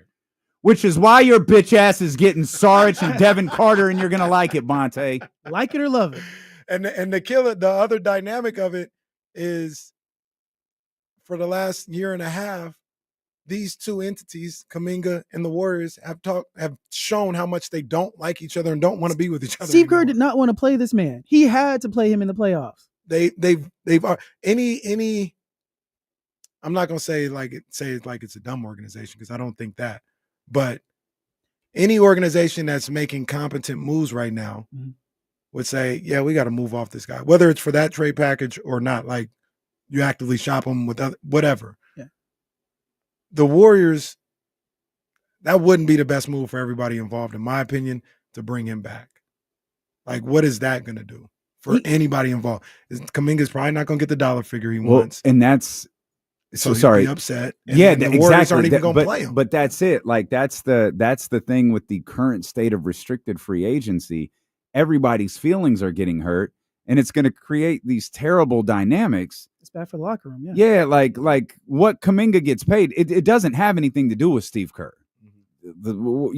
His playing time does, but his value doesn't. Josh Giddey, the same thing. Billy Donovan, all that. That's who's going to bear the frustration, though. The brunt of the frustration, it's the person he sees every day, and it's his coach and teammates. These guys are going to be frustrated because it's still a phrase that you dropped a week ago. They were just born in the wrong year. This has maybe happened once in if that in recent memory in the NBA. Yeah. But I can't remember anything like this. Right. The craziest thing that happened is Dame Lillard's stretch and wave. And I think the only real question I have is, would it have still happened if he was healthy? Because I'm not sure that it wouldn't have. Right. All of those weird things that were going on with them last year, I'm not sure that they wouldn't have done it anyways, but they got the opportunity here. We can't wait. We've got this stupid ass situation with Giannis Antetokounmpo, just refuses to go away. We got to keep doing this. We did it with Drew. Let's do it with Miles Turner. Listening to Rick Carlisle talk about Miles Turner the other day was wild, though. It was almost exactly what Trista talked about. What he said? Rick Carlisle said they were engaged. They were talking to Miles Turner, and they thought everything was going great. They were in negotiation. They felt everything. They had every intention of making sure Miles Turner was back, and like there was no walking away from the table. There was nothing like that. And then the Shams tweet comes out that he signed with Milwaukee. Yeah, that came out of nowhere. And he said the only thing, and Rick Carlisle said the only thing that I can figure out is the Bucks made Miles the offer and said, this is one of those that we can't let you off the phone. You either take this offer now and we'll move forward with this Dame Lillard thing, or you just don't take the offer and we have to go our separate ways, because we have to make this move now and kind of put them on a spot where you can't shop our offer. Yeah. Our offer is, I think it wound up being, Trista gave me the number. I think it was like 10 million more. I think it was $496 for Indiana, and it wound up being $410 something, I think, for Milwaukee. And Rick says, we believe you have to accept this now. Yeah. You can't shop this offer because we've got to make this move with Dame. And they took it, tweeted it, waved Dame, and it was done. That's crazy that he decided to take that offer, unless he was like really, I don't want to say unhappy in Indiana, but he's been there forever. Like and we talk about this often. Yeah. It's $10 million more. And they're like kind of pressuring you to take the deal right now. That, to me, that's a red flag. Like, do I really want to be there when, like, you're not even going to give me an opportunity to think about this? Or it shows how bad they want you. If they wanted me that bad, they'd give me an opportunity to think about this. They're trying to pressure me into doing Or something. it could have also been like, we can't raise this offer. Like, this is kind of where we're at. So if you shop it, We're not going to match it. Like, we can't match it. Like, so if you want to play with us, you can play with us. Here is our offer. This is it. But we need to know now. Maybe that's the same thing. Maybe that's still pressure. Maybe it shows how much you want him there. I don't know. Different. I hear you. That's different because at least I can say, okay, well, I understand that. Let me talk to my family. Not saying that. Well, no, they certainly could have done that. Yeah. Like, I don't mean they literally couldn't have hung up the phone. But if it got out, what it couldn't have been is this gets back to Indiana. Yeah. And thinking about it, that would be funny now. No. This is the offer on the phone. Once you hang up, it's gone. Babe. All right, yes. Don't hang up, Miles. Miles, don't do it. Don't hang up, Miles. Don't go, Miles. Can you imagine going to your wife going, babe, so we're moving to Milwaukee. No. I know we didn't get a chance to talk about this. They told me the offer was gone if I hung up. Come out of the room. The wife goes, Miles, guess what? We just got little Timmy and little Denise in the best You private think school Miles in Turner's Indiana. kids' names are Timmy and Denise? That's little that's Timmy and I don't little know. little Timmy. I Yeah, don't that's a good know. point. I don't know who his wife is. I don't know. I don't even know if the man's married. But guess we here's got the him lady. into the most prestigious private school in Indianapolis. It took us 5 years to get him in here. This is great news. Yeah. Yeah, I just got off the phone and we're moving to Milwaukee, babe. Oh. Well, I found Miles Turner's wife. Oh. And I'm positive if they have kids, it's not Timmy and Denise. Okay. But shout out to Miles and Miles Jr. Asia. I believe. Okay. AYSIA. I've seen Asia it on Janelle? Instagram. Oh, Asia Asia Janelle. Yeah, okay, yeah, all right.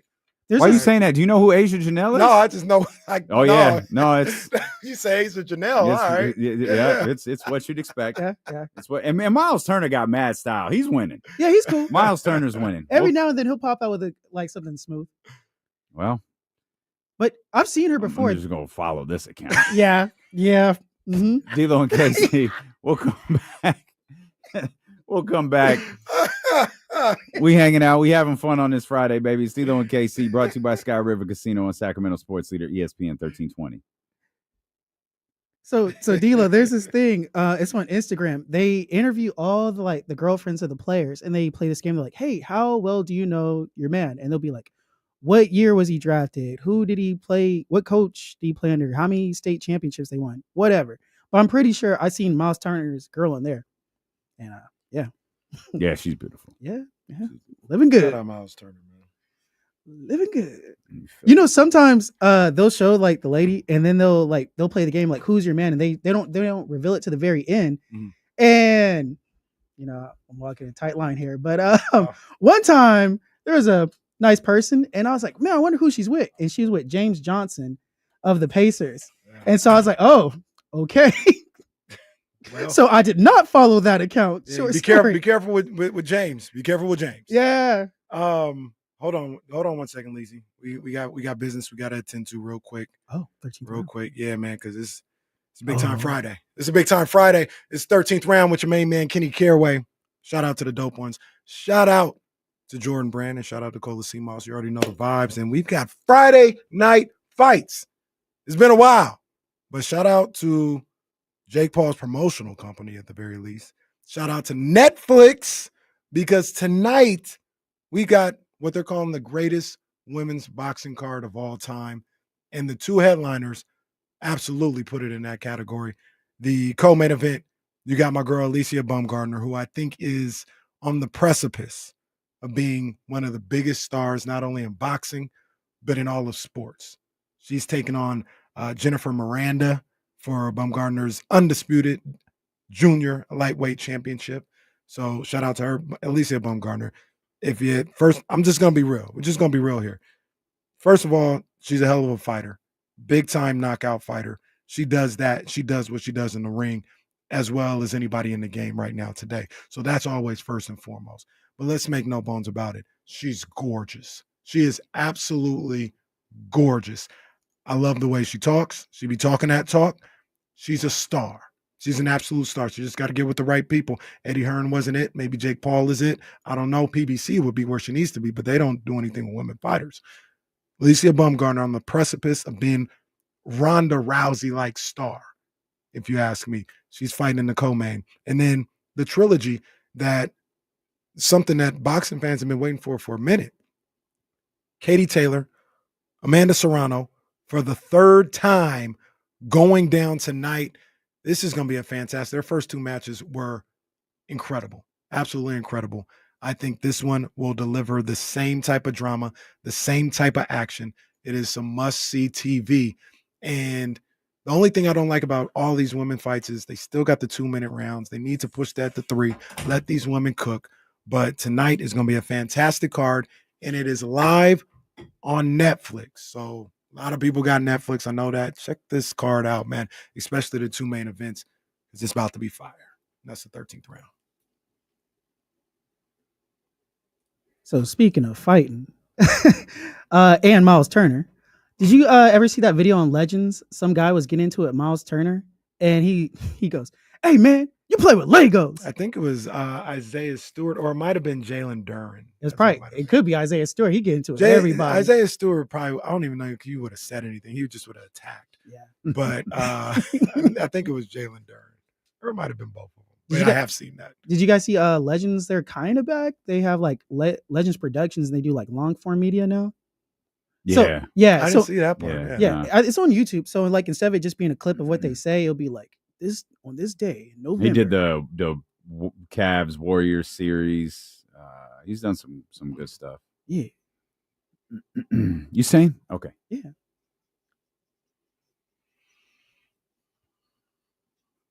I can't even remember how we got on Miles Turner. Oh, we talking about money in the Bucks? Oh, just the way the game is. Yeah, the game's going crazy right now. The way the game has been this offseason. Mm-hmm. Yeah, it's going to be an interesting few weeks for these guys, man. The restricted free agents in particular. No one wants to make that first move. First of all, I hope Chris Paul gets on a team. Like, that man wants to play one more year. Let that man play one more year. That would be ridiculous if Chris Paul. Yeah, that'd be a travesty. That'd be an absolute terrible travesty. Where do you think he lands? I don't know. Yeah, that'd be great. Like, go back to the Clippers. That'd be nice. Yeah, go back to the Clippers. Finish things out there. Because I think he wants to be on the West Coast. So yeah, his family's still based in LA. Does. I think. Yeah, he absolutely does. Yeah, so I think that would be my guess where he ends up. Yeah. Maybe he goes back to the Warriors. No. You know, because the Warriors are so good at just bringing back people that they don't like. Go ahead, just bring back Chris Paul. I don't know if he lands there, brother. I actually think they don't have. Go get Jordan Poole while you're at it. I actually think they didn't have a problem with Chris Paul. I'm interested in in what the Pelicans do. I don't think they did either. I'm sorry, I'm not trying to cut you guys off, but I want to see what the Pelicans do. I know they got a lot of flack in the offseason or whatever, but they got some guys, but it's going to be interesting to see how it all meshes together. I mean, my guy I can tell you from my perspective, I am not interested in the Pelicans whatsoever. Yeah. That's one of those League Pass teams. Like, you just tune in on League Pass. You like, it's Thursday night or Wednesday night. You're like, hey, what's on real quick? I think the countdown. Yeah, I'm going to watch Love Island then because I'm Hey, watching that. So I used to be against Love Island. I was one of those people like, I'm never going to watch this, blah, blah, blah. I was getting my hair done. Shout out to Hair by Jordan. She was doing my hair, and I was there for about 2 hours, and she put on Love Island. So I guess I'm here. And I got invested, D-Lo. I started watching. There's nothing wrong with that. Yeah, it's different because I've seen like a lot of reality TV shows like Loved Ones. And I'm like, this is corny. This is good. But this one, it's a little different. It goes down on that island. There's elements to the show that I like. There's elements to the show that I don't like. But it's like every other TV show. You get invested in the characters and you want to see this through. The show is just on so much. It comes on every other day, apparently. I thought I saw the finale is this Sunday. I have no idea. You know, they be doing watch parties for it? Yeah, Tiger's doing a watch party. That checks out, man. It's 2025, the year of Love Island. My friend was saying it's the Super Bowl for women, is Love Island. They're going to go watch it together. I think there are a lot more than women that are interested in this show. Yeah, that's the thing. It's entertaining. I haven't seen the show, but I watch reality TV, right? Like I watch the Love and Hip Hops. I watch the challenges. I watch some of them Real Housewives joints are fire. Real Housewife. I love Potomac. You know what I mean? That's one of my favorites. So, like, I get it. Like, I'll watch it, too. I don't know if I'd go to a watch party to watch Love Island. Well, that's my thing, too. That's one of those things you get dragged to. They're like, hey, let's go out tonight and let's go to this watch party. I mean, don't you have some friends that might want to go to the watch party? Why do I got to go? I want to go to the watch party. Go watch it right here. Don't you have a cousin or somebody that you can take? Well, how's that different than watching a game at a bar? A game. I want to go to the bar to watch the game. I don't want to go to the bar to watch Love Island. All right. I feel like it's different too. Like you go to watch a game at a bar. That's like exciting. You go to watch Love Island at a bar. You just sitting around like, I can't believe you said Well, that. I don't think so. I think some people will be excited about that. It's exciting. It's exciting for them for sure. Yeah, no, for real. That's their for thing. the fan base. Yeah, I get it. Oh, here we go, Coach Marley. I take offense to that, Leezy. I don't watch any of those. Okay, never mind. What did you say? That I guess in my argument I made it seem like only women like Love Island, and Coach Marley was like, no, everybody likes. Well, he didn't say all women like Love Yeah, I didn't say all. Hey, welcome to the big leagues. People take offense to I've learned everything you say. I've learned. My friends just in regular conversations be like, oh yeah, you said this like a month ago. I was like, what? They acting like Bonte. They bringing up old stuff. Did you happen to read? It was a lengthy article, as like all of man, what a duo! Ramona Shelburne and Brian Windhurst. Did you happen to read that article about on ESPN LeBron or the Lakers and stuff? Yeah, I saw it's obviously a lot of it's about LeBron, Luka, and they basically called it like a superstar transition from a Lakers standpoint, and it starts where they meet at this high-end restaurant in Los Angeles, in Hollywood, and how I think it's Pelinka, JJ, and Luka's manager. They come through the front door. It's a hot celebrity spot. So they have a private entrance where there's no paparazzi and nothing like that. That's the door Luka goes through. Mm-hmm. The windows are tinted. It's as private as you can get in Hollywood. Mm-hmm. And they set the backdrop. It's a beautiful way to start the article. They set the backdrop of like how they went in there and they talked, and they gave, Luka this binder of like plans that they wanted to have this offseason, this season, ways that they wanted to play. JJ was a part of this, and they just have this whole thing, and they do an amazing job of saying this is what they used to do with LeBron. Mm-hmm. LeBron wasn't there. They're doing this with just Luka. And then when they leave, instead of parting and Luka walking out the back door, the other three walking out the front, they all walk out the front door where the paparazzi are. Oh. And whether this is even remotely true or not, they write it as that's the moment. They've decided we're here. We're photographed together. This is Luka Doncic's team moving forward. And again, I don't know if that's real or not, but that analogy is fire. D-Lo, it was a hard launch. It was a hard launch. That's what it was. It was a hard launch. Indeed, it was. Yeah, I mean, it's a hell of an article. It's a mile long. Check it out. You're gonna need some time, sure. Yeah. But there's some time coming up. So I'll there you go. You definitely do. There's some dimes in here. The prevailing thought right now in the last 24 to 48 hours, maybe with this article and everything that's come with it, is that LeBron is feeling some type of way that the Lakers don't look at him as his franchise, his team anymore. Mm-hmm. Do you buy that? Do you buy that LeBron feels some type of way that it's looked at as Luka's team and Luka's franchise now?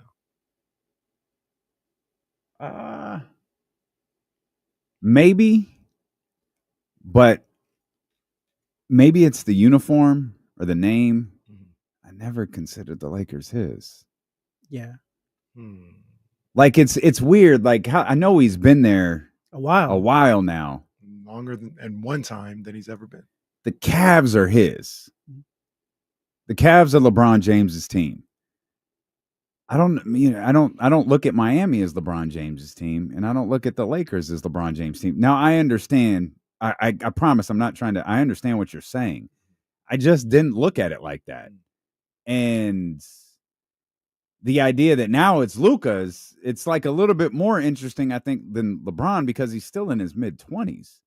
And like he could spend the bulk of his career in Los Angeles. And clearly, or I don't want to say clearly, early indications are that's their intent. clearly something has happened that has LeBron feeling a certain way. One of the notes from that article was Rich called Luka and I forgot his manager. I forgot her name. Called his manager and kind of gave him a heads up as to that statement he was putting out and made it clear this isn't a shot at you. This isn't about you. This isn't, like LeBron loves playing with you, loves all of that. But and I don't know what else he said besides that, but he did call them to make it clear this isn't about you. This is about the Lakers. Yeah. So clearly something has happened that has LeBron feeling a certain way. I don't know if it's Luka. I don't know if it's the potential direction. I'm not sure. Shams was talking yesterday on NBA radio, and the quote they have there's a clip of what he's saying. But the quote he has is LeBron feels clearly that the Lakers are more in a futuristic mindset. Okay. And that's basically what's the problem? What, are they playing with robots? Like, what are you talking about? That clearly is, and I think because Jason Jones alluded to it, I think I remember seeing something about how the Lakers right now, they're thinking is almost like the Kings. We're not going to rush to do something to mess up the timeline money wise and for the 2027 offseason. And that's where the extension to LeBron comes into play. By all accounts, they didn't offer him one.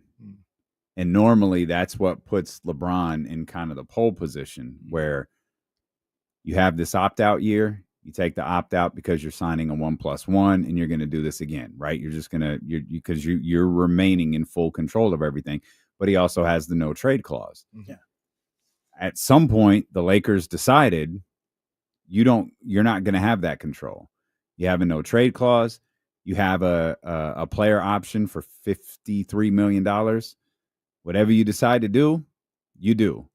But beyond that, you don't have control. Mm-hmm. And maybe it's the loss of control that's upsetting LeBron James and Rich Paul, because there is no situation that they've never been in control of, whether it's Cleveland to Miami or Miami to Cleveland or Cleveland to Los Angeles. Mm-hmm. They've been in control of all three of those situations. It took that move to Miami was orchestrated in China in 2008. Yeah. On the Olympic team. Yeah. The move back to Cleveland probably had as much to do with Pat Riley and Dan Gilbert than it did anything else. Thanks, Pat. The move to Los Angeles was like preordained. Everybody knew LeBron was going to LA. It was the worst kept secret in the league. Yeah. Kyrie said, "Get me out of here. I want no part of this post LeBron team." A year before LeBron left. Yeah. The year before LeBron even went over to LA, they made some big trade with Cleveland and cleared up all that space. And now, for the first time in his career, he has little control. He doesn't have no control because he has a no trade clause.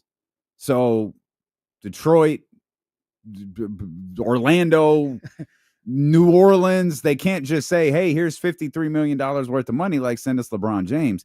He has control over that, but he doesn't have control over anything beyond that. And that is in the most prestigious 22-year career in history. That's a first. Yeah. He's never been through this. The closest thing he had to no control before was that draft lottery. Yeah. And some say it was rigged. Some say maybe there was some control. Some say maybe he did have some control over that lottery. LeBron says there was some control. Right. I just came across an excerpt from that article, and this quote excerpt from the article plays as if LeBron is feeling some type of way. Okay. Says LeBron James reportedly felt the Lakers didn't fully value everything he had done while shifting focus to Luka. Quote, James understood the Lakers taking advantage of an opportunity to pivot to the younger superstar. But from James's perspective, sources said, nuance was sometimes lost during the transition. Doncic had never asked to be a Laker. James, for his part, had chosen LA. Coming in 2018, when the team had missed the playoffs 5 consecutive seasons, the worst run for the franchise since it moved to Minneapolis. 2 years later, James had helped them deliver a 17th championship, end quote. So hearing something like that, it sounds like the fact that they're pivoting to Luka being the face and the guy that they basically make decisions around moving forward has LeBron feeling some type of way. So let me lay out a few other things from the article that might, I mean, looking at, maybe I understand how LeBron feels. The Lakers did not give LeBron James any significant notice that Anthony Davis was being traded for Luka Doncic. Ramona and Windhurst both note like that's a thing that he ultimately forgave because he has a tremendous amount of respect for Luka Doncic. It also notes that Rob Pelinka tried to acquire Mark Williams in that famous failed trade. Where after, during the 4 years that Anthony Davis and LeBron James were together, they had been begging them to go get like a true center to play alongside Anthony Davis, but weren't able to do it. But they were able to do it within 4 days of acquiring. Well, they thought they were able to do it within 4 days of acquiring Luka Doncic. The sale, he wasn't given notice on that. Luka was. And of course, the final thing being the one we just mentioned, they didn't offer him a contract extension. So if LeBron's feeling a certain way, he probably has a right to, because it's clear LeBron, maybe whether LeBron is feeling a certain way, I don't know. Clearly the Lakers are feeling a certain way. Yeah. They feel a certain way about LeBron, and they're viewing like it by all appearances, they're ready to get out of the LeBron James business. Well, and what sucks is they're absolutely going to cut Bronny as some and it does, like, you can feel however you want to. It sucks for him. Yeah. They're going to cut him as some sort of, whether it's next year or whatever, have some sort of like point making initiative. And now if you put all these pieces of the puzzle together, you talk about the Shams tweet where the futuristic mindset, you talk about them leaving that Hollywood restaurant with Luka out in front. You talk about LeBron constantly, and the things that we've heard a number of different times, constantly wanting to play for a championship. Then you talk about the Lakers saying, in no exact terms, we're not going to do anything that jeopardizes our future financially and cap-wise with this team. It seems like the Lakers are looking at it like, hey, we've got Luka. We want to make sure we are good for the now and the future. And LeBron, the way he's always done in his career, is saying the now only matters. So if you can move Austin Reeves and Rui and go get, I'm just throwing out a name, but an impact player, and go get Kevin Durant, do it now. I don't care if that puts you in the second apron. I don't care if that messes you up 3 years down the road. I'm trying to win a championship now. And the Lakers are saying, we're not going to do that because now we got this other guy here that we need to make sure we're good for down the road. And LeBron is just like, well, F it then. Leave me. Leave. Just leave. I'll leave. No, you stay. I'll leave. Trade me. I'm out of here. It definitely sounds like a husband and wife fight. No, you stay. I'll leave. But they're at then you leave and you realize you got nowhere to go. Your stupid ass just walking around the neighborhood. Stupid ass is just standing outside. But you have to walk your ass back through the front door like an idiot. So I wonder they can. I wonder how do you go into the season with all this? Well, all this stuff is like, whether it's public or not, there's like little things here and there that are going on, but we know if we're hearing this stuff out in the open, there's stuff under the surface that's really bubbling. Yeah. How do you go into the season like this? I don't know. I don't have an answer. They need to talk in Vegas because that's where everybody talks and say, LeBron, where do you want to go? I watched clips. Was LeBron courtside last night? I didn't see him. Or yesterday? I saw I didn't see him. Savannah And Zuri, Zuri. I saw those two, but I didn't see any pictures of LeBron. because they were out there supporting Bronny. LeBron ain't supporting the Lakers Well, no more. yeah. Well, Man, that's He tough. ain't supporting the Lakers no more. my thing is though, like going into next season, like Sorry, son. I don't give a damn about your career anymore. I can't stand this basketball team. the Lakers were the 3rd seed this year, right? And you just got Luka, you got Dalton Connect, even though JJ has whatever feelings towards him. You got Austin Reeves, who's played pretty good. And you just got DeAndre Ayton. I know DeAndre Ayton in the locker room or whatever, off the court, he's a bit of a head case or whatever you want to call it. But I don't think the Lakers are that bad on paper.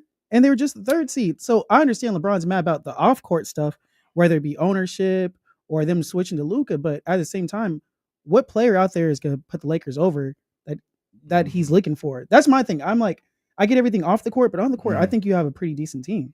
Yeah, I don't think they've got a decent team. They if everybody stays healthy, they don't have a championship team. They don't have a team that could beat OKC or beat Houston at this point. You don't think they could beat Houston? Nah. Well, okay, it's different now with Houston KD. would destroy them in the paint. They would destroy them in the paint. I mean, now with KD, yeah, but I mean, the Warriors just beat the Rockets last year. But all right, KD on the team. Yeah, no, it's different. Yeah, he's Kevin Durant. Kevin Durant is playing. Yeah, I just don't think the Lakers that bad on paper. That's just my thing. They're not. I don't think they are either. They're just not a championship team, and that's all that matters. Yeah. Nothing else matters for LeBron in this stage of his career than to be a championship team. Where's he going? Where would LeBron go? Is he got to go with the Mavericks? I don't think. I think there's no. I think there's only one team that he can go to, and they're a championship contender. It's New York. Oh. Like that he can, and that he can realistically go to, and they can It's New York. I cannot think of another. Well, I could think of one. I don't know how. Well, yeah, I do know how you do it. You could be Golden State. Did you see Casey's boy Bill Simmons was talking about? They should do a swap with Kawhi and LeBron. Who says no? I was like, well, Kawhi and LeBron. No, he stays in LA. I don't think. No, I understand that. I don't know the Clippers. I don't know that makes the Clippers Tyronn a title Lue. contender. Yeah, that's his boy. Sure. That is his boy. That's absolutely true. See. Makes you think. I mean, I think that would be a good move for the Clippers. Yeah, I think the Clippers would do that. I don't know. the Lakers. The Lakers. I don't think the Lakers would do that. Nah, it doesn't work for them. But like D'Lo was saying though, I think you guys talked about this before. I think it's Cat for LeBron works straight up, but obviously, that's a different trade. Yeah. Why? I mean, it's cool for the Lakers. You get a young big man, and I guess I don't think he's that young. Well, 90. Well, who? Okay. You said Cat? How old is Cat? Cat's like what, 27, 28? I thought he was 28, 29. Maybe so.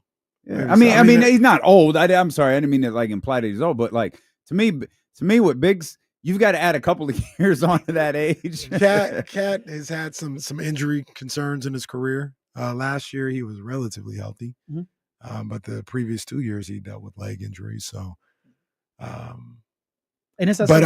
also said if he's going to New York and I'm the Knicks, I'm not trading Cat. I'm not trading Cat. Who else you giving up? I would have to give up Michael or OG. But I need that three, that three-level, three-headed monster there with Brunson, LeBron, and Cat. Yeah. You trade Cat in that situation. If I'm LeBron and I'm looking at it, they trade Cat. I'm in no different of a situation than I was in LA. Yeah. I don't have no big man. Yeah, you need size. So if I'm LeBron and I want to go there, I'm making sure Cat stays there. That's tough. Okay. All right. So how do you? I just don't think you can strip because you had a trade proposal once. I just don't think you could strip that many guys for a LeBron James, a 40-year-old LeBron James, and perhaps his final year. Mm-hmm. And maybe for 1 year you can, because the entire complexion of the East is different. Yeah, the East is open. With Tatum, with Ty. And you got a shot. And then now Dame isn't even a buck anymore. So maybe you could pull it off with this roster. Yeah. or a slightly different roster. And we're talking an NBA championship. One in New York is good enough. Yeah. Yeah. Right. This isn't a run that you need to go on. You just need to get the one. What if LeBron hypothetically got a championship in New York? Would that be bigger than any of his other championships? No. I was curious. For New York, don't say that. For New York, don't say that. It'd be his least significant championship. Really? Yes. I think it'd be bigger than the Lakers one. Yeah, absolutely. Well, like bringing the New Knicks back York to relevant. only number one. Yeah, but only because it was the bubble. Yeah, it's still bigger. But though. here's the thing. And I'll say this till the end of time. But I'm not going to say it right now. I'll say it when we return here on Sacramento Sports Leader. That's a pro right there. That's a pro. Better write down what I was going to say. Sorry, that hit me right at the last minute, D-Lo. I'm like, well, no, that's a good one. That's a good one. That's a good one. I sound like people on First Take. How does this affect LeBron's legacy if he got a championship in New York? First Take. Soren. Wow, that's a tease. That's why he's the pro. Yeah, that wasn't even a tease. That was no, this could go on for a while. Just go to commercial. Yeah. Just go to commercial. Get out of here. Stealth is right. Stealth is 100% right. Not bigger than Cleveland. Now that was a big one. Cleveland, this is for you.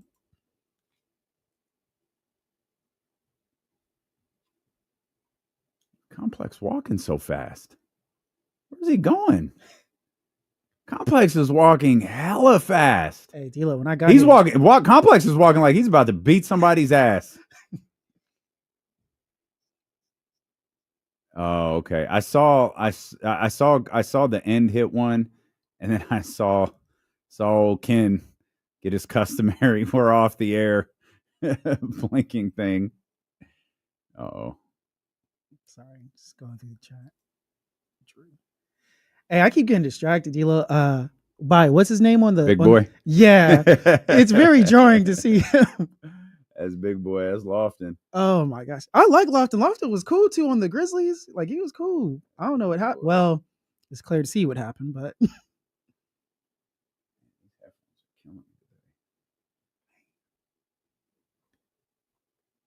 yeah, every time I look up, he's at the line though. He's moving.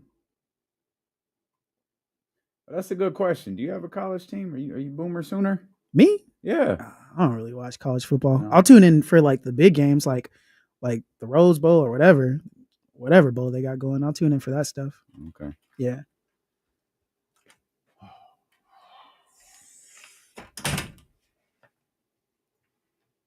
Oh yeah, Sac State. That's right, Rowdy. I rep Sac State. That's alumni. Let's go. Sac State making moves, man. Shout out to Shaq.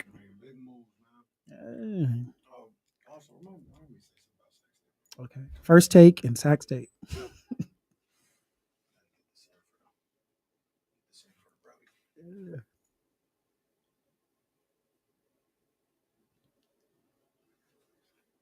Oh, here we go. LeBron back to Cleveland could work for Garland though and play point forward. What?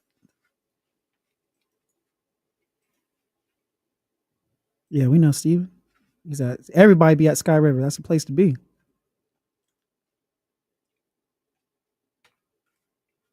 Oh, this is a good one. You should go get that Jalen Hurts Oklahoma jersey. Okay, Aldrin.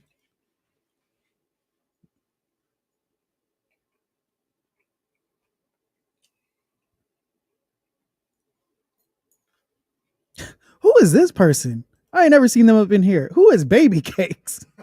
Baby Cakes has been in there before. I ain't never seen Baby Cakes. Well, all right, Leezy. Well, yeah, okay. Hang in there, buddy. Baby Cakes has been in here. We got the Baby Daddy, Baby Cakes, Filthy McNasty.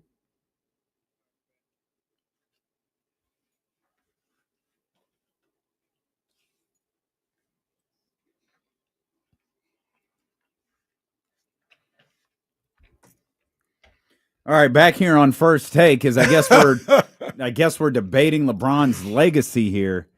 Well, you were way off. No, I wasn't. You were when you said that would be his least significant title. So okay, yeah. One, yes, I believe that's accurate. If LeBron James won a title with New York, it'd be his least significant. Two, you brought up the bubble. You brought up the Lakers title. You didn't say the bubble. You brought up the Lakers title. That title was won in the bubble. But all I'll point out about that is the same thing I point out every time. The Lakers were favored to win the title that year. Yeah. Like and then they went and did it. It's not like some scrub ass basketball team went and won the title in the bubble. Yeah. The team that was the favorite to win won. Yeah. Oh no, I'm one of those people. I'm and not it one of the wasn't a bubble haters. 20-game season or whatever Major League Baseball did. That's fine. That's fine. You have a Laker fan in the studio right now, and you ask that person. You say, I thought you were being serious. Yeah, I was no, that too. I was like, I'm gonna clip that. Hey, clip that. No, do not clip that. show. No, Yeah, hell he did. no. He finally. No, hell no. I'm saying, What's he doing right now? What's he talking about? Come on. Oh, he's so confused. He sounded like he was about to make a confession. You got a Laker fan here in the studio. I was looking around. I was like, wait, is that Leezy, man? Ridiculous, man. That man told on himself. Right? Yeah, that was crazy. Right as we got to 1,000 people watching it, man. This is told on ridiculous, himself. man. If you had a Laker fan in the too late. building right Yeah, now, if I did it, relax, Yeah. OJ. Yeah, damage is done, pal. and you asked them, OJS. you asked them, what's your favorite Laker championship? Mhm. Would that even be top 5? But that wasn't the question. You're talking about significance of a title To a player.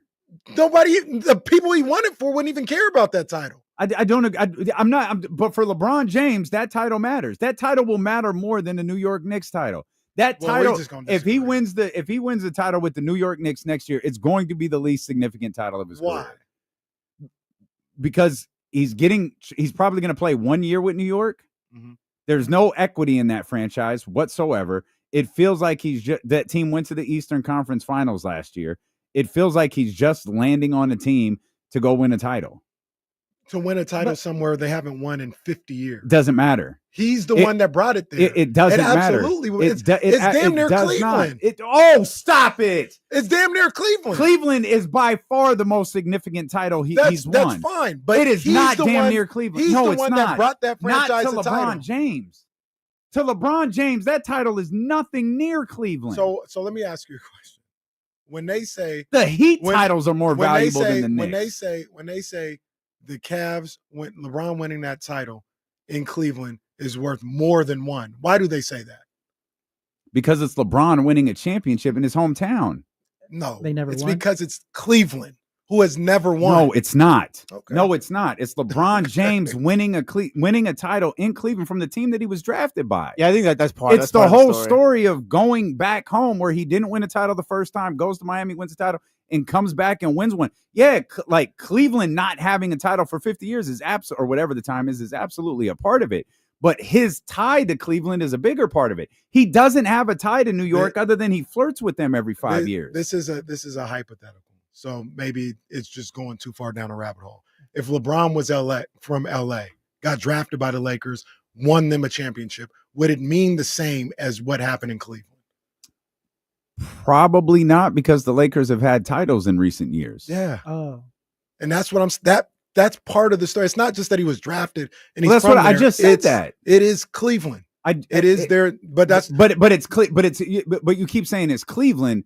It's Cleveland's absence of a championship. Yeah. No, that's for sure. That's what you're saying for New York. But is it? But for Cleveland too, it's not just the absence of the Cavs. It's the Browns too. Mm-hmm. It's the city. Indians / Guardians. Absolutely. The Giants got 2 Super Bowls. The Giants ain't the Knicks, though. No, they're not the Knicks. I would Knicks. only say the Yankees are above the Knicks. That's fine. Okay, that's fine. Mets are there too. Mets and Rangers are there, but I think the Knicks are we saw this year, what we saw after, the Rangers is the one I would question. Like, are they above the Knicks? They might be, but what we saw this year, what they did after winning the second round series against Boston in Manhattan. There's no argument Cleveland's would be number one. Yeah, Cleveland's one. You'd put New York second? It'd be maybe second or third. Like, I'm going with the individual championships. In the first one, what do you have to do to get that first one? I'd absolutely I'd go the 2 Miamis next. That might be Yeah, that might be fair. That might be cool. Okay. I think the New York one is up there though. So, I think but New York, it's not up there. We're arguing about whether it's last or second but listen to what last. I'm saying. I think the New York one might be able to get the second Miami one. I think it might be able to get the second Miami one. Was that the Spurs? Mm-hmm. Yeah. That was the Ray Allen play, wasn't it? Mm-hmm. Oh, it ain't getting that one. Yeah. It ain't getting that one. That series was over. Yeah. They had the tape out. Ray Allen hit the shot. Well, that's what I mean. And, yeah, Ray Allen hit the shot. LeBron had an unbelievable game 7 to get him there to bring But I it mean, home the as well. title that you had lost the title for like the briefest of seconds. It was like that title was gone, and they wound up winning that game and then winning Game 7. I don't know that the Knicks series. I don't know that the Knicks title can catch that one. The Knicks title would go crazy. And I'm not questioning whether the title. I'm talking about its significance to LeBron. I don't think that title would have the same significance to LeBron. But the other significance, it would have significance in New York. But the other significance about it as well for the league is this is for people who like to have these type of arguments. Man, that's another hell of a feather in his cap that he took another championship to another franchise to a championship. His 4th franchise. Yeah. Come on, man. That is the epitome of so where I go. See, that's a good winning point. Happens. That's a good point. The 4th franchise, the kind of one-man dynasty that he's established. That's a good point right there. I don't know. It'll be the end of his story, too. It could be. Let him finish the story, D-Lo. Finish the story. In New York. Oh, you hate when guys with finish Mike their Brown. story. Oh, now all of a sudden you're in on the storyline. Wow. What a joke. 2 things that I wanted to say real quick. Mm-hmm. We'll handle the one that I love first. You guys were talking about Sac State during the break and all this other stuff. Yo, if you haven't already, Roddy saw it and he talked about it in the chat. I'm looking for the comment. But go check out and go subscribe to Go TV Football on YouTube. I think from everything I hear, it's going to be a weekly behind-the-scenes look of my man Brendan Marion and the Sac State football program and what they've got going on behind the scenes at Sac State. I saw the first episode that came out the other day. Just really cool stuff. Man. Who's doing this for them? Who's doing all this? Oh, Leezy like, hey. Hold on, player. Hold on, player. I don't know, but they did a really good job with it. And I watched it, and we talked a number of different times, like how hyped we are for football season. Wait, what's it called? I think it's Go TV Football. Oh, go. Okay, I was like, Go TV. Be careful with the football in. Put the football in. Find it on the phone. This is on YouTube, right? Yeah. There it is. Go TV Yeah, Football there on it is. YouTube. Go subscribe to the page. But we've talked about how excited we are for the football team. But they're doing their trainings, and it's basketball season, and it's the summer vacations. You kind of forget. They got one of them. And man, I watched that thing. They got so much talent. They've got hella talent. Like, I want to see how this plays out. These boys are going to be nice this year. But just seeing the behind the scenes aspect of it at the end of the first episode, which is another thing that got me hyped up. Coach Marion, he's like, yeah, man, I'm about to I'll be back, guys. I'm about to go check out Coach Bibby. They practice over at the gym. And he goes over into their gym, and you see Mikey Williams, you see those guys. It's like, oh, it's a movie. Hey, Sac State is Sac State gonna be popping. Box office, football and basketball is about to be popping. And look, I don't want to get anybody in trouble. This is just my one-man crusade here. I don't want to get anybody in trouble or nothing like that. But Mike still hadn't put them 3 stripes on. Yeah. He refuses. Mike refuses. That's gonna be different. Any gear with the 3 stripes on. Mike, call people, Mike. Make a call, Mike. Make it happen. Make it happen. So, but yeah, go check that out, man. Go TV Football on YouTube. Go check it out, man. You said remind me of First Take when I get back. Yeah, because we were having a First Take type discussion. This isn't like a big deal. Yo, that was heavy First Take vibes. Gonna be stealing all our content. Heavy First Take vibes from D.O. Casey and Leezy here today. I saw it. It was just a little side note that I saw this morning. I tapped into First Take for like 5 minutes. Well, he was all over the place today. First Take, Vontae, Bill Simmons. Yeah, man, Bill Simmons. No Simmons today. No Simmons today. Okay. But guess who was on First Take this morning? And there was no Molly and Stephen A are on vacation, so it was Couldn't even venture a guess. Your boy fighting for a title tomorrow night. Your boy Goldberg. Goldberg. Oh, Jesus Christ. He was talking about his best jackknife, his best spear. He said his best spear was the one on Christian. They didn't show it, so I don't remember. Does that They're probably like, who the hell is Christian? Yeah, who? I have no idea. The guy from TNA? What? Yeah, the guy in AEW? Like, Yeah. what? The guy that's related to Cope? Goldberg, Spears, Christian? He said that was his best. Man. I don't even recall it. I don't know. Bro, I have no idea. I just found a video of him spearing Laparca. What are you talking about? I found it. I found it. Hold on. I gotta see. No, it. I could put it on the yeah, screen. Pull it up. Yeah, He said that's it's his gonna best take me a one. second. Okay. He said that's his best one. Yeah, he and then I speared think crap out of him. I think when he talks about the best jackknife, I think he talked because I caught it mid conversation. I think he was referring to the one to beat Hogan to win the titles at the Georgia Dome. Okay. That was like if you ever that crowd, that pop, that was everything, crazy. that was a moment right there. No, absolutely. That was crazy. Yeah, but he kept saying the spear on Chris. He's like, well, obviously that was the one. Like, I don't know. No, hang I on. don't know nothing about this. I gotta be honest with you. I don't know that I've ever seen this before. I don't know that I've ever. Goldberg is the least interesting, most overrated performer He's telling the ever. truth. He ain't lying. But let's see here. Here, let me get the sound. Yeah, let me cut because that sound they off. gonna get us, ain't they? They don't. I like don't. I don't know. They're probably gonna get. Oh, goodness gracious! So that's Christian's dead. That's the thumbnail right there, Justin. Oh man, Goldberg's better than the Ultimate Warrior. That's a good question. Goldberg was something. Hold on. Yeah, I think I'm. Yeah. I have no idea who this jabroni is, but here they said that they said these were his two best. Here's the other one. Let me kill the sound on this too. Oh, he went in the air. Oh.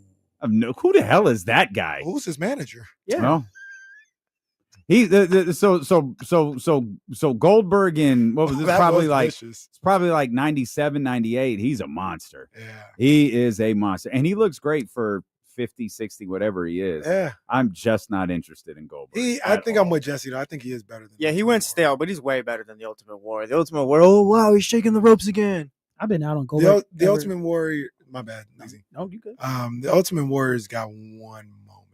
The Ultimate Warrior just sounds like a guy who was just difficult to work with. Well, that's Gold. I don't think Goldberg was easy to work with. These guys are the Spider-Man meme. But no, Warriors. I mean, Goldberg essentially has one moment, and coincidentally enough, no, don't do that. Don't do that. Nah, He's actually now this that I whole think about first run. it, This whole first run. Come on now. No. Okay, now I'm gonna go babyface on Hogan because the moment. Wow. Okay. The moment was. What are you doing with him? The moment was only good because it was against Hogan. That's fair, Well, but there was a lead up to that moment. Yeah, it was too. Goldberg too. It was like, yeah, It was a lead up to the Warrior moment.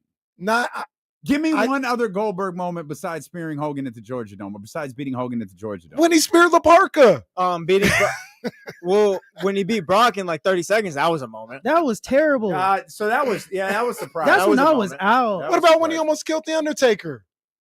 That was moments of death, moments close to death. That was Final Destination. Yeah, that was a Final Destination short movie.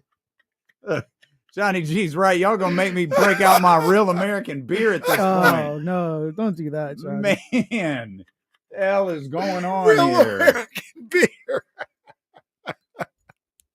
You are the correct answer is you're right. They're probably more like the Spider-Man meme than anything. But if I had to give an edge, I'd give it to Goldberg. Yeah, Goldberg's got more moments than Ultimate Warrior. Because what outside of WrestleMania 6, what else? And Tar coming out of his head. Well, he had 7 when he beat Randy.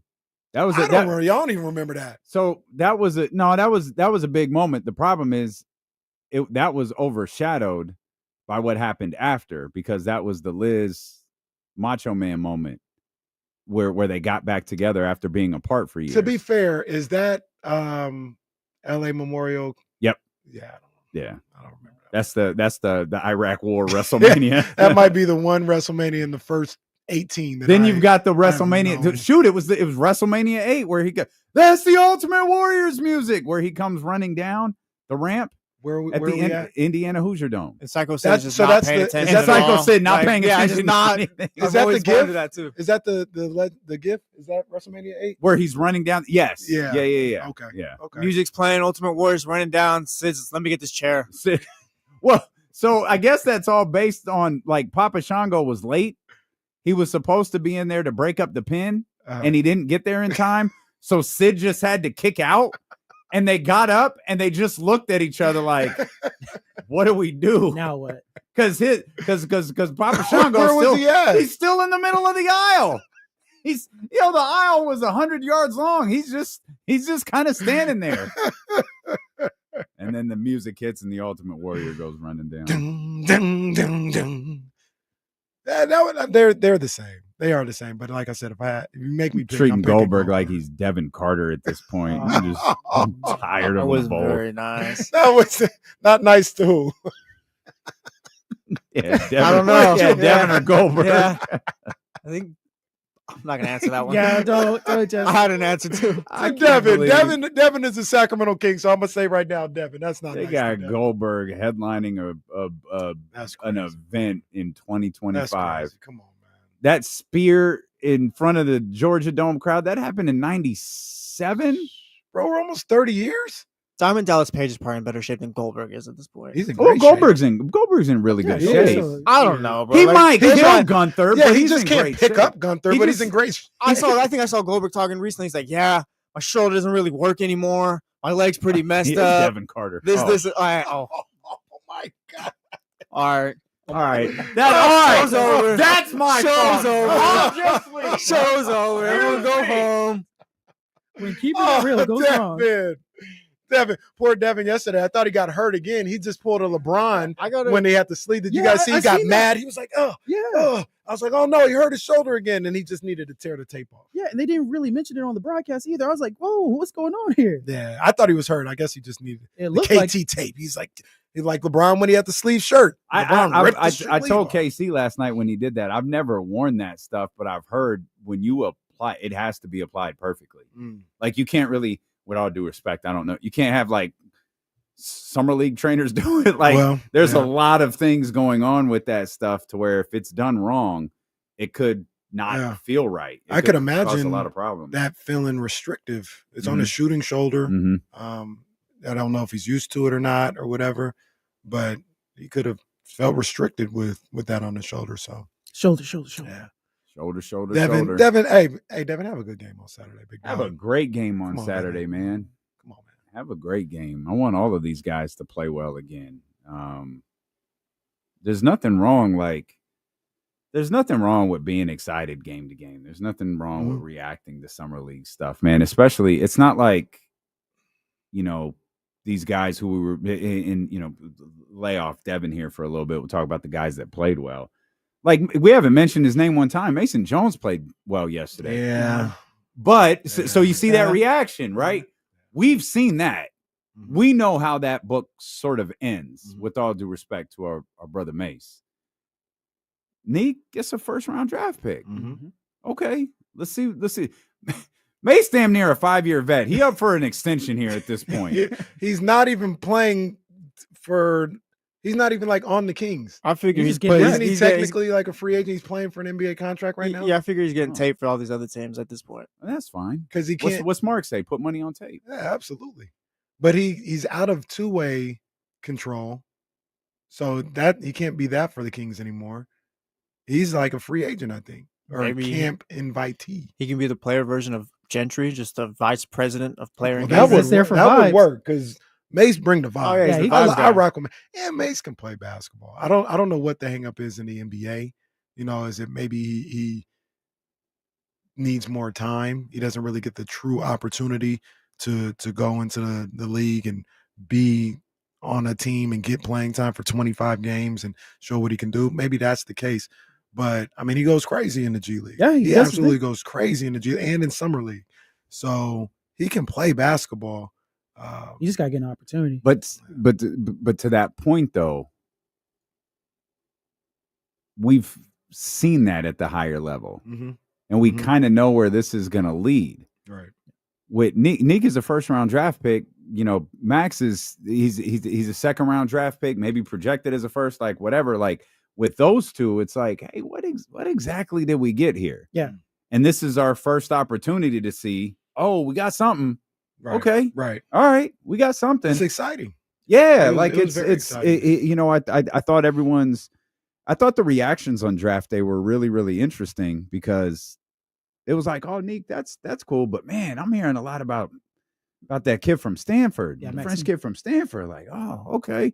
And it felt like there was more excitement about 42 than there was trading into the first round. And for these guys to both play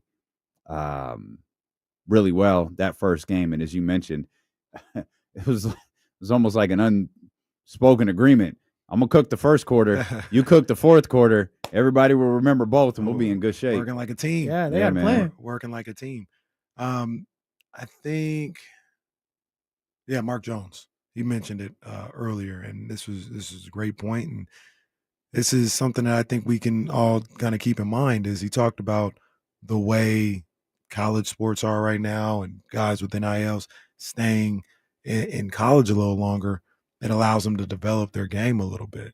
And when you have guys like Nick Clifford and Maxine who come in as 22-year-old guys who played 3-4 years of college basketball, the adage that we're used to of, well, he's a rookie, like you got to give him time to adjust. Like these guys, I'm not saying they can't get better in the NBA, but they should be kind of looked at as ready to perform on the NBA. We think back to like when we were younger and you would have guys stay 3-4 years. Those rookies came in ready to go. Yeah. They were ready to play. There wasn't no, he's a young guy, he just needs time to develop. Like they were young men ready to play. And that's what you have here with these two. So we saw it with Keegan Murray. Keegan Murray was an older player and he was ready to play on the NBA level. You may be able to have that same type of thing with Neek and with Max because they're older college guys. So they don't have to develop as much. The learning curve isn't as steep as it would be with a 19-year-old guy or something like that. So help me, I can't remember which one it was. I don't remember if it was Neek or Max, but one of the lines for them was they might be the most NBA ready player in the draft. It's probably Neek. That's what I can't remember which. I don't remember which one it was, but I know that label was thrown on one of them. And they both look comfortable out there last night. Yeah. Hey, question for Neek. What player do you compare him to? Like we haven't got to see a whole lot of their game, but a lot of people compare him to Doug or Josh Hart or this or that. Do you have any comparisons for Neek? What you see so far, or even Maxime? Even Max reminds me of Sengun, and Max reminds me of Wemby. Well, that's country. Yeah. One game, his teammate one game for the French reminds me of KC said we needed a Wemby stopper. We got him, and it's not Rudy Gobert. No, hell no. Maxime Reynaud. Good. He reminds me of Sengun and Big Vooch. That's what his game reminds me of. The Neek, I haven't locked in on somebody with Neek just yet. See, I gotta see more. Yeah, I haven't locked in. It doesn't necessarily. It kind of like, well, it does kind of. Nah, I ain't even gonna say because it's not the same type of game, but it kind of reminds me of Tyrese Halliburton a little bit. But Tyrese is a pure point guard. Yeah, he's pass first. He is a god level passer, and that's not what I see from Neek. But Neek's vision, his feel for the game, his height, being able to handle the ball and distribute the ball at that size, those are things that kind of remind me of Tyrese Halliburton, but it's not the same. Tyrese is a way different player. Yeah. All right. Well, don't tell anyone you can't overreact and say that we're winning a championship after one summer league game. I mean, Kings they've been known to win summer league championships. Yeah, summer league MVPs. You know, that's what they do. Davion was summer league MVP. That's right. That's right. He shut down Peyton Pritchard. he shut down Book Night. Yeah, Book Night. That was my boy too. I like that's it. We were talking about that one. It must have been some day that you weren't here, and I could not remember who he had locked up, and the crowd just absolutely went crazy for. That was it. And then someone said it in the chat. I was like, "Oh, James Book Night." He was never heard from again. Yeah. I believe. Damn shame what happened. I believed in Book Night too. Yeah, I thought he could play. He's in Charlotte though. Maybe that's the issue. Charlotte, look at Kai Jones when he was in Charlotte. Look at Malik Monk. Yeah, Malik Monk. Hey, man, what happens if you get a player out of Charlotte? He just seem to do better. Interesting. Charlotte's the East Coast Sacramento. Oh no, I wasn't saying all that, Casey.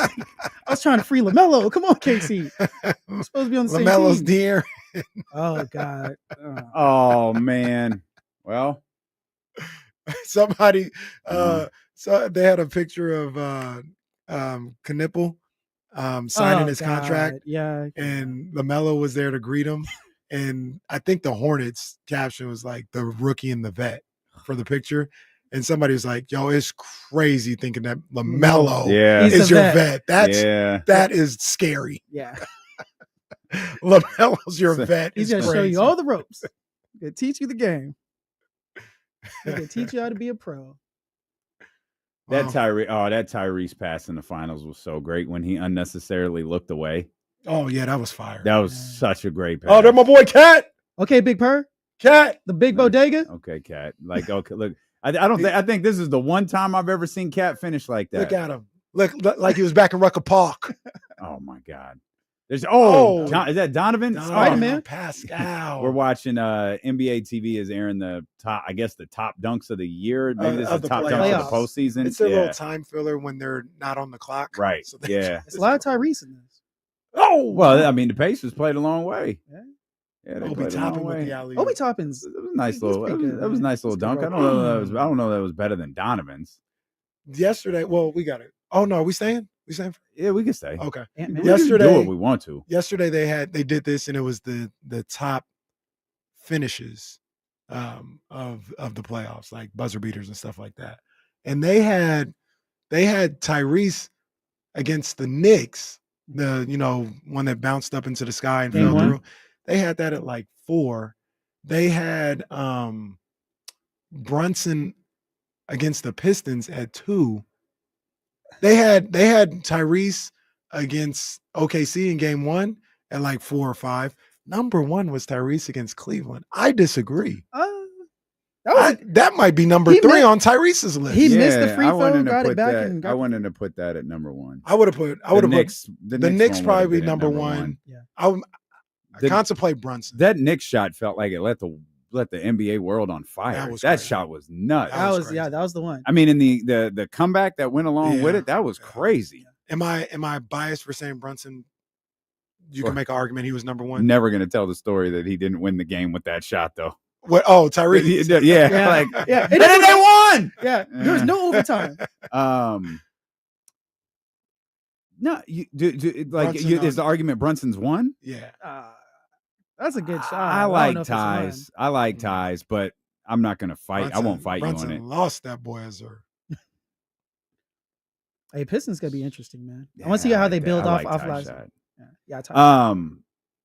Yeah, I'm very much on a wait and see approach with Detroit.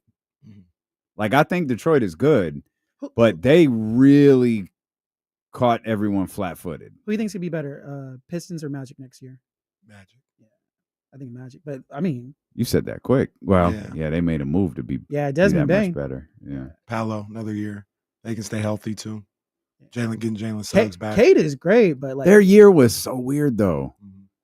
Like didn't Paolo go out and they were really good? Then Paolo came back and they had injuries. It wasn't just Paolo going out. They had guys the hurt. Same injury. Franz and Paolo both had the torn abdomen muscle or something. Yeah, like that. and it kept it like it was you could survive one, then you get going again, and then it just got to a point where they just kind of crumbled a little bit. I think it was weird. One of the engines for them, not saying he's their best player, but he's an engine, is Jalen Suggs. Yeah. And when he went out, they never found an answer to that point guard. They tried Cole Anthony.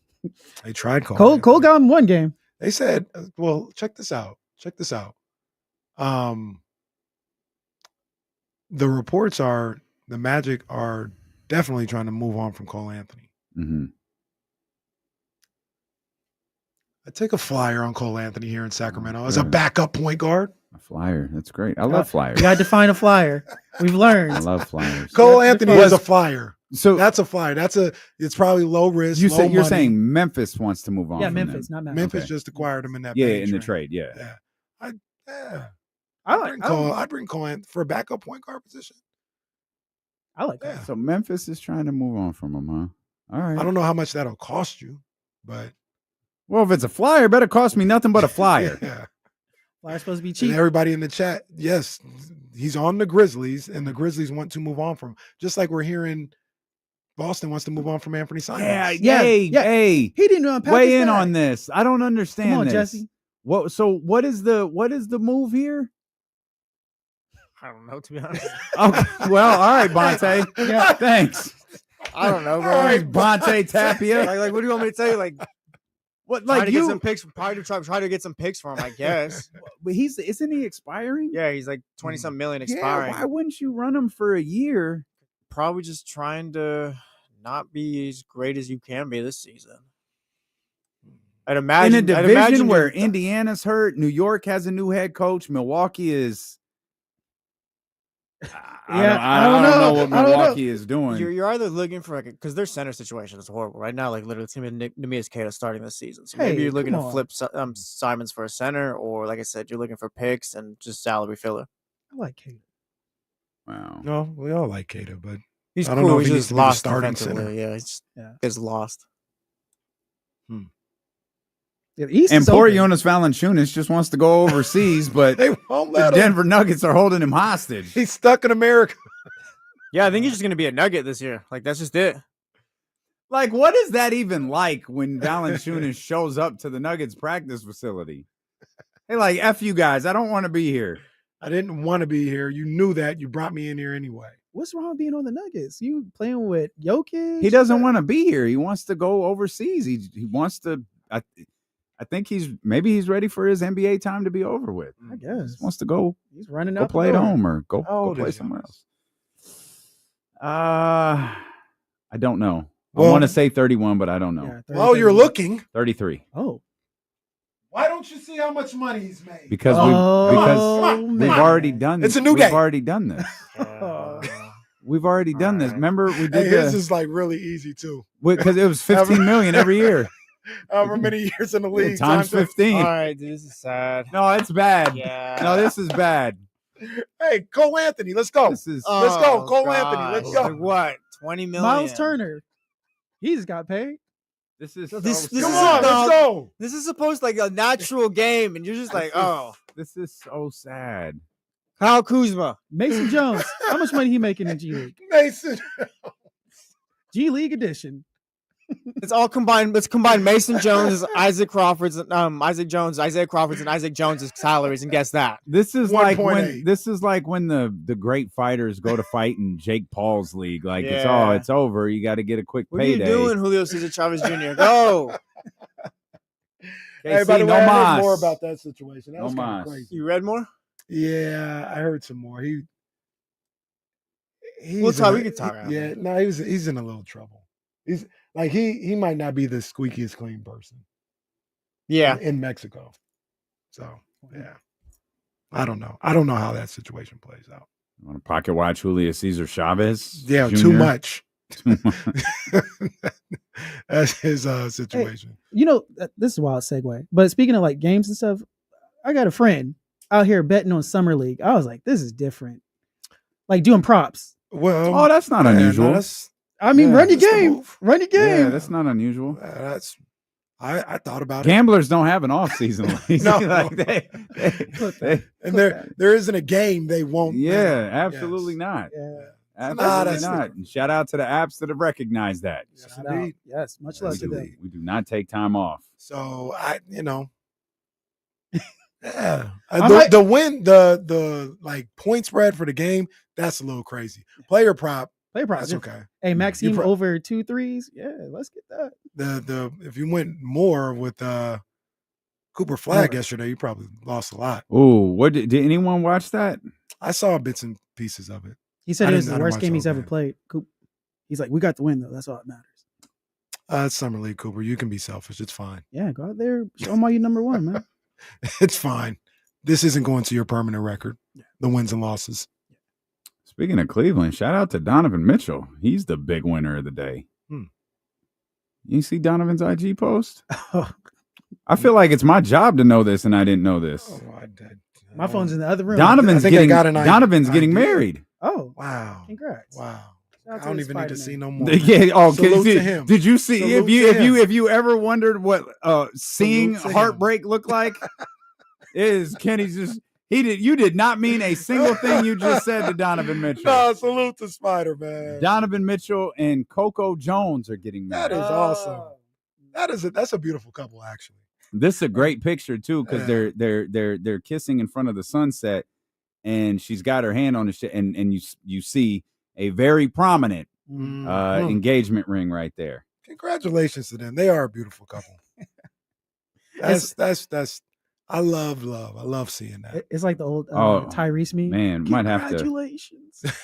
Oh my man. Okay, boy, they stepping their game up. Leezy. What's up? It looks like they not only did they do the beautiful post. They got video. It looks like they have drone footage. Oh, everybody got a drone now, man. Oh God, I don't know where they're at, but this estate is gorgeous. Goodness gracious. Oh, and there's look, Donovan down on one knee. Oh, good for Donovan. No one in sight. Where are you at? That's not on his page. No one in sight. It's not on his Instagram page. I'm not seeing it. I'm just. Oh, that's fine. Oh, I guess you're not a close friend. I guess not. You don't got the green bubbles. Like those green bubbles, man. Man, me and Donovan, y'all, because you two spent so much time disrespecting Cleveland. Yeah. He's like, when I disrespect Cleveland. Okay. So there's Cleveland once. So there are people around. It looks like I'm not positive. I think that's a mariachi band over there. Oh, I wonder where they were at. I can see a photographer who kind of snuck in after Donovan pulled the ring out and got down on one knee, and then Leezy, I'm missing got the out. drone footage. Man. They got the drone footage, Leezy. You gotta have the drone nowadays, man. It hits different. We all got the iPhone, but not a lot of people got that drone. That's pretty cool. Look. Step your game up, fellas. You got to hire. If you want to propose to your girl, Leezy is available. Yep. He has a drone. Yep. He's a photographer. He can get things done. I'll head up the mariachi band. I'll find my connects. We'll make it happen. We'll have Algo Bueno cater it. I got it. We okay, wait a minute. All of this for the proposal? Oh, well, I'm thinking ahead. See, it's a whole package. No, you're thinking about the wedding now. Yeah, you gotta get the premium package. And we're gonna have burritos at this wedding. Do I have that right? We're gonna have burritos. Hey, they have done catering for wedding events. No, sell a woman on this, please. Like, no, baby, we're gonna have this thing catered by burritos. Now, I'm sure the food is terrific. That's delicious. I'm just saying there's a time and place for a burrito. Yeah. And I don't know that the nuptials are it. I would say no. No. I would say no. I would ask the question though. Jesse's giving me a steak. I got chases of steak and salmon from Jesse, and you trying to serve up chicken and beef. I got other connects. What's that? Says good stuff, by the way. Oh, I believe it. You already did the food tasting. Yeah. Can I get another plate, please? Yeah. I'm gonna try that. Let me try this one more time. Like that worked for me. Now I would ask the question though, if I were you, Leezy. Yes, sir. How much money has Donovan Mitchell made in his career? Oh, this is so sad. This is so sad. He did read the note. This he is did so get that sad. big payday from Cleveland, right? Hey, let's go. The Ric Flair. Come on. Come on. You don't have anything to write on. Jesse about to say, "I'm sorry, I love you." And Come on. One last super kick. Donovan Mitchell. Poor Jesse. He's trying to get his work done so he can get out of here. Hold on, I legit don't have anything to write on right now. Hold on. He just legitimately. Just say it. Just begging. Absolutely begging. for a Guess I'll read pocket my watch. answer out loud. Donovan Mitchell, the former number 13 overall pick in the 2017 NBA draft. He has a lot of money coming his way in the next 3 years. But to this point in his career, he's played 8 seasons. His highest earning year was last season. No surprise there. $38.8 million for Donovan Mitchell. 38.8. Again, that is his highest grossing year. He has 3 years ahead. He's going to earn significantly more money in those 3 years. We're doing to this point. Okay, he said he made 38.8 last year. 38.8. Yeah, 38.8 last year. 8 years in the league. Remember, he is the former number 13 overall pick. His big money hits next year and over the next 3 years. We're not counting this upcoming season. We are not. We are going with the 8 years that have been played. $34.8 million is his highest grossing year. It was last year. He has been begging for a matchup all day in a must-win scenario for Kenny Caraway. What are the career earnings for Donovan Mitchell? 8 years in the league, former number 13 overall pick. Numbers up, gentlemen. We have 234. We have 183. And just for fun, Leezy is in there with 175. Hey, we'll let this guy in. All right, Leezy's got the unplugged controller right now. I'm Travis Scott running to the ring. I got Yeah, Leezy's got the unplugged controller right now. Let him play. Let him play. Leezy. Mom said we got to let him play. Leezy just in for fun. But the winner of the matchup, win number 13. That's got to be like a clincher at this for point. Jesse Tapia. $141.9 million. You went two. That's like a whole $100 million more, KC. For Donovan Mitchell so far. I had 135. It was 140. Next year, Donovan Mitchell goes from 34.8 million to 46.3, 50.1, and 53.8. Over the course of the next 3 seasons, Donovan Mitchell's career earnings will double to $292.2 million. You want to go ahead and concede now? All right. Look, we come out here and we work hard. It's not easy to defend a championship, and we just hey, loser. I don't care. I have to go to commercial. Steelo and Casey really on ESPN 1320. Man. I didn't even realize what time it was either. I was like, we could do this in 3 minutes. We got it. We could do this. After last year's debacle, I'm glad I was able to bring the championship home this year. Oh, man. So wait, what's Abe? Because if Jesse's a champion, what's Abe? Nothing. Oh, I thought Abe had a title. I thought he's like Intercontinental champion or something. Abe got some type of championship. I was the reigning champion. Me. Oh, good to know. Okay. Well, were. Man. We didn't play enough. I'm a rhythm player. We didn't play enough. I blame the schedule makers. We had the unbalanced schedule because we accepted an expansion team that quit. So Can you pull that script up real quick? See if we can knock this out. You stop bitching about the schedule makers. Uneven schedule this year.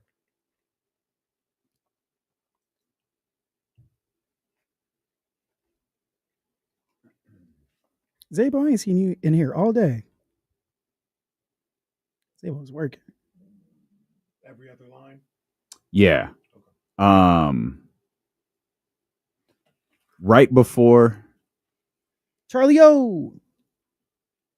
You need us? Sorry. Oh. Sorry.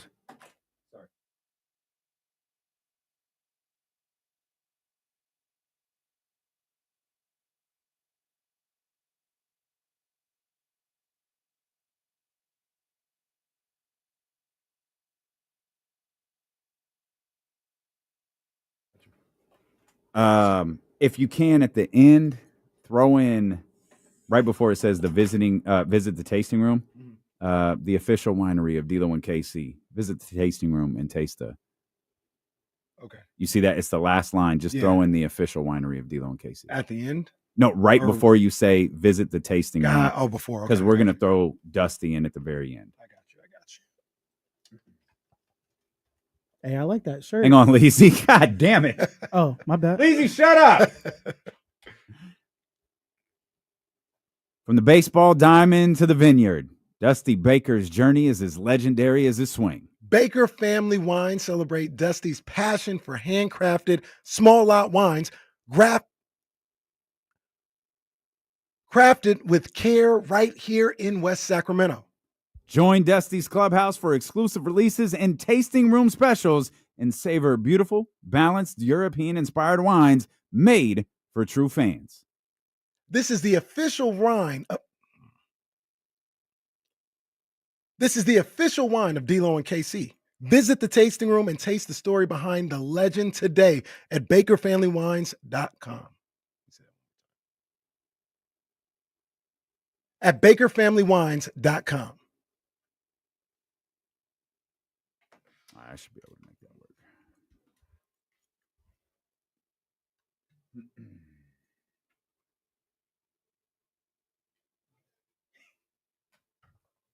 All right, now you can talk, Leezy. All right, my bad. Sorry about that. Whoops. I talked at like the worst time. You good, man. You good. Don't be silly. You're good, family.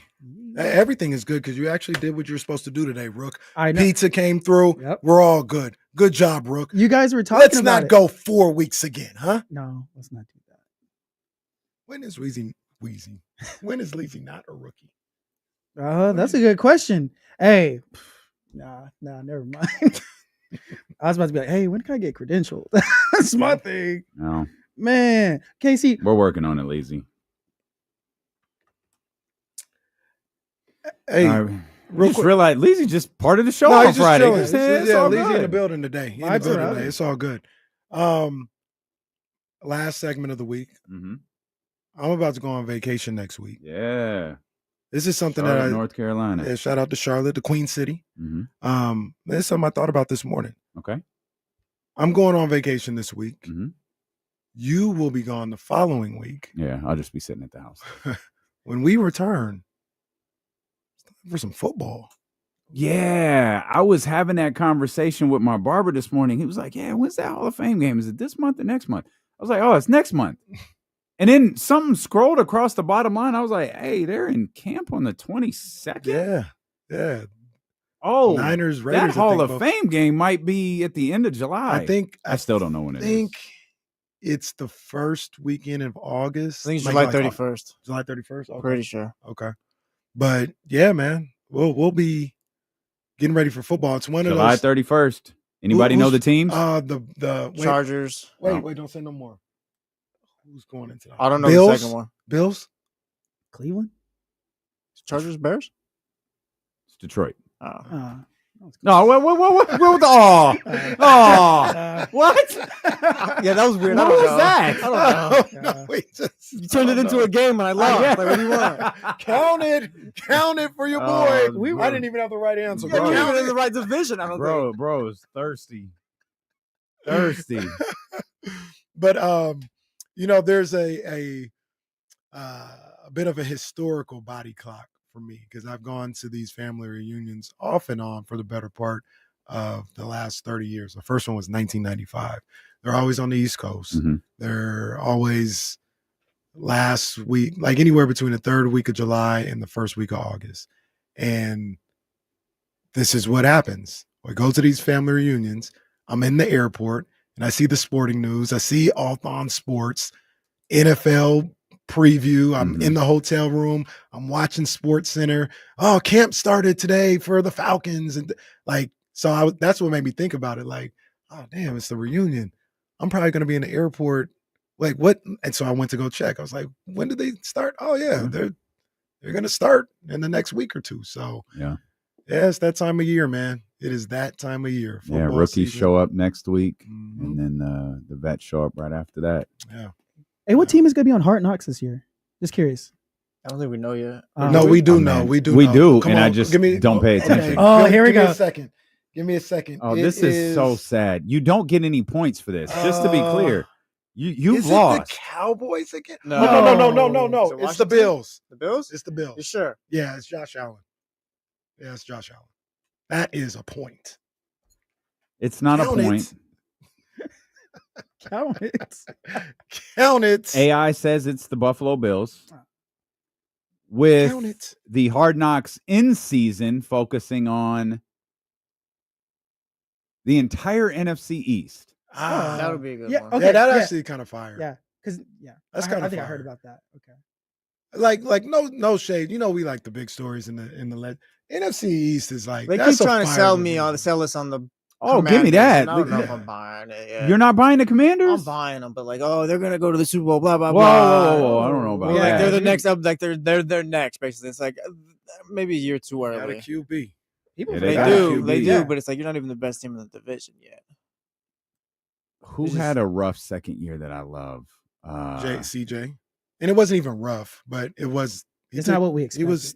Yeah, he was a little hit or miss. It wasn't awful. Yeah, it was, but it wasn't his first year. Mm-hmm. Yeah. So that's. God, I am so removed from football right now. It's crazy. I'm all things baseball right now. Yeah, I'm tapped into. I'm not baseball that. right now. Okay, well, that's crazy talk. hey, baby, no, the MLB's coming up this year. Mariner. Cal Raleigh over here. Hey, don't disrespect my guy, Cal Raleigh. No, I'm not. Hey, I'm a big Cal Raleigh guy. It's the first time I think you ever texted us about baseball in like the 5 years we've been working together. Oh, this Cal Raleigh guy's insane. It's different in person. He didn't text us about baseball. The hell is this, Damien? Bro, it just hit a shot that hit the moon. What do you want from me? A bomb. Man. Yeah, I got a question. And I'm telling you, we had just stepped into the arena or the park. And these are our seats. This nice crack. Oh my God.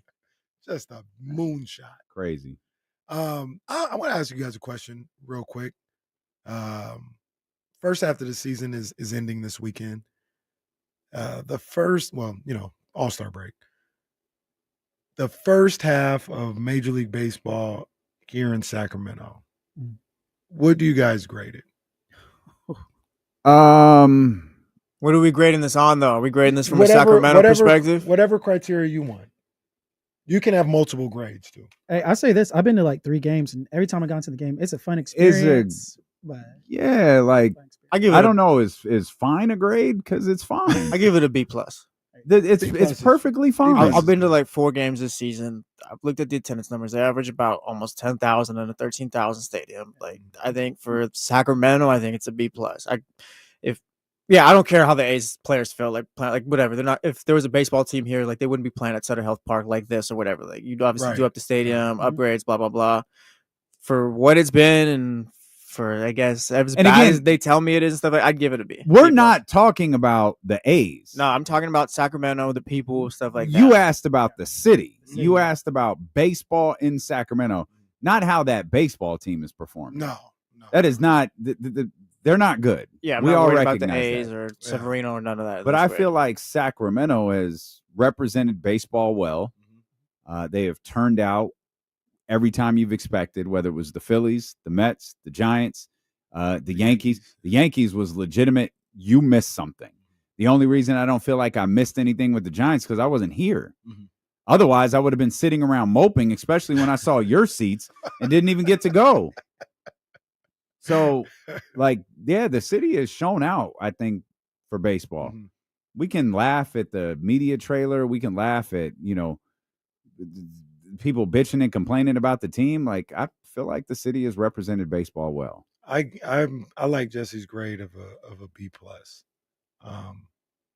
The one thing that I've routinely had an issue with it is unacceptable. And that's the clubhouse situation. Now, that's not Sacramento's fault. That's not even Sutter Health Park's fault. Like they didn't have an opportunity to rectify that. When they got the team in February, they said they were going to be here in like February or something like that. Mm-hmm. So, and I don't even know if they can. I don't know if this offseason they can put clubhouse connected to the dugout or whatever. But that's the one thing that I do understand the frustration of players on both sides Mhm. because I know they Sure. do a lot during the game, leaving the dugout and going to the clubhouse, Mhm. and not having that option. I'm sure is pretty frustrating. And Mhm. and if you're the A's, this is your home now. Like this is your home stadium, and you can't even do the normal things you would do in a clubhouse during the game. So that'd be, I do understand that frustration. But other than that, I think the experience has been great. I've been to 3 games so far. Yeah. They've been dope every time. It's really, really cool to see Major League Baseball here in Sacramento. I think the sight lines are as good as you can get for a minor league stadium. Mhm. You know, being where you are, seeing the Tower Bridge, downtown Sacramento in the background. We've gotten lucky. It hasn't been super hot for most of this summer, so that has played a factor into it as well. So I give it a B. As a fan, you look for an atmosphere, and I think it has it. Like, I'm not going to say like Sutter Health Park is this monster park or anything like that, but like I've had fun at the games I've gone to. And it's not just, oh, you're just sitting through a AAA game and it's just quiet the whole time. Like that's not the case over there. No, people get loud out there. Like I was, They won't tell you that either, but like, yeah, like that's not the case. Yeah. So far, the experience has been great for me. I was at the A's opener game. I was there for the Yankees, and I was also there for. I showed up a little late for the Giants game, but every time I've gone there, it's been electric for me. I love it. Mm-hmm. And before they came here to Sacramento, I was never really into baseball a lot. But now that they're here in Sacramento, it's brought me out, so it's working. The $25 lawn seat thing is pretty cool too. Yeah, that's clutch. Yeah. The downside to the first half of Sacramento in baseball is, and you can correct me if I'm wrong, it feels like there's been an at least somewhat coordinated attack on Sacramento. Mm-hmm. And this is obviously a unique situation. And if you feel the need, whether you're a broadcaster or you're whoever that guy is that hosts the morning roast, if you think it's, I'm going to trash Sacramento or I'm going to trash the park, like that's perfectly fine. Just don't frame this as something about Oakland. Because you always weren't saying anything about Oakland a year ago or 2 years ago. It's now in vogue to, cry foul for the city of Oakland.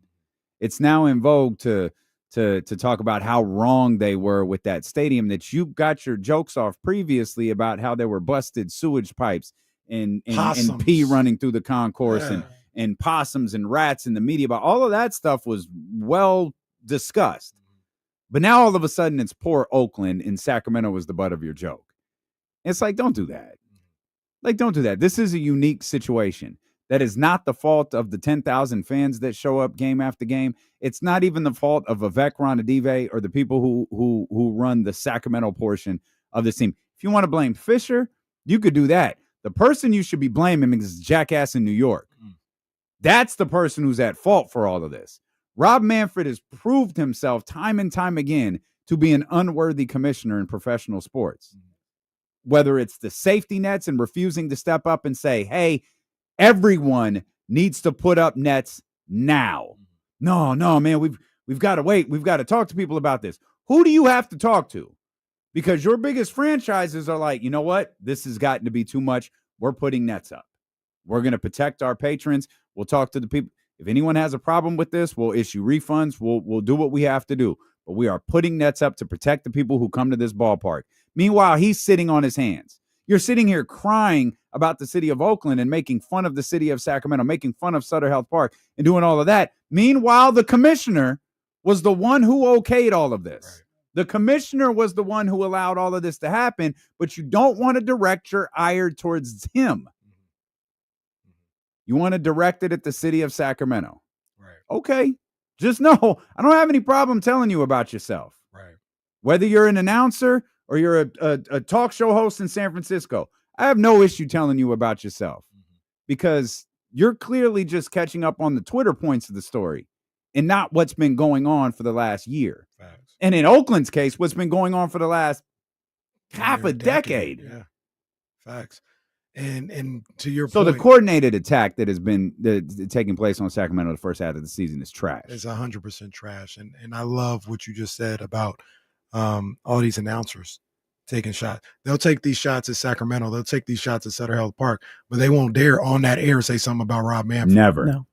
So don't act all high and mighty. Don't stick your chest out like you talking tough or you making jokes. And this goes for people that I love, Crook and Kite, who got something to say. You won't say nothing on there about Rob Manfred. And we all know that's the reason why all this is happening. That's the reason why all this has gotten to this point. But won't nobody in those positions say anything about Rob Manfred on wax. So if you're not going to do that, don't speak on Sacramento. Don't speak about nothing that's going on here. Because it's fake hustle. You're trying to look like you standing up for Oakland and you standing up for the A's and the A's fans and all this other stuff when you pick on Sutter Health Park and when you pick on Sacramento. You're not really. It's fake hustle. That is fake outrage. I hate it. If you really want to talk about Rob Manfred on the air. You won't do that. AJ Przinsky, all them dudes, Foul Territory, I think that's the name of that show. They want to have all this stuff. Talk about Rob Manfred on the air.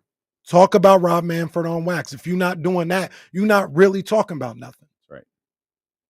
So I agree with you. That was a great point by you. That has been the worst part of it all. But I'm hoping everybody feels better now that they've crapped on Sacramento and we could just watch and enjoy baseball the second half of the season without hearing your stupid ass commentary. I'm like Fox News. Shut up and call the game. I don't care what you think about this city. You don't live here. You ain't from here. Right. That's the only downside today so far. I agree. Well, that and they stink. Well, Lawrence Butler started to play better the past 10 games. They did have that run. Remember when we said, hey, what if there was a playoff game at Sutter Health Park? Yeah. That was a great week and a half. Yeah. Then they lost 17-19. Yeah. It was epically bad after that. Jacob Wilson, all-star. Shortstop, rookie shortstop, all-star. That's a good look. Brent Rooker's going to be in the home run Was derby. he the one who hit the ball 500 feet the other day? That wasn't Jacob Wilson. No, it was Is it Denzel Clark? Yeah, it was Denzel 471, Clark, right? Yeah. Soderstrom hit a bomb yesterday. Shout out 209. Bomb. Can I tell you something? I know we're talking A's into the first half. You want to talk Mariners? Jesse Cook. That was smooth. Nah, that's funny. It's your dry ass delivery that pisses me off sometimes. What? That's funny. No. Though I can. Hey, I don't think your Giants are gonna. What happened, man? I don't think your Giants are gonna. Now, wild card, sure. Yeah. I don't think they're gonna catch this division. You guys made that trade. I was thinking about what you said.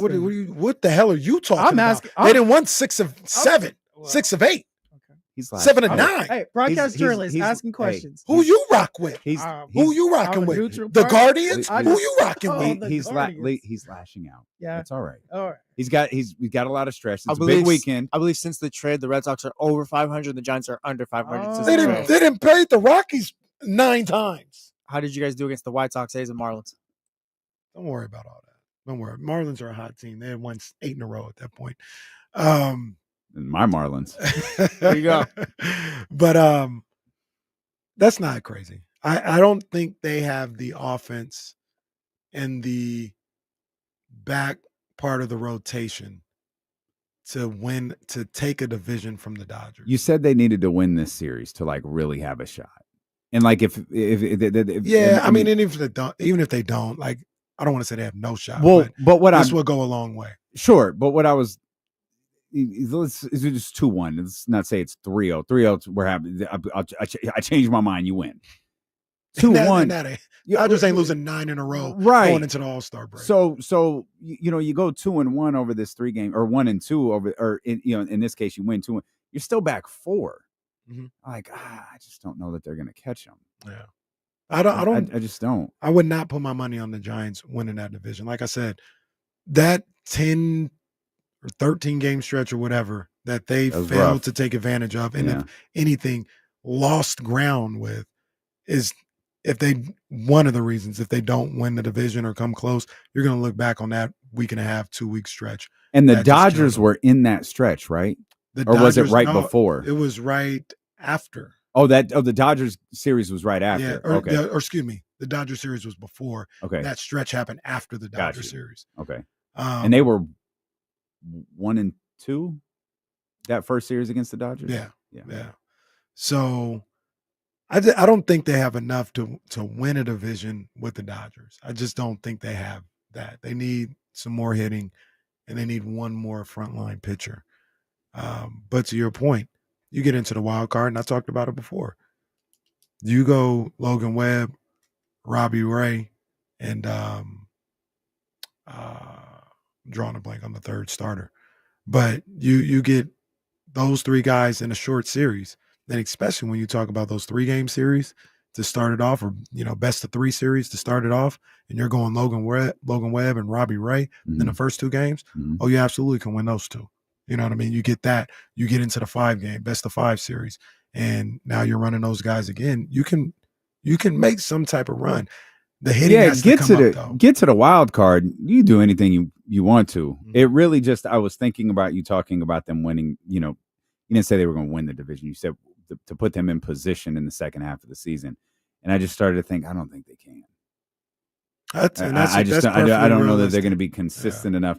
One, not only do you have to make up the games, and we'll say in this hypothetical situation, not only do you have to make up these 4 games on LA, you have to fend off the Padres at the same time. We're still there as well. So you got to kind of like do this thing where the Dodgers can't, you have to get hot. The Dodgers can't get too hot. And oh, by the way, the Padres can't either. So you got to keep an eye on all of that, because if the Padres are winning at the same pace you're winning at, well, now all of a sudden they're a game behind you or a half a game behind you. And now it's just a big bundled mess with you, the Dodgers, and the Padres. Yeah, and which is where it was after the Giants' initial run. Right. When they made that big, it was what, 1 game and a half? Yeah, they were 2 games. I feel like the Dodgers might have, the Padres. They had tied them on that Friday night, and then they lost the next 2. So they were 2 games back after the Father's Day Devers deal. Okay, right. But yeah, I just don't see it. The one thing that I think about, though, is the Dodgers. If you step your game up, the Dodgers are a little gettable right now. Oh, Will. Oh, Will, please. The Dodgers are a little gettable right now. Okay. When they play teams, like when they're not playing the White Sox or the Rockies, it's a little suspect. The Astros beat the crap out of the Dodgers over the weekend. They backhanded them like nobody's business. And then they went up against another real team in Milwaukee and got the brooms on them then. The Dodgers still have the most top to bottom talent in the National League, but they're gettable right now. They're gettable. I look at teams like the Padres, teams like the Giants, teams like the Brewers, Cubs, and Phillies, looking at the Dodgers like, we can get them. We can absolutely get them. Being able to actually do it is a whole nother topic, but they're gettable right now. They're not like they were last year. Yeah, swept by the Astros, swept by the Brewers, and then of course Astros beat that ass. That's when they made Earl Hershiser accuse him of cheating again. 18-1, banging trash cans again, huh? 18-1, 6-4, and 5-1. Followed that up with a loss to the Brewers at 9-1, and then another one at 3-1, and then they lost that last game 3-2. Yeah, it's a bit interesting looking at their. They did beat the Padres 3 times. Those games are huge right now. They beat the Padres, I think, like 5 of 7 times. They played each other 7 times in a week span, and they handled the Padres. Oh yeah, because they played them before and after the Giants series. Yeah, no, all right. All-Star game next weekend. Can't wait. Next week, excuse me. In Atlanta, home run derby. Home run derby on 1320, by the way. Hey, there we go. Well, everybody, tune in. Great job, Leezy. Hey, yeah, man. Hey, appreciate you guys. Thank you for letting me come on. It's always a pleasure working with y'all, man. Let's see, what did we miss? Herb Jones signed. He'll be staying with the Pelicans for a while. Anything else? Well, we didn't get. We really didn't talk about Cooper Flagg last night. Well, there wasn't much to talk about, D'Lo. Yeah, he kind of had a rough one. Well, Bronny missed Cooper the game for winner. Devin, straight up. He did. Who says no? He did. That was a tough shot. Bronny had like 5 in the first 2 minutes and then finished with 8, right? Yeah. I need better. Bronny, you're a better ball player than that. I need more than that, ball. Did Connect have a good game? I feel like So I was I'm like, watching is that Dalton Connect? I don't know what he did He's out yesterday, there. He but was he out did there. not do well in the California Classic. He was playing shot like 5 of 14 or something like that. Somewhere around there. Okay, but yeah, he's out there. Man, I'm still high on Connect, man. I don't know what Lakers doing with him. Well, the killer with him is he's like 26. Well, spend the weekend to think about it. We'll see you Monday. Have a great trip. Thank you, Casey. Have a great trip. He'll be back just in time for his birthday. It's Dealing with KC, brought to you by Sky River Casino on Sacramento Sports Leader, ESPN 1320. Vamos me. All right, y'all. We're out of here. I got to Johnny get this House. commercial cut and sent in. Appreciate you guys, man. Have a great weekend. Whatever y'all doing, be fun, be safe, be cool. I might go home and get in the pool, man. Ooh, yeah, it's going to be hot enough. Yeah, man. It is 101 right now. We'll see y'all on Monday.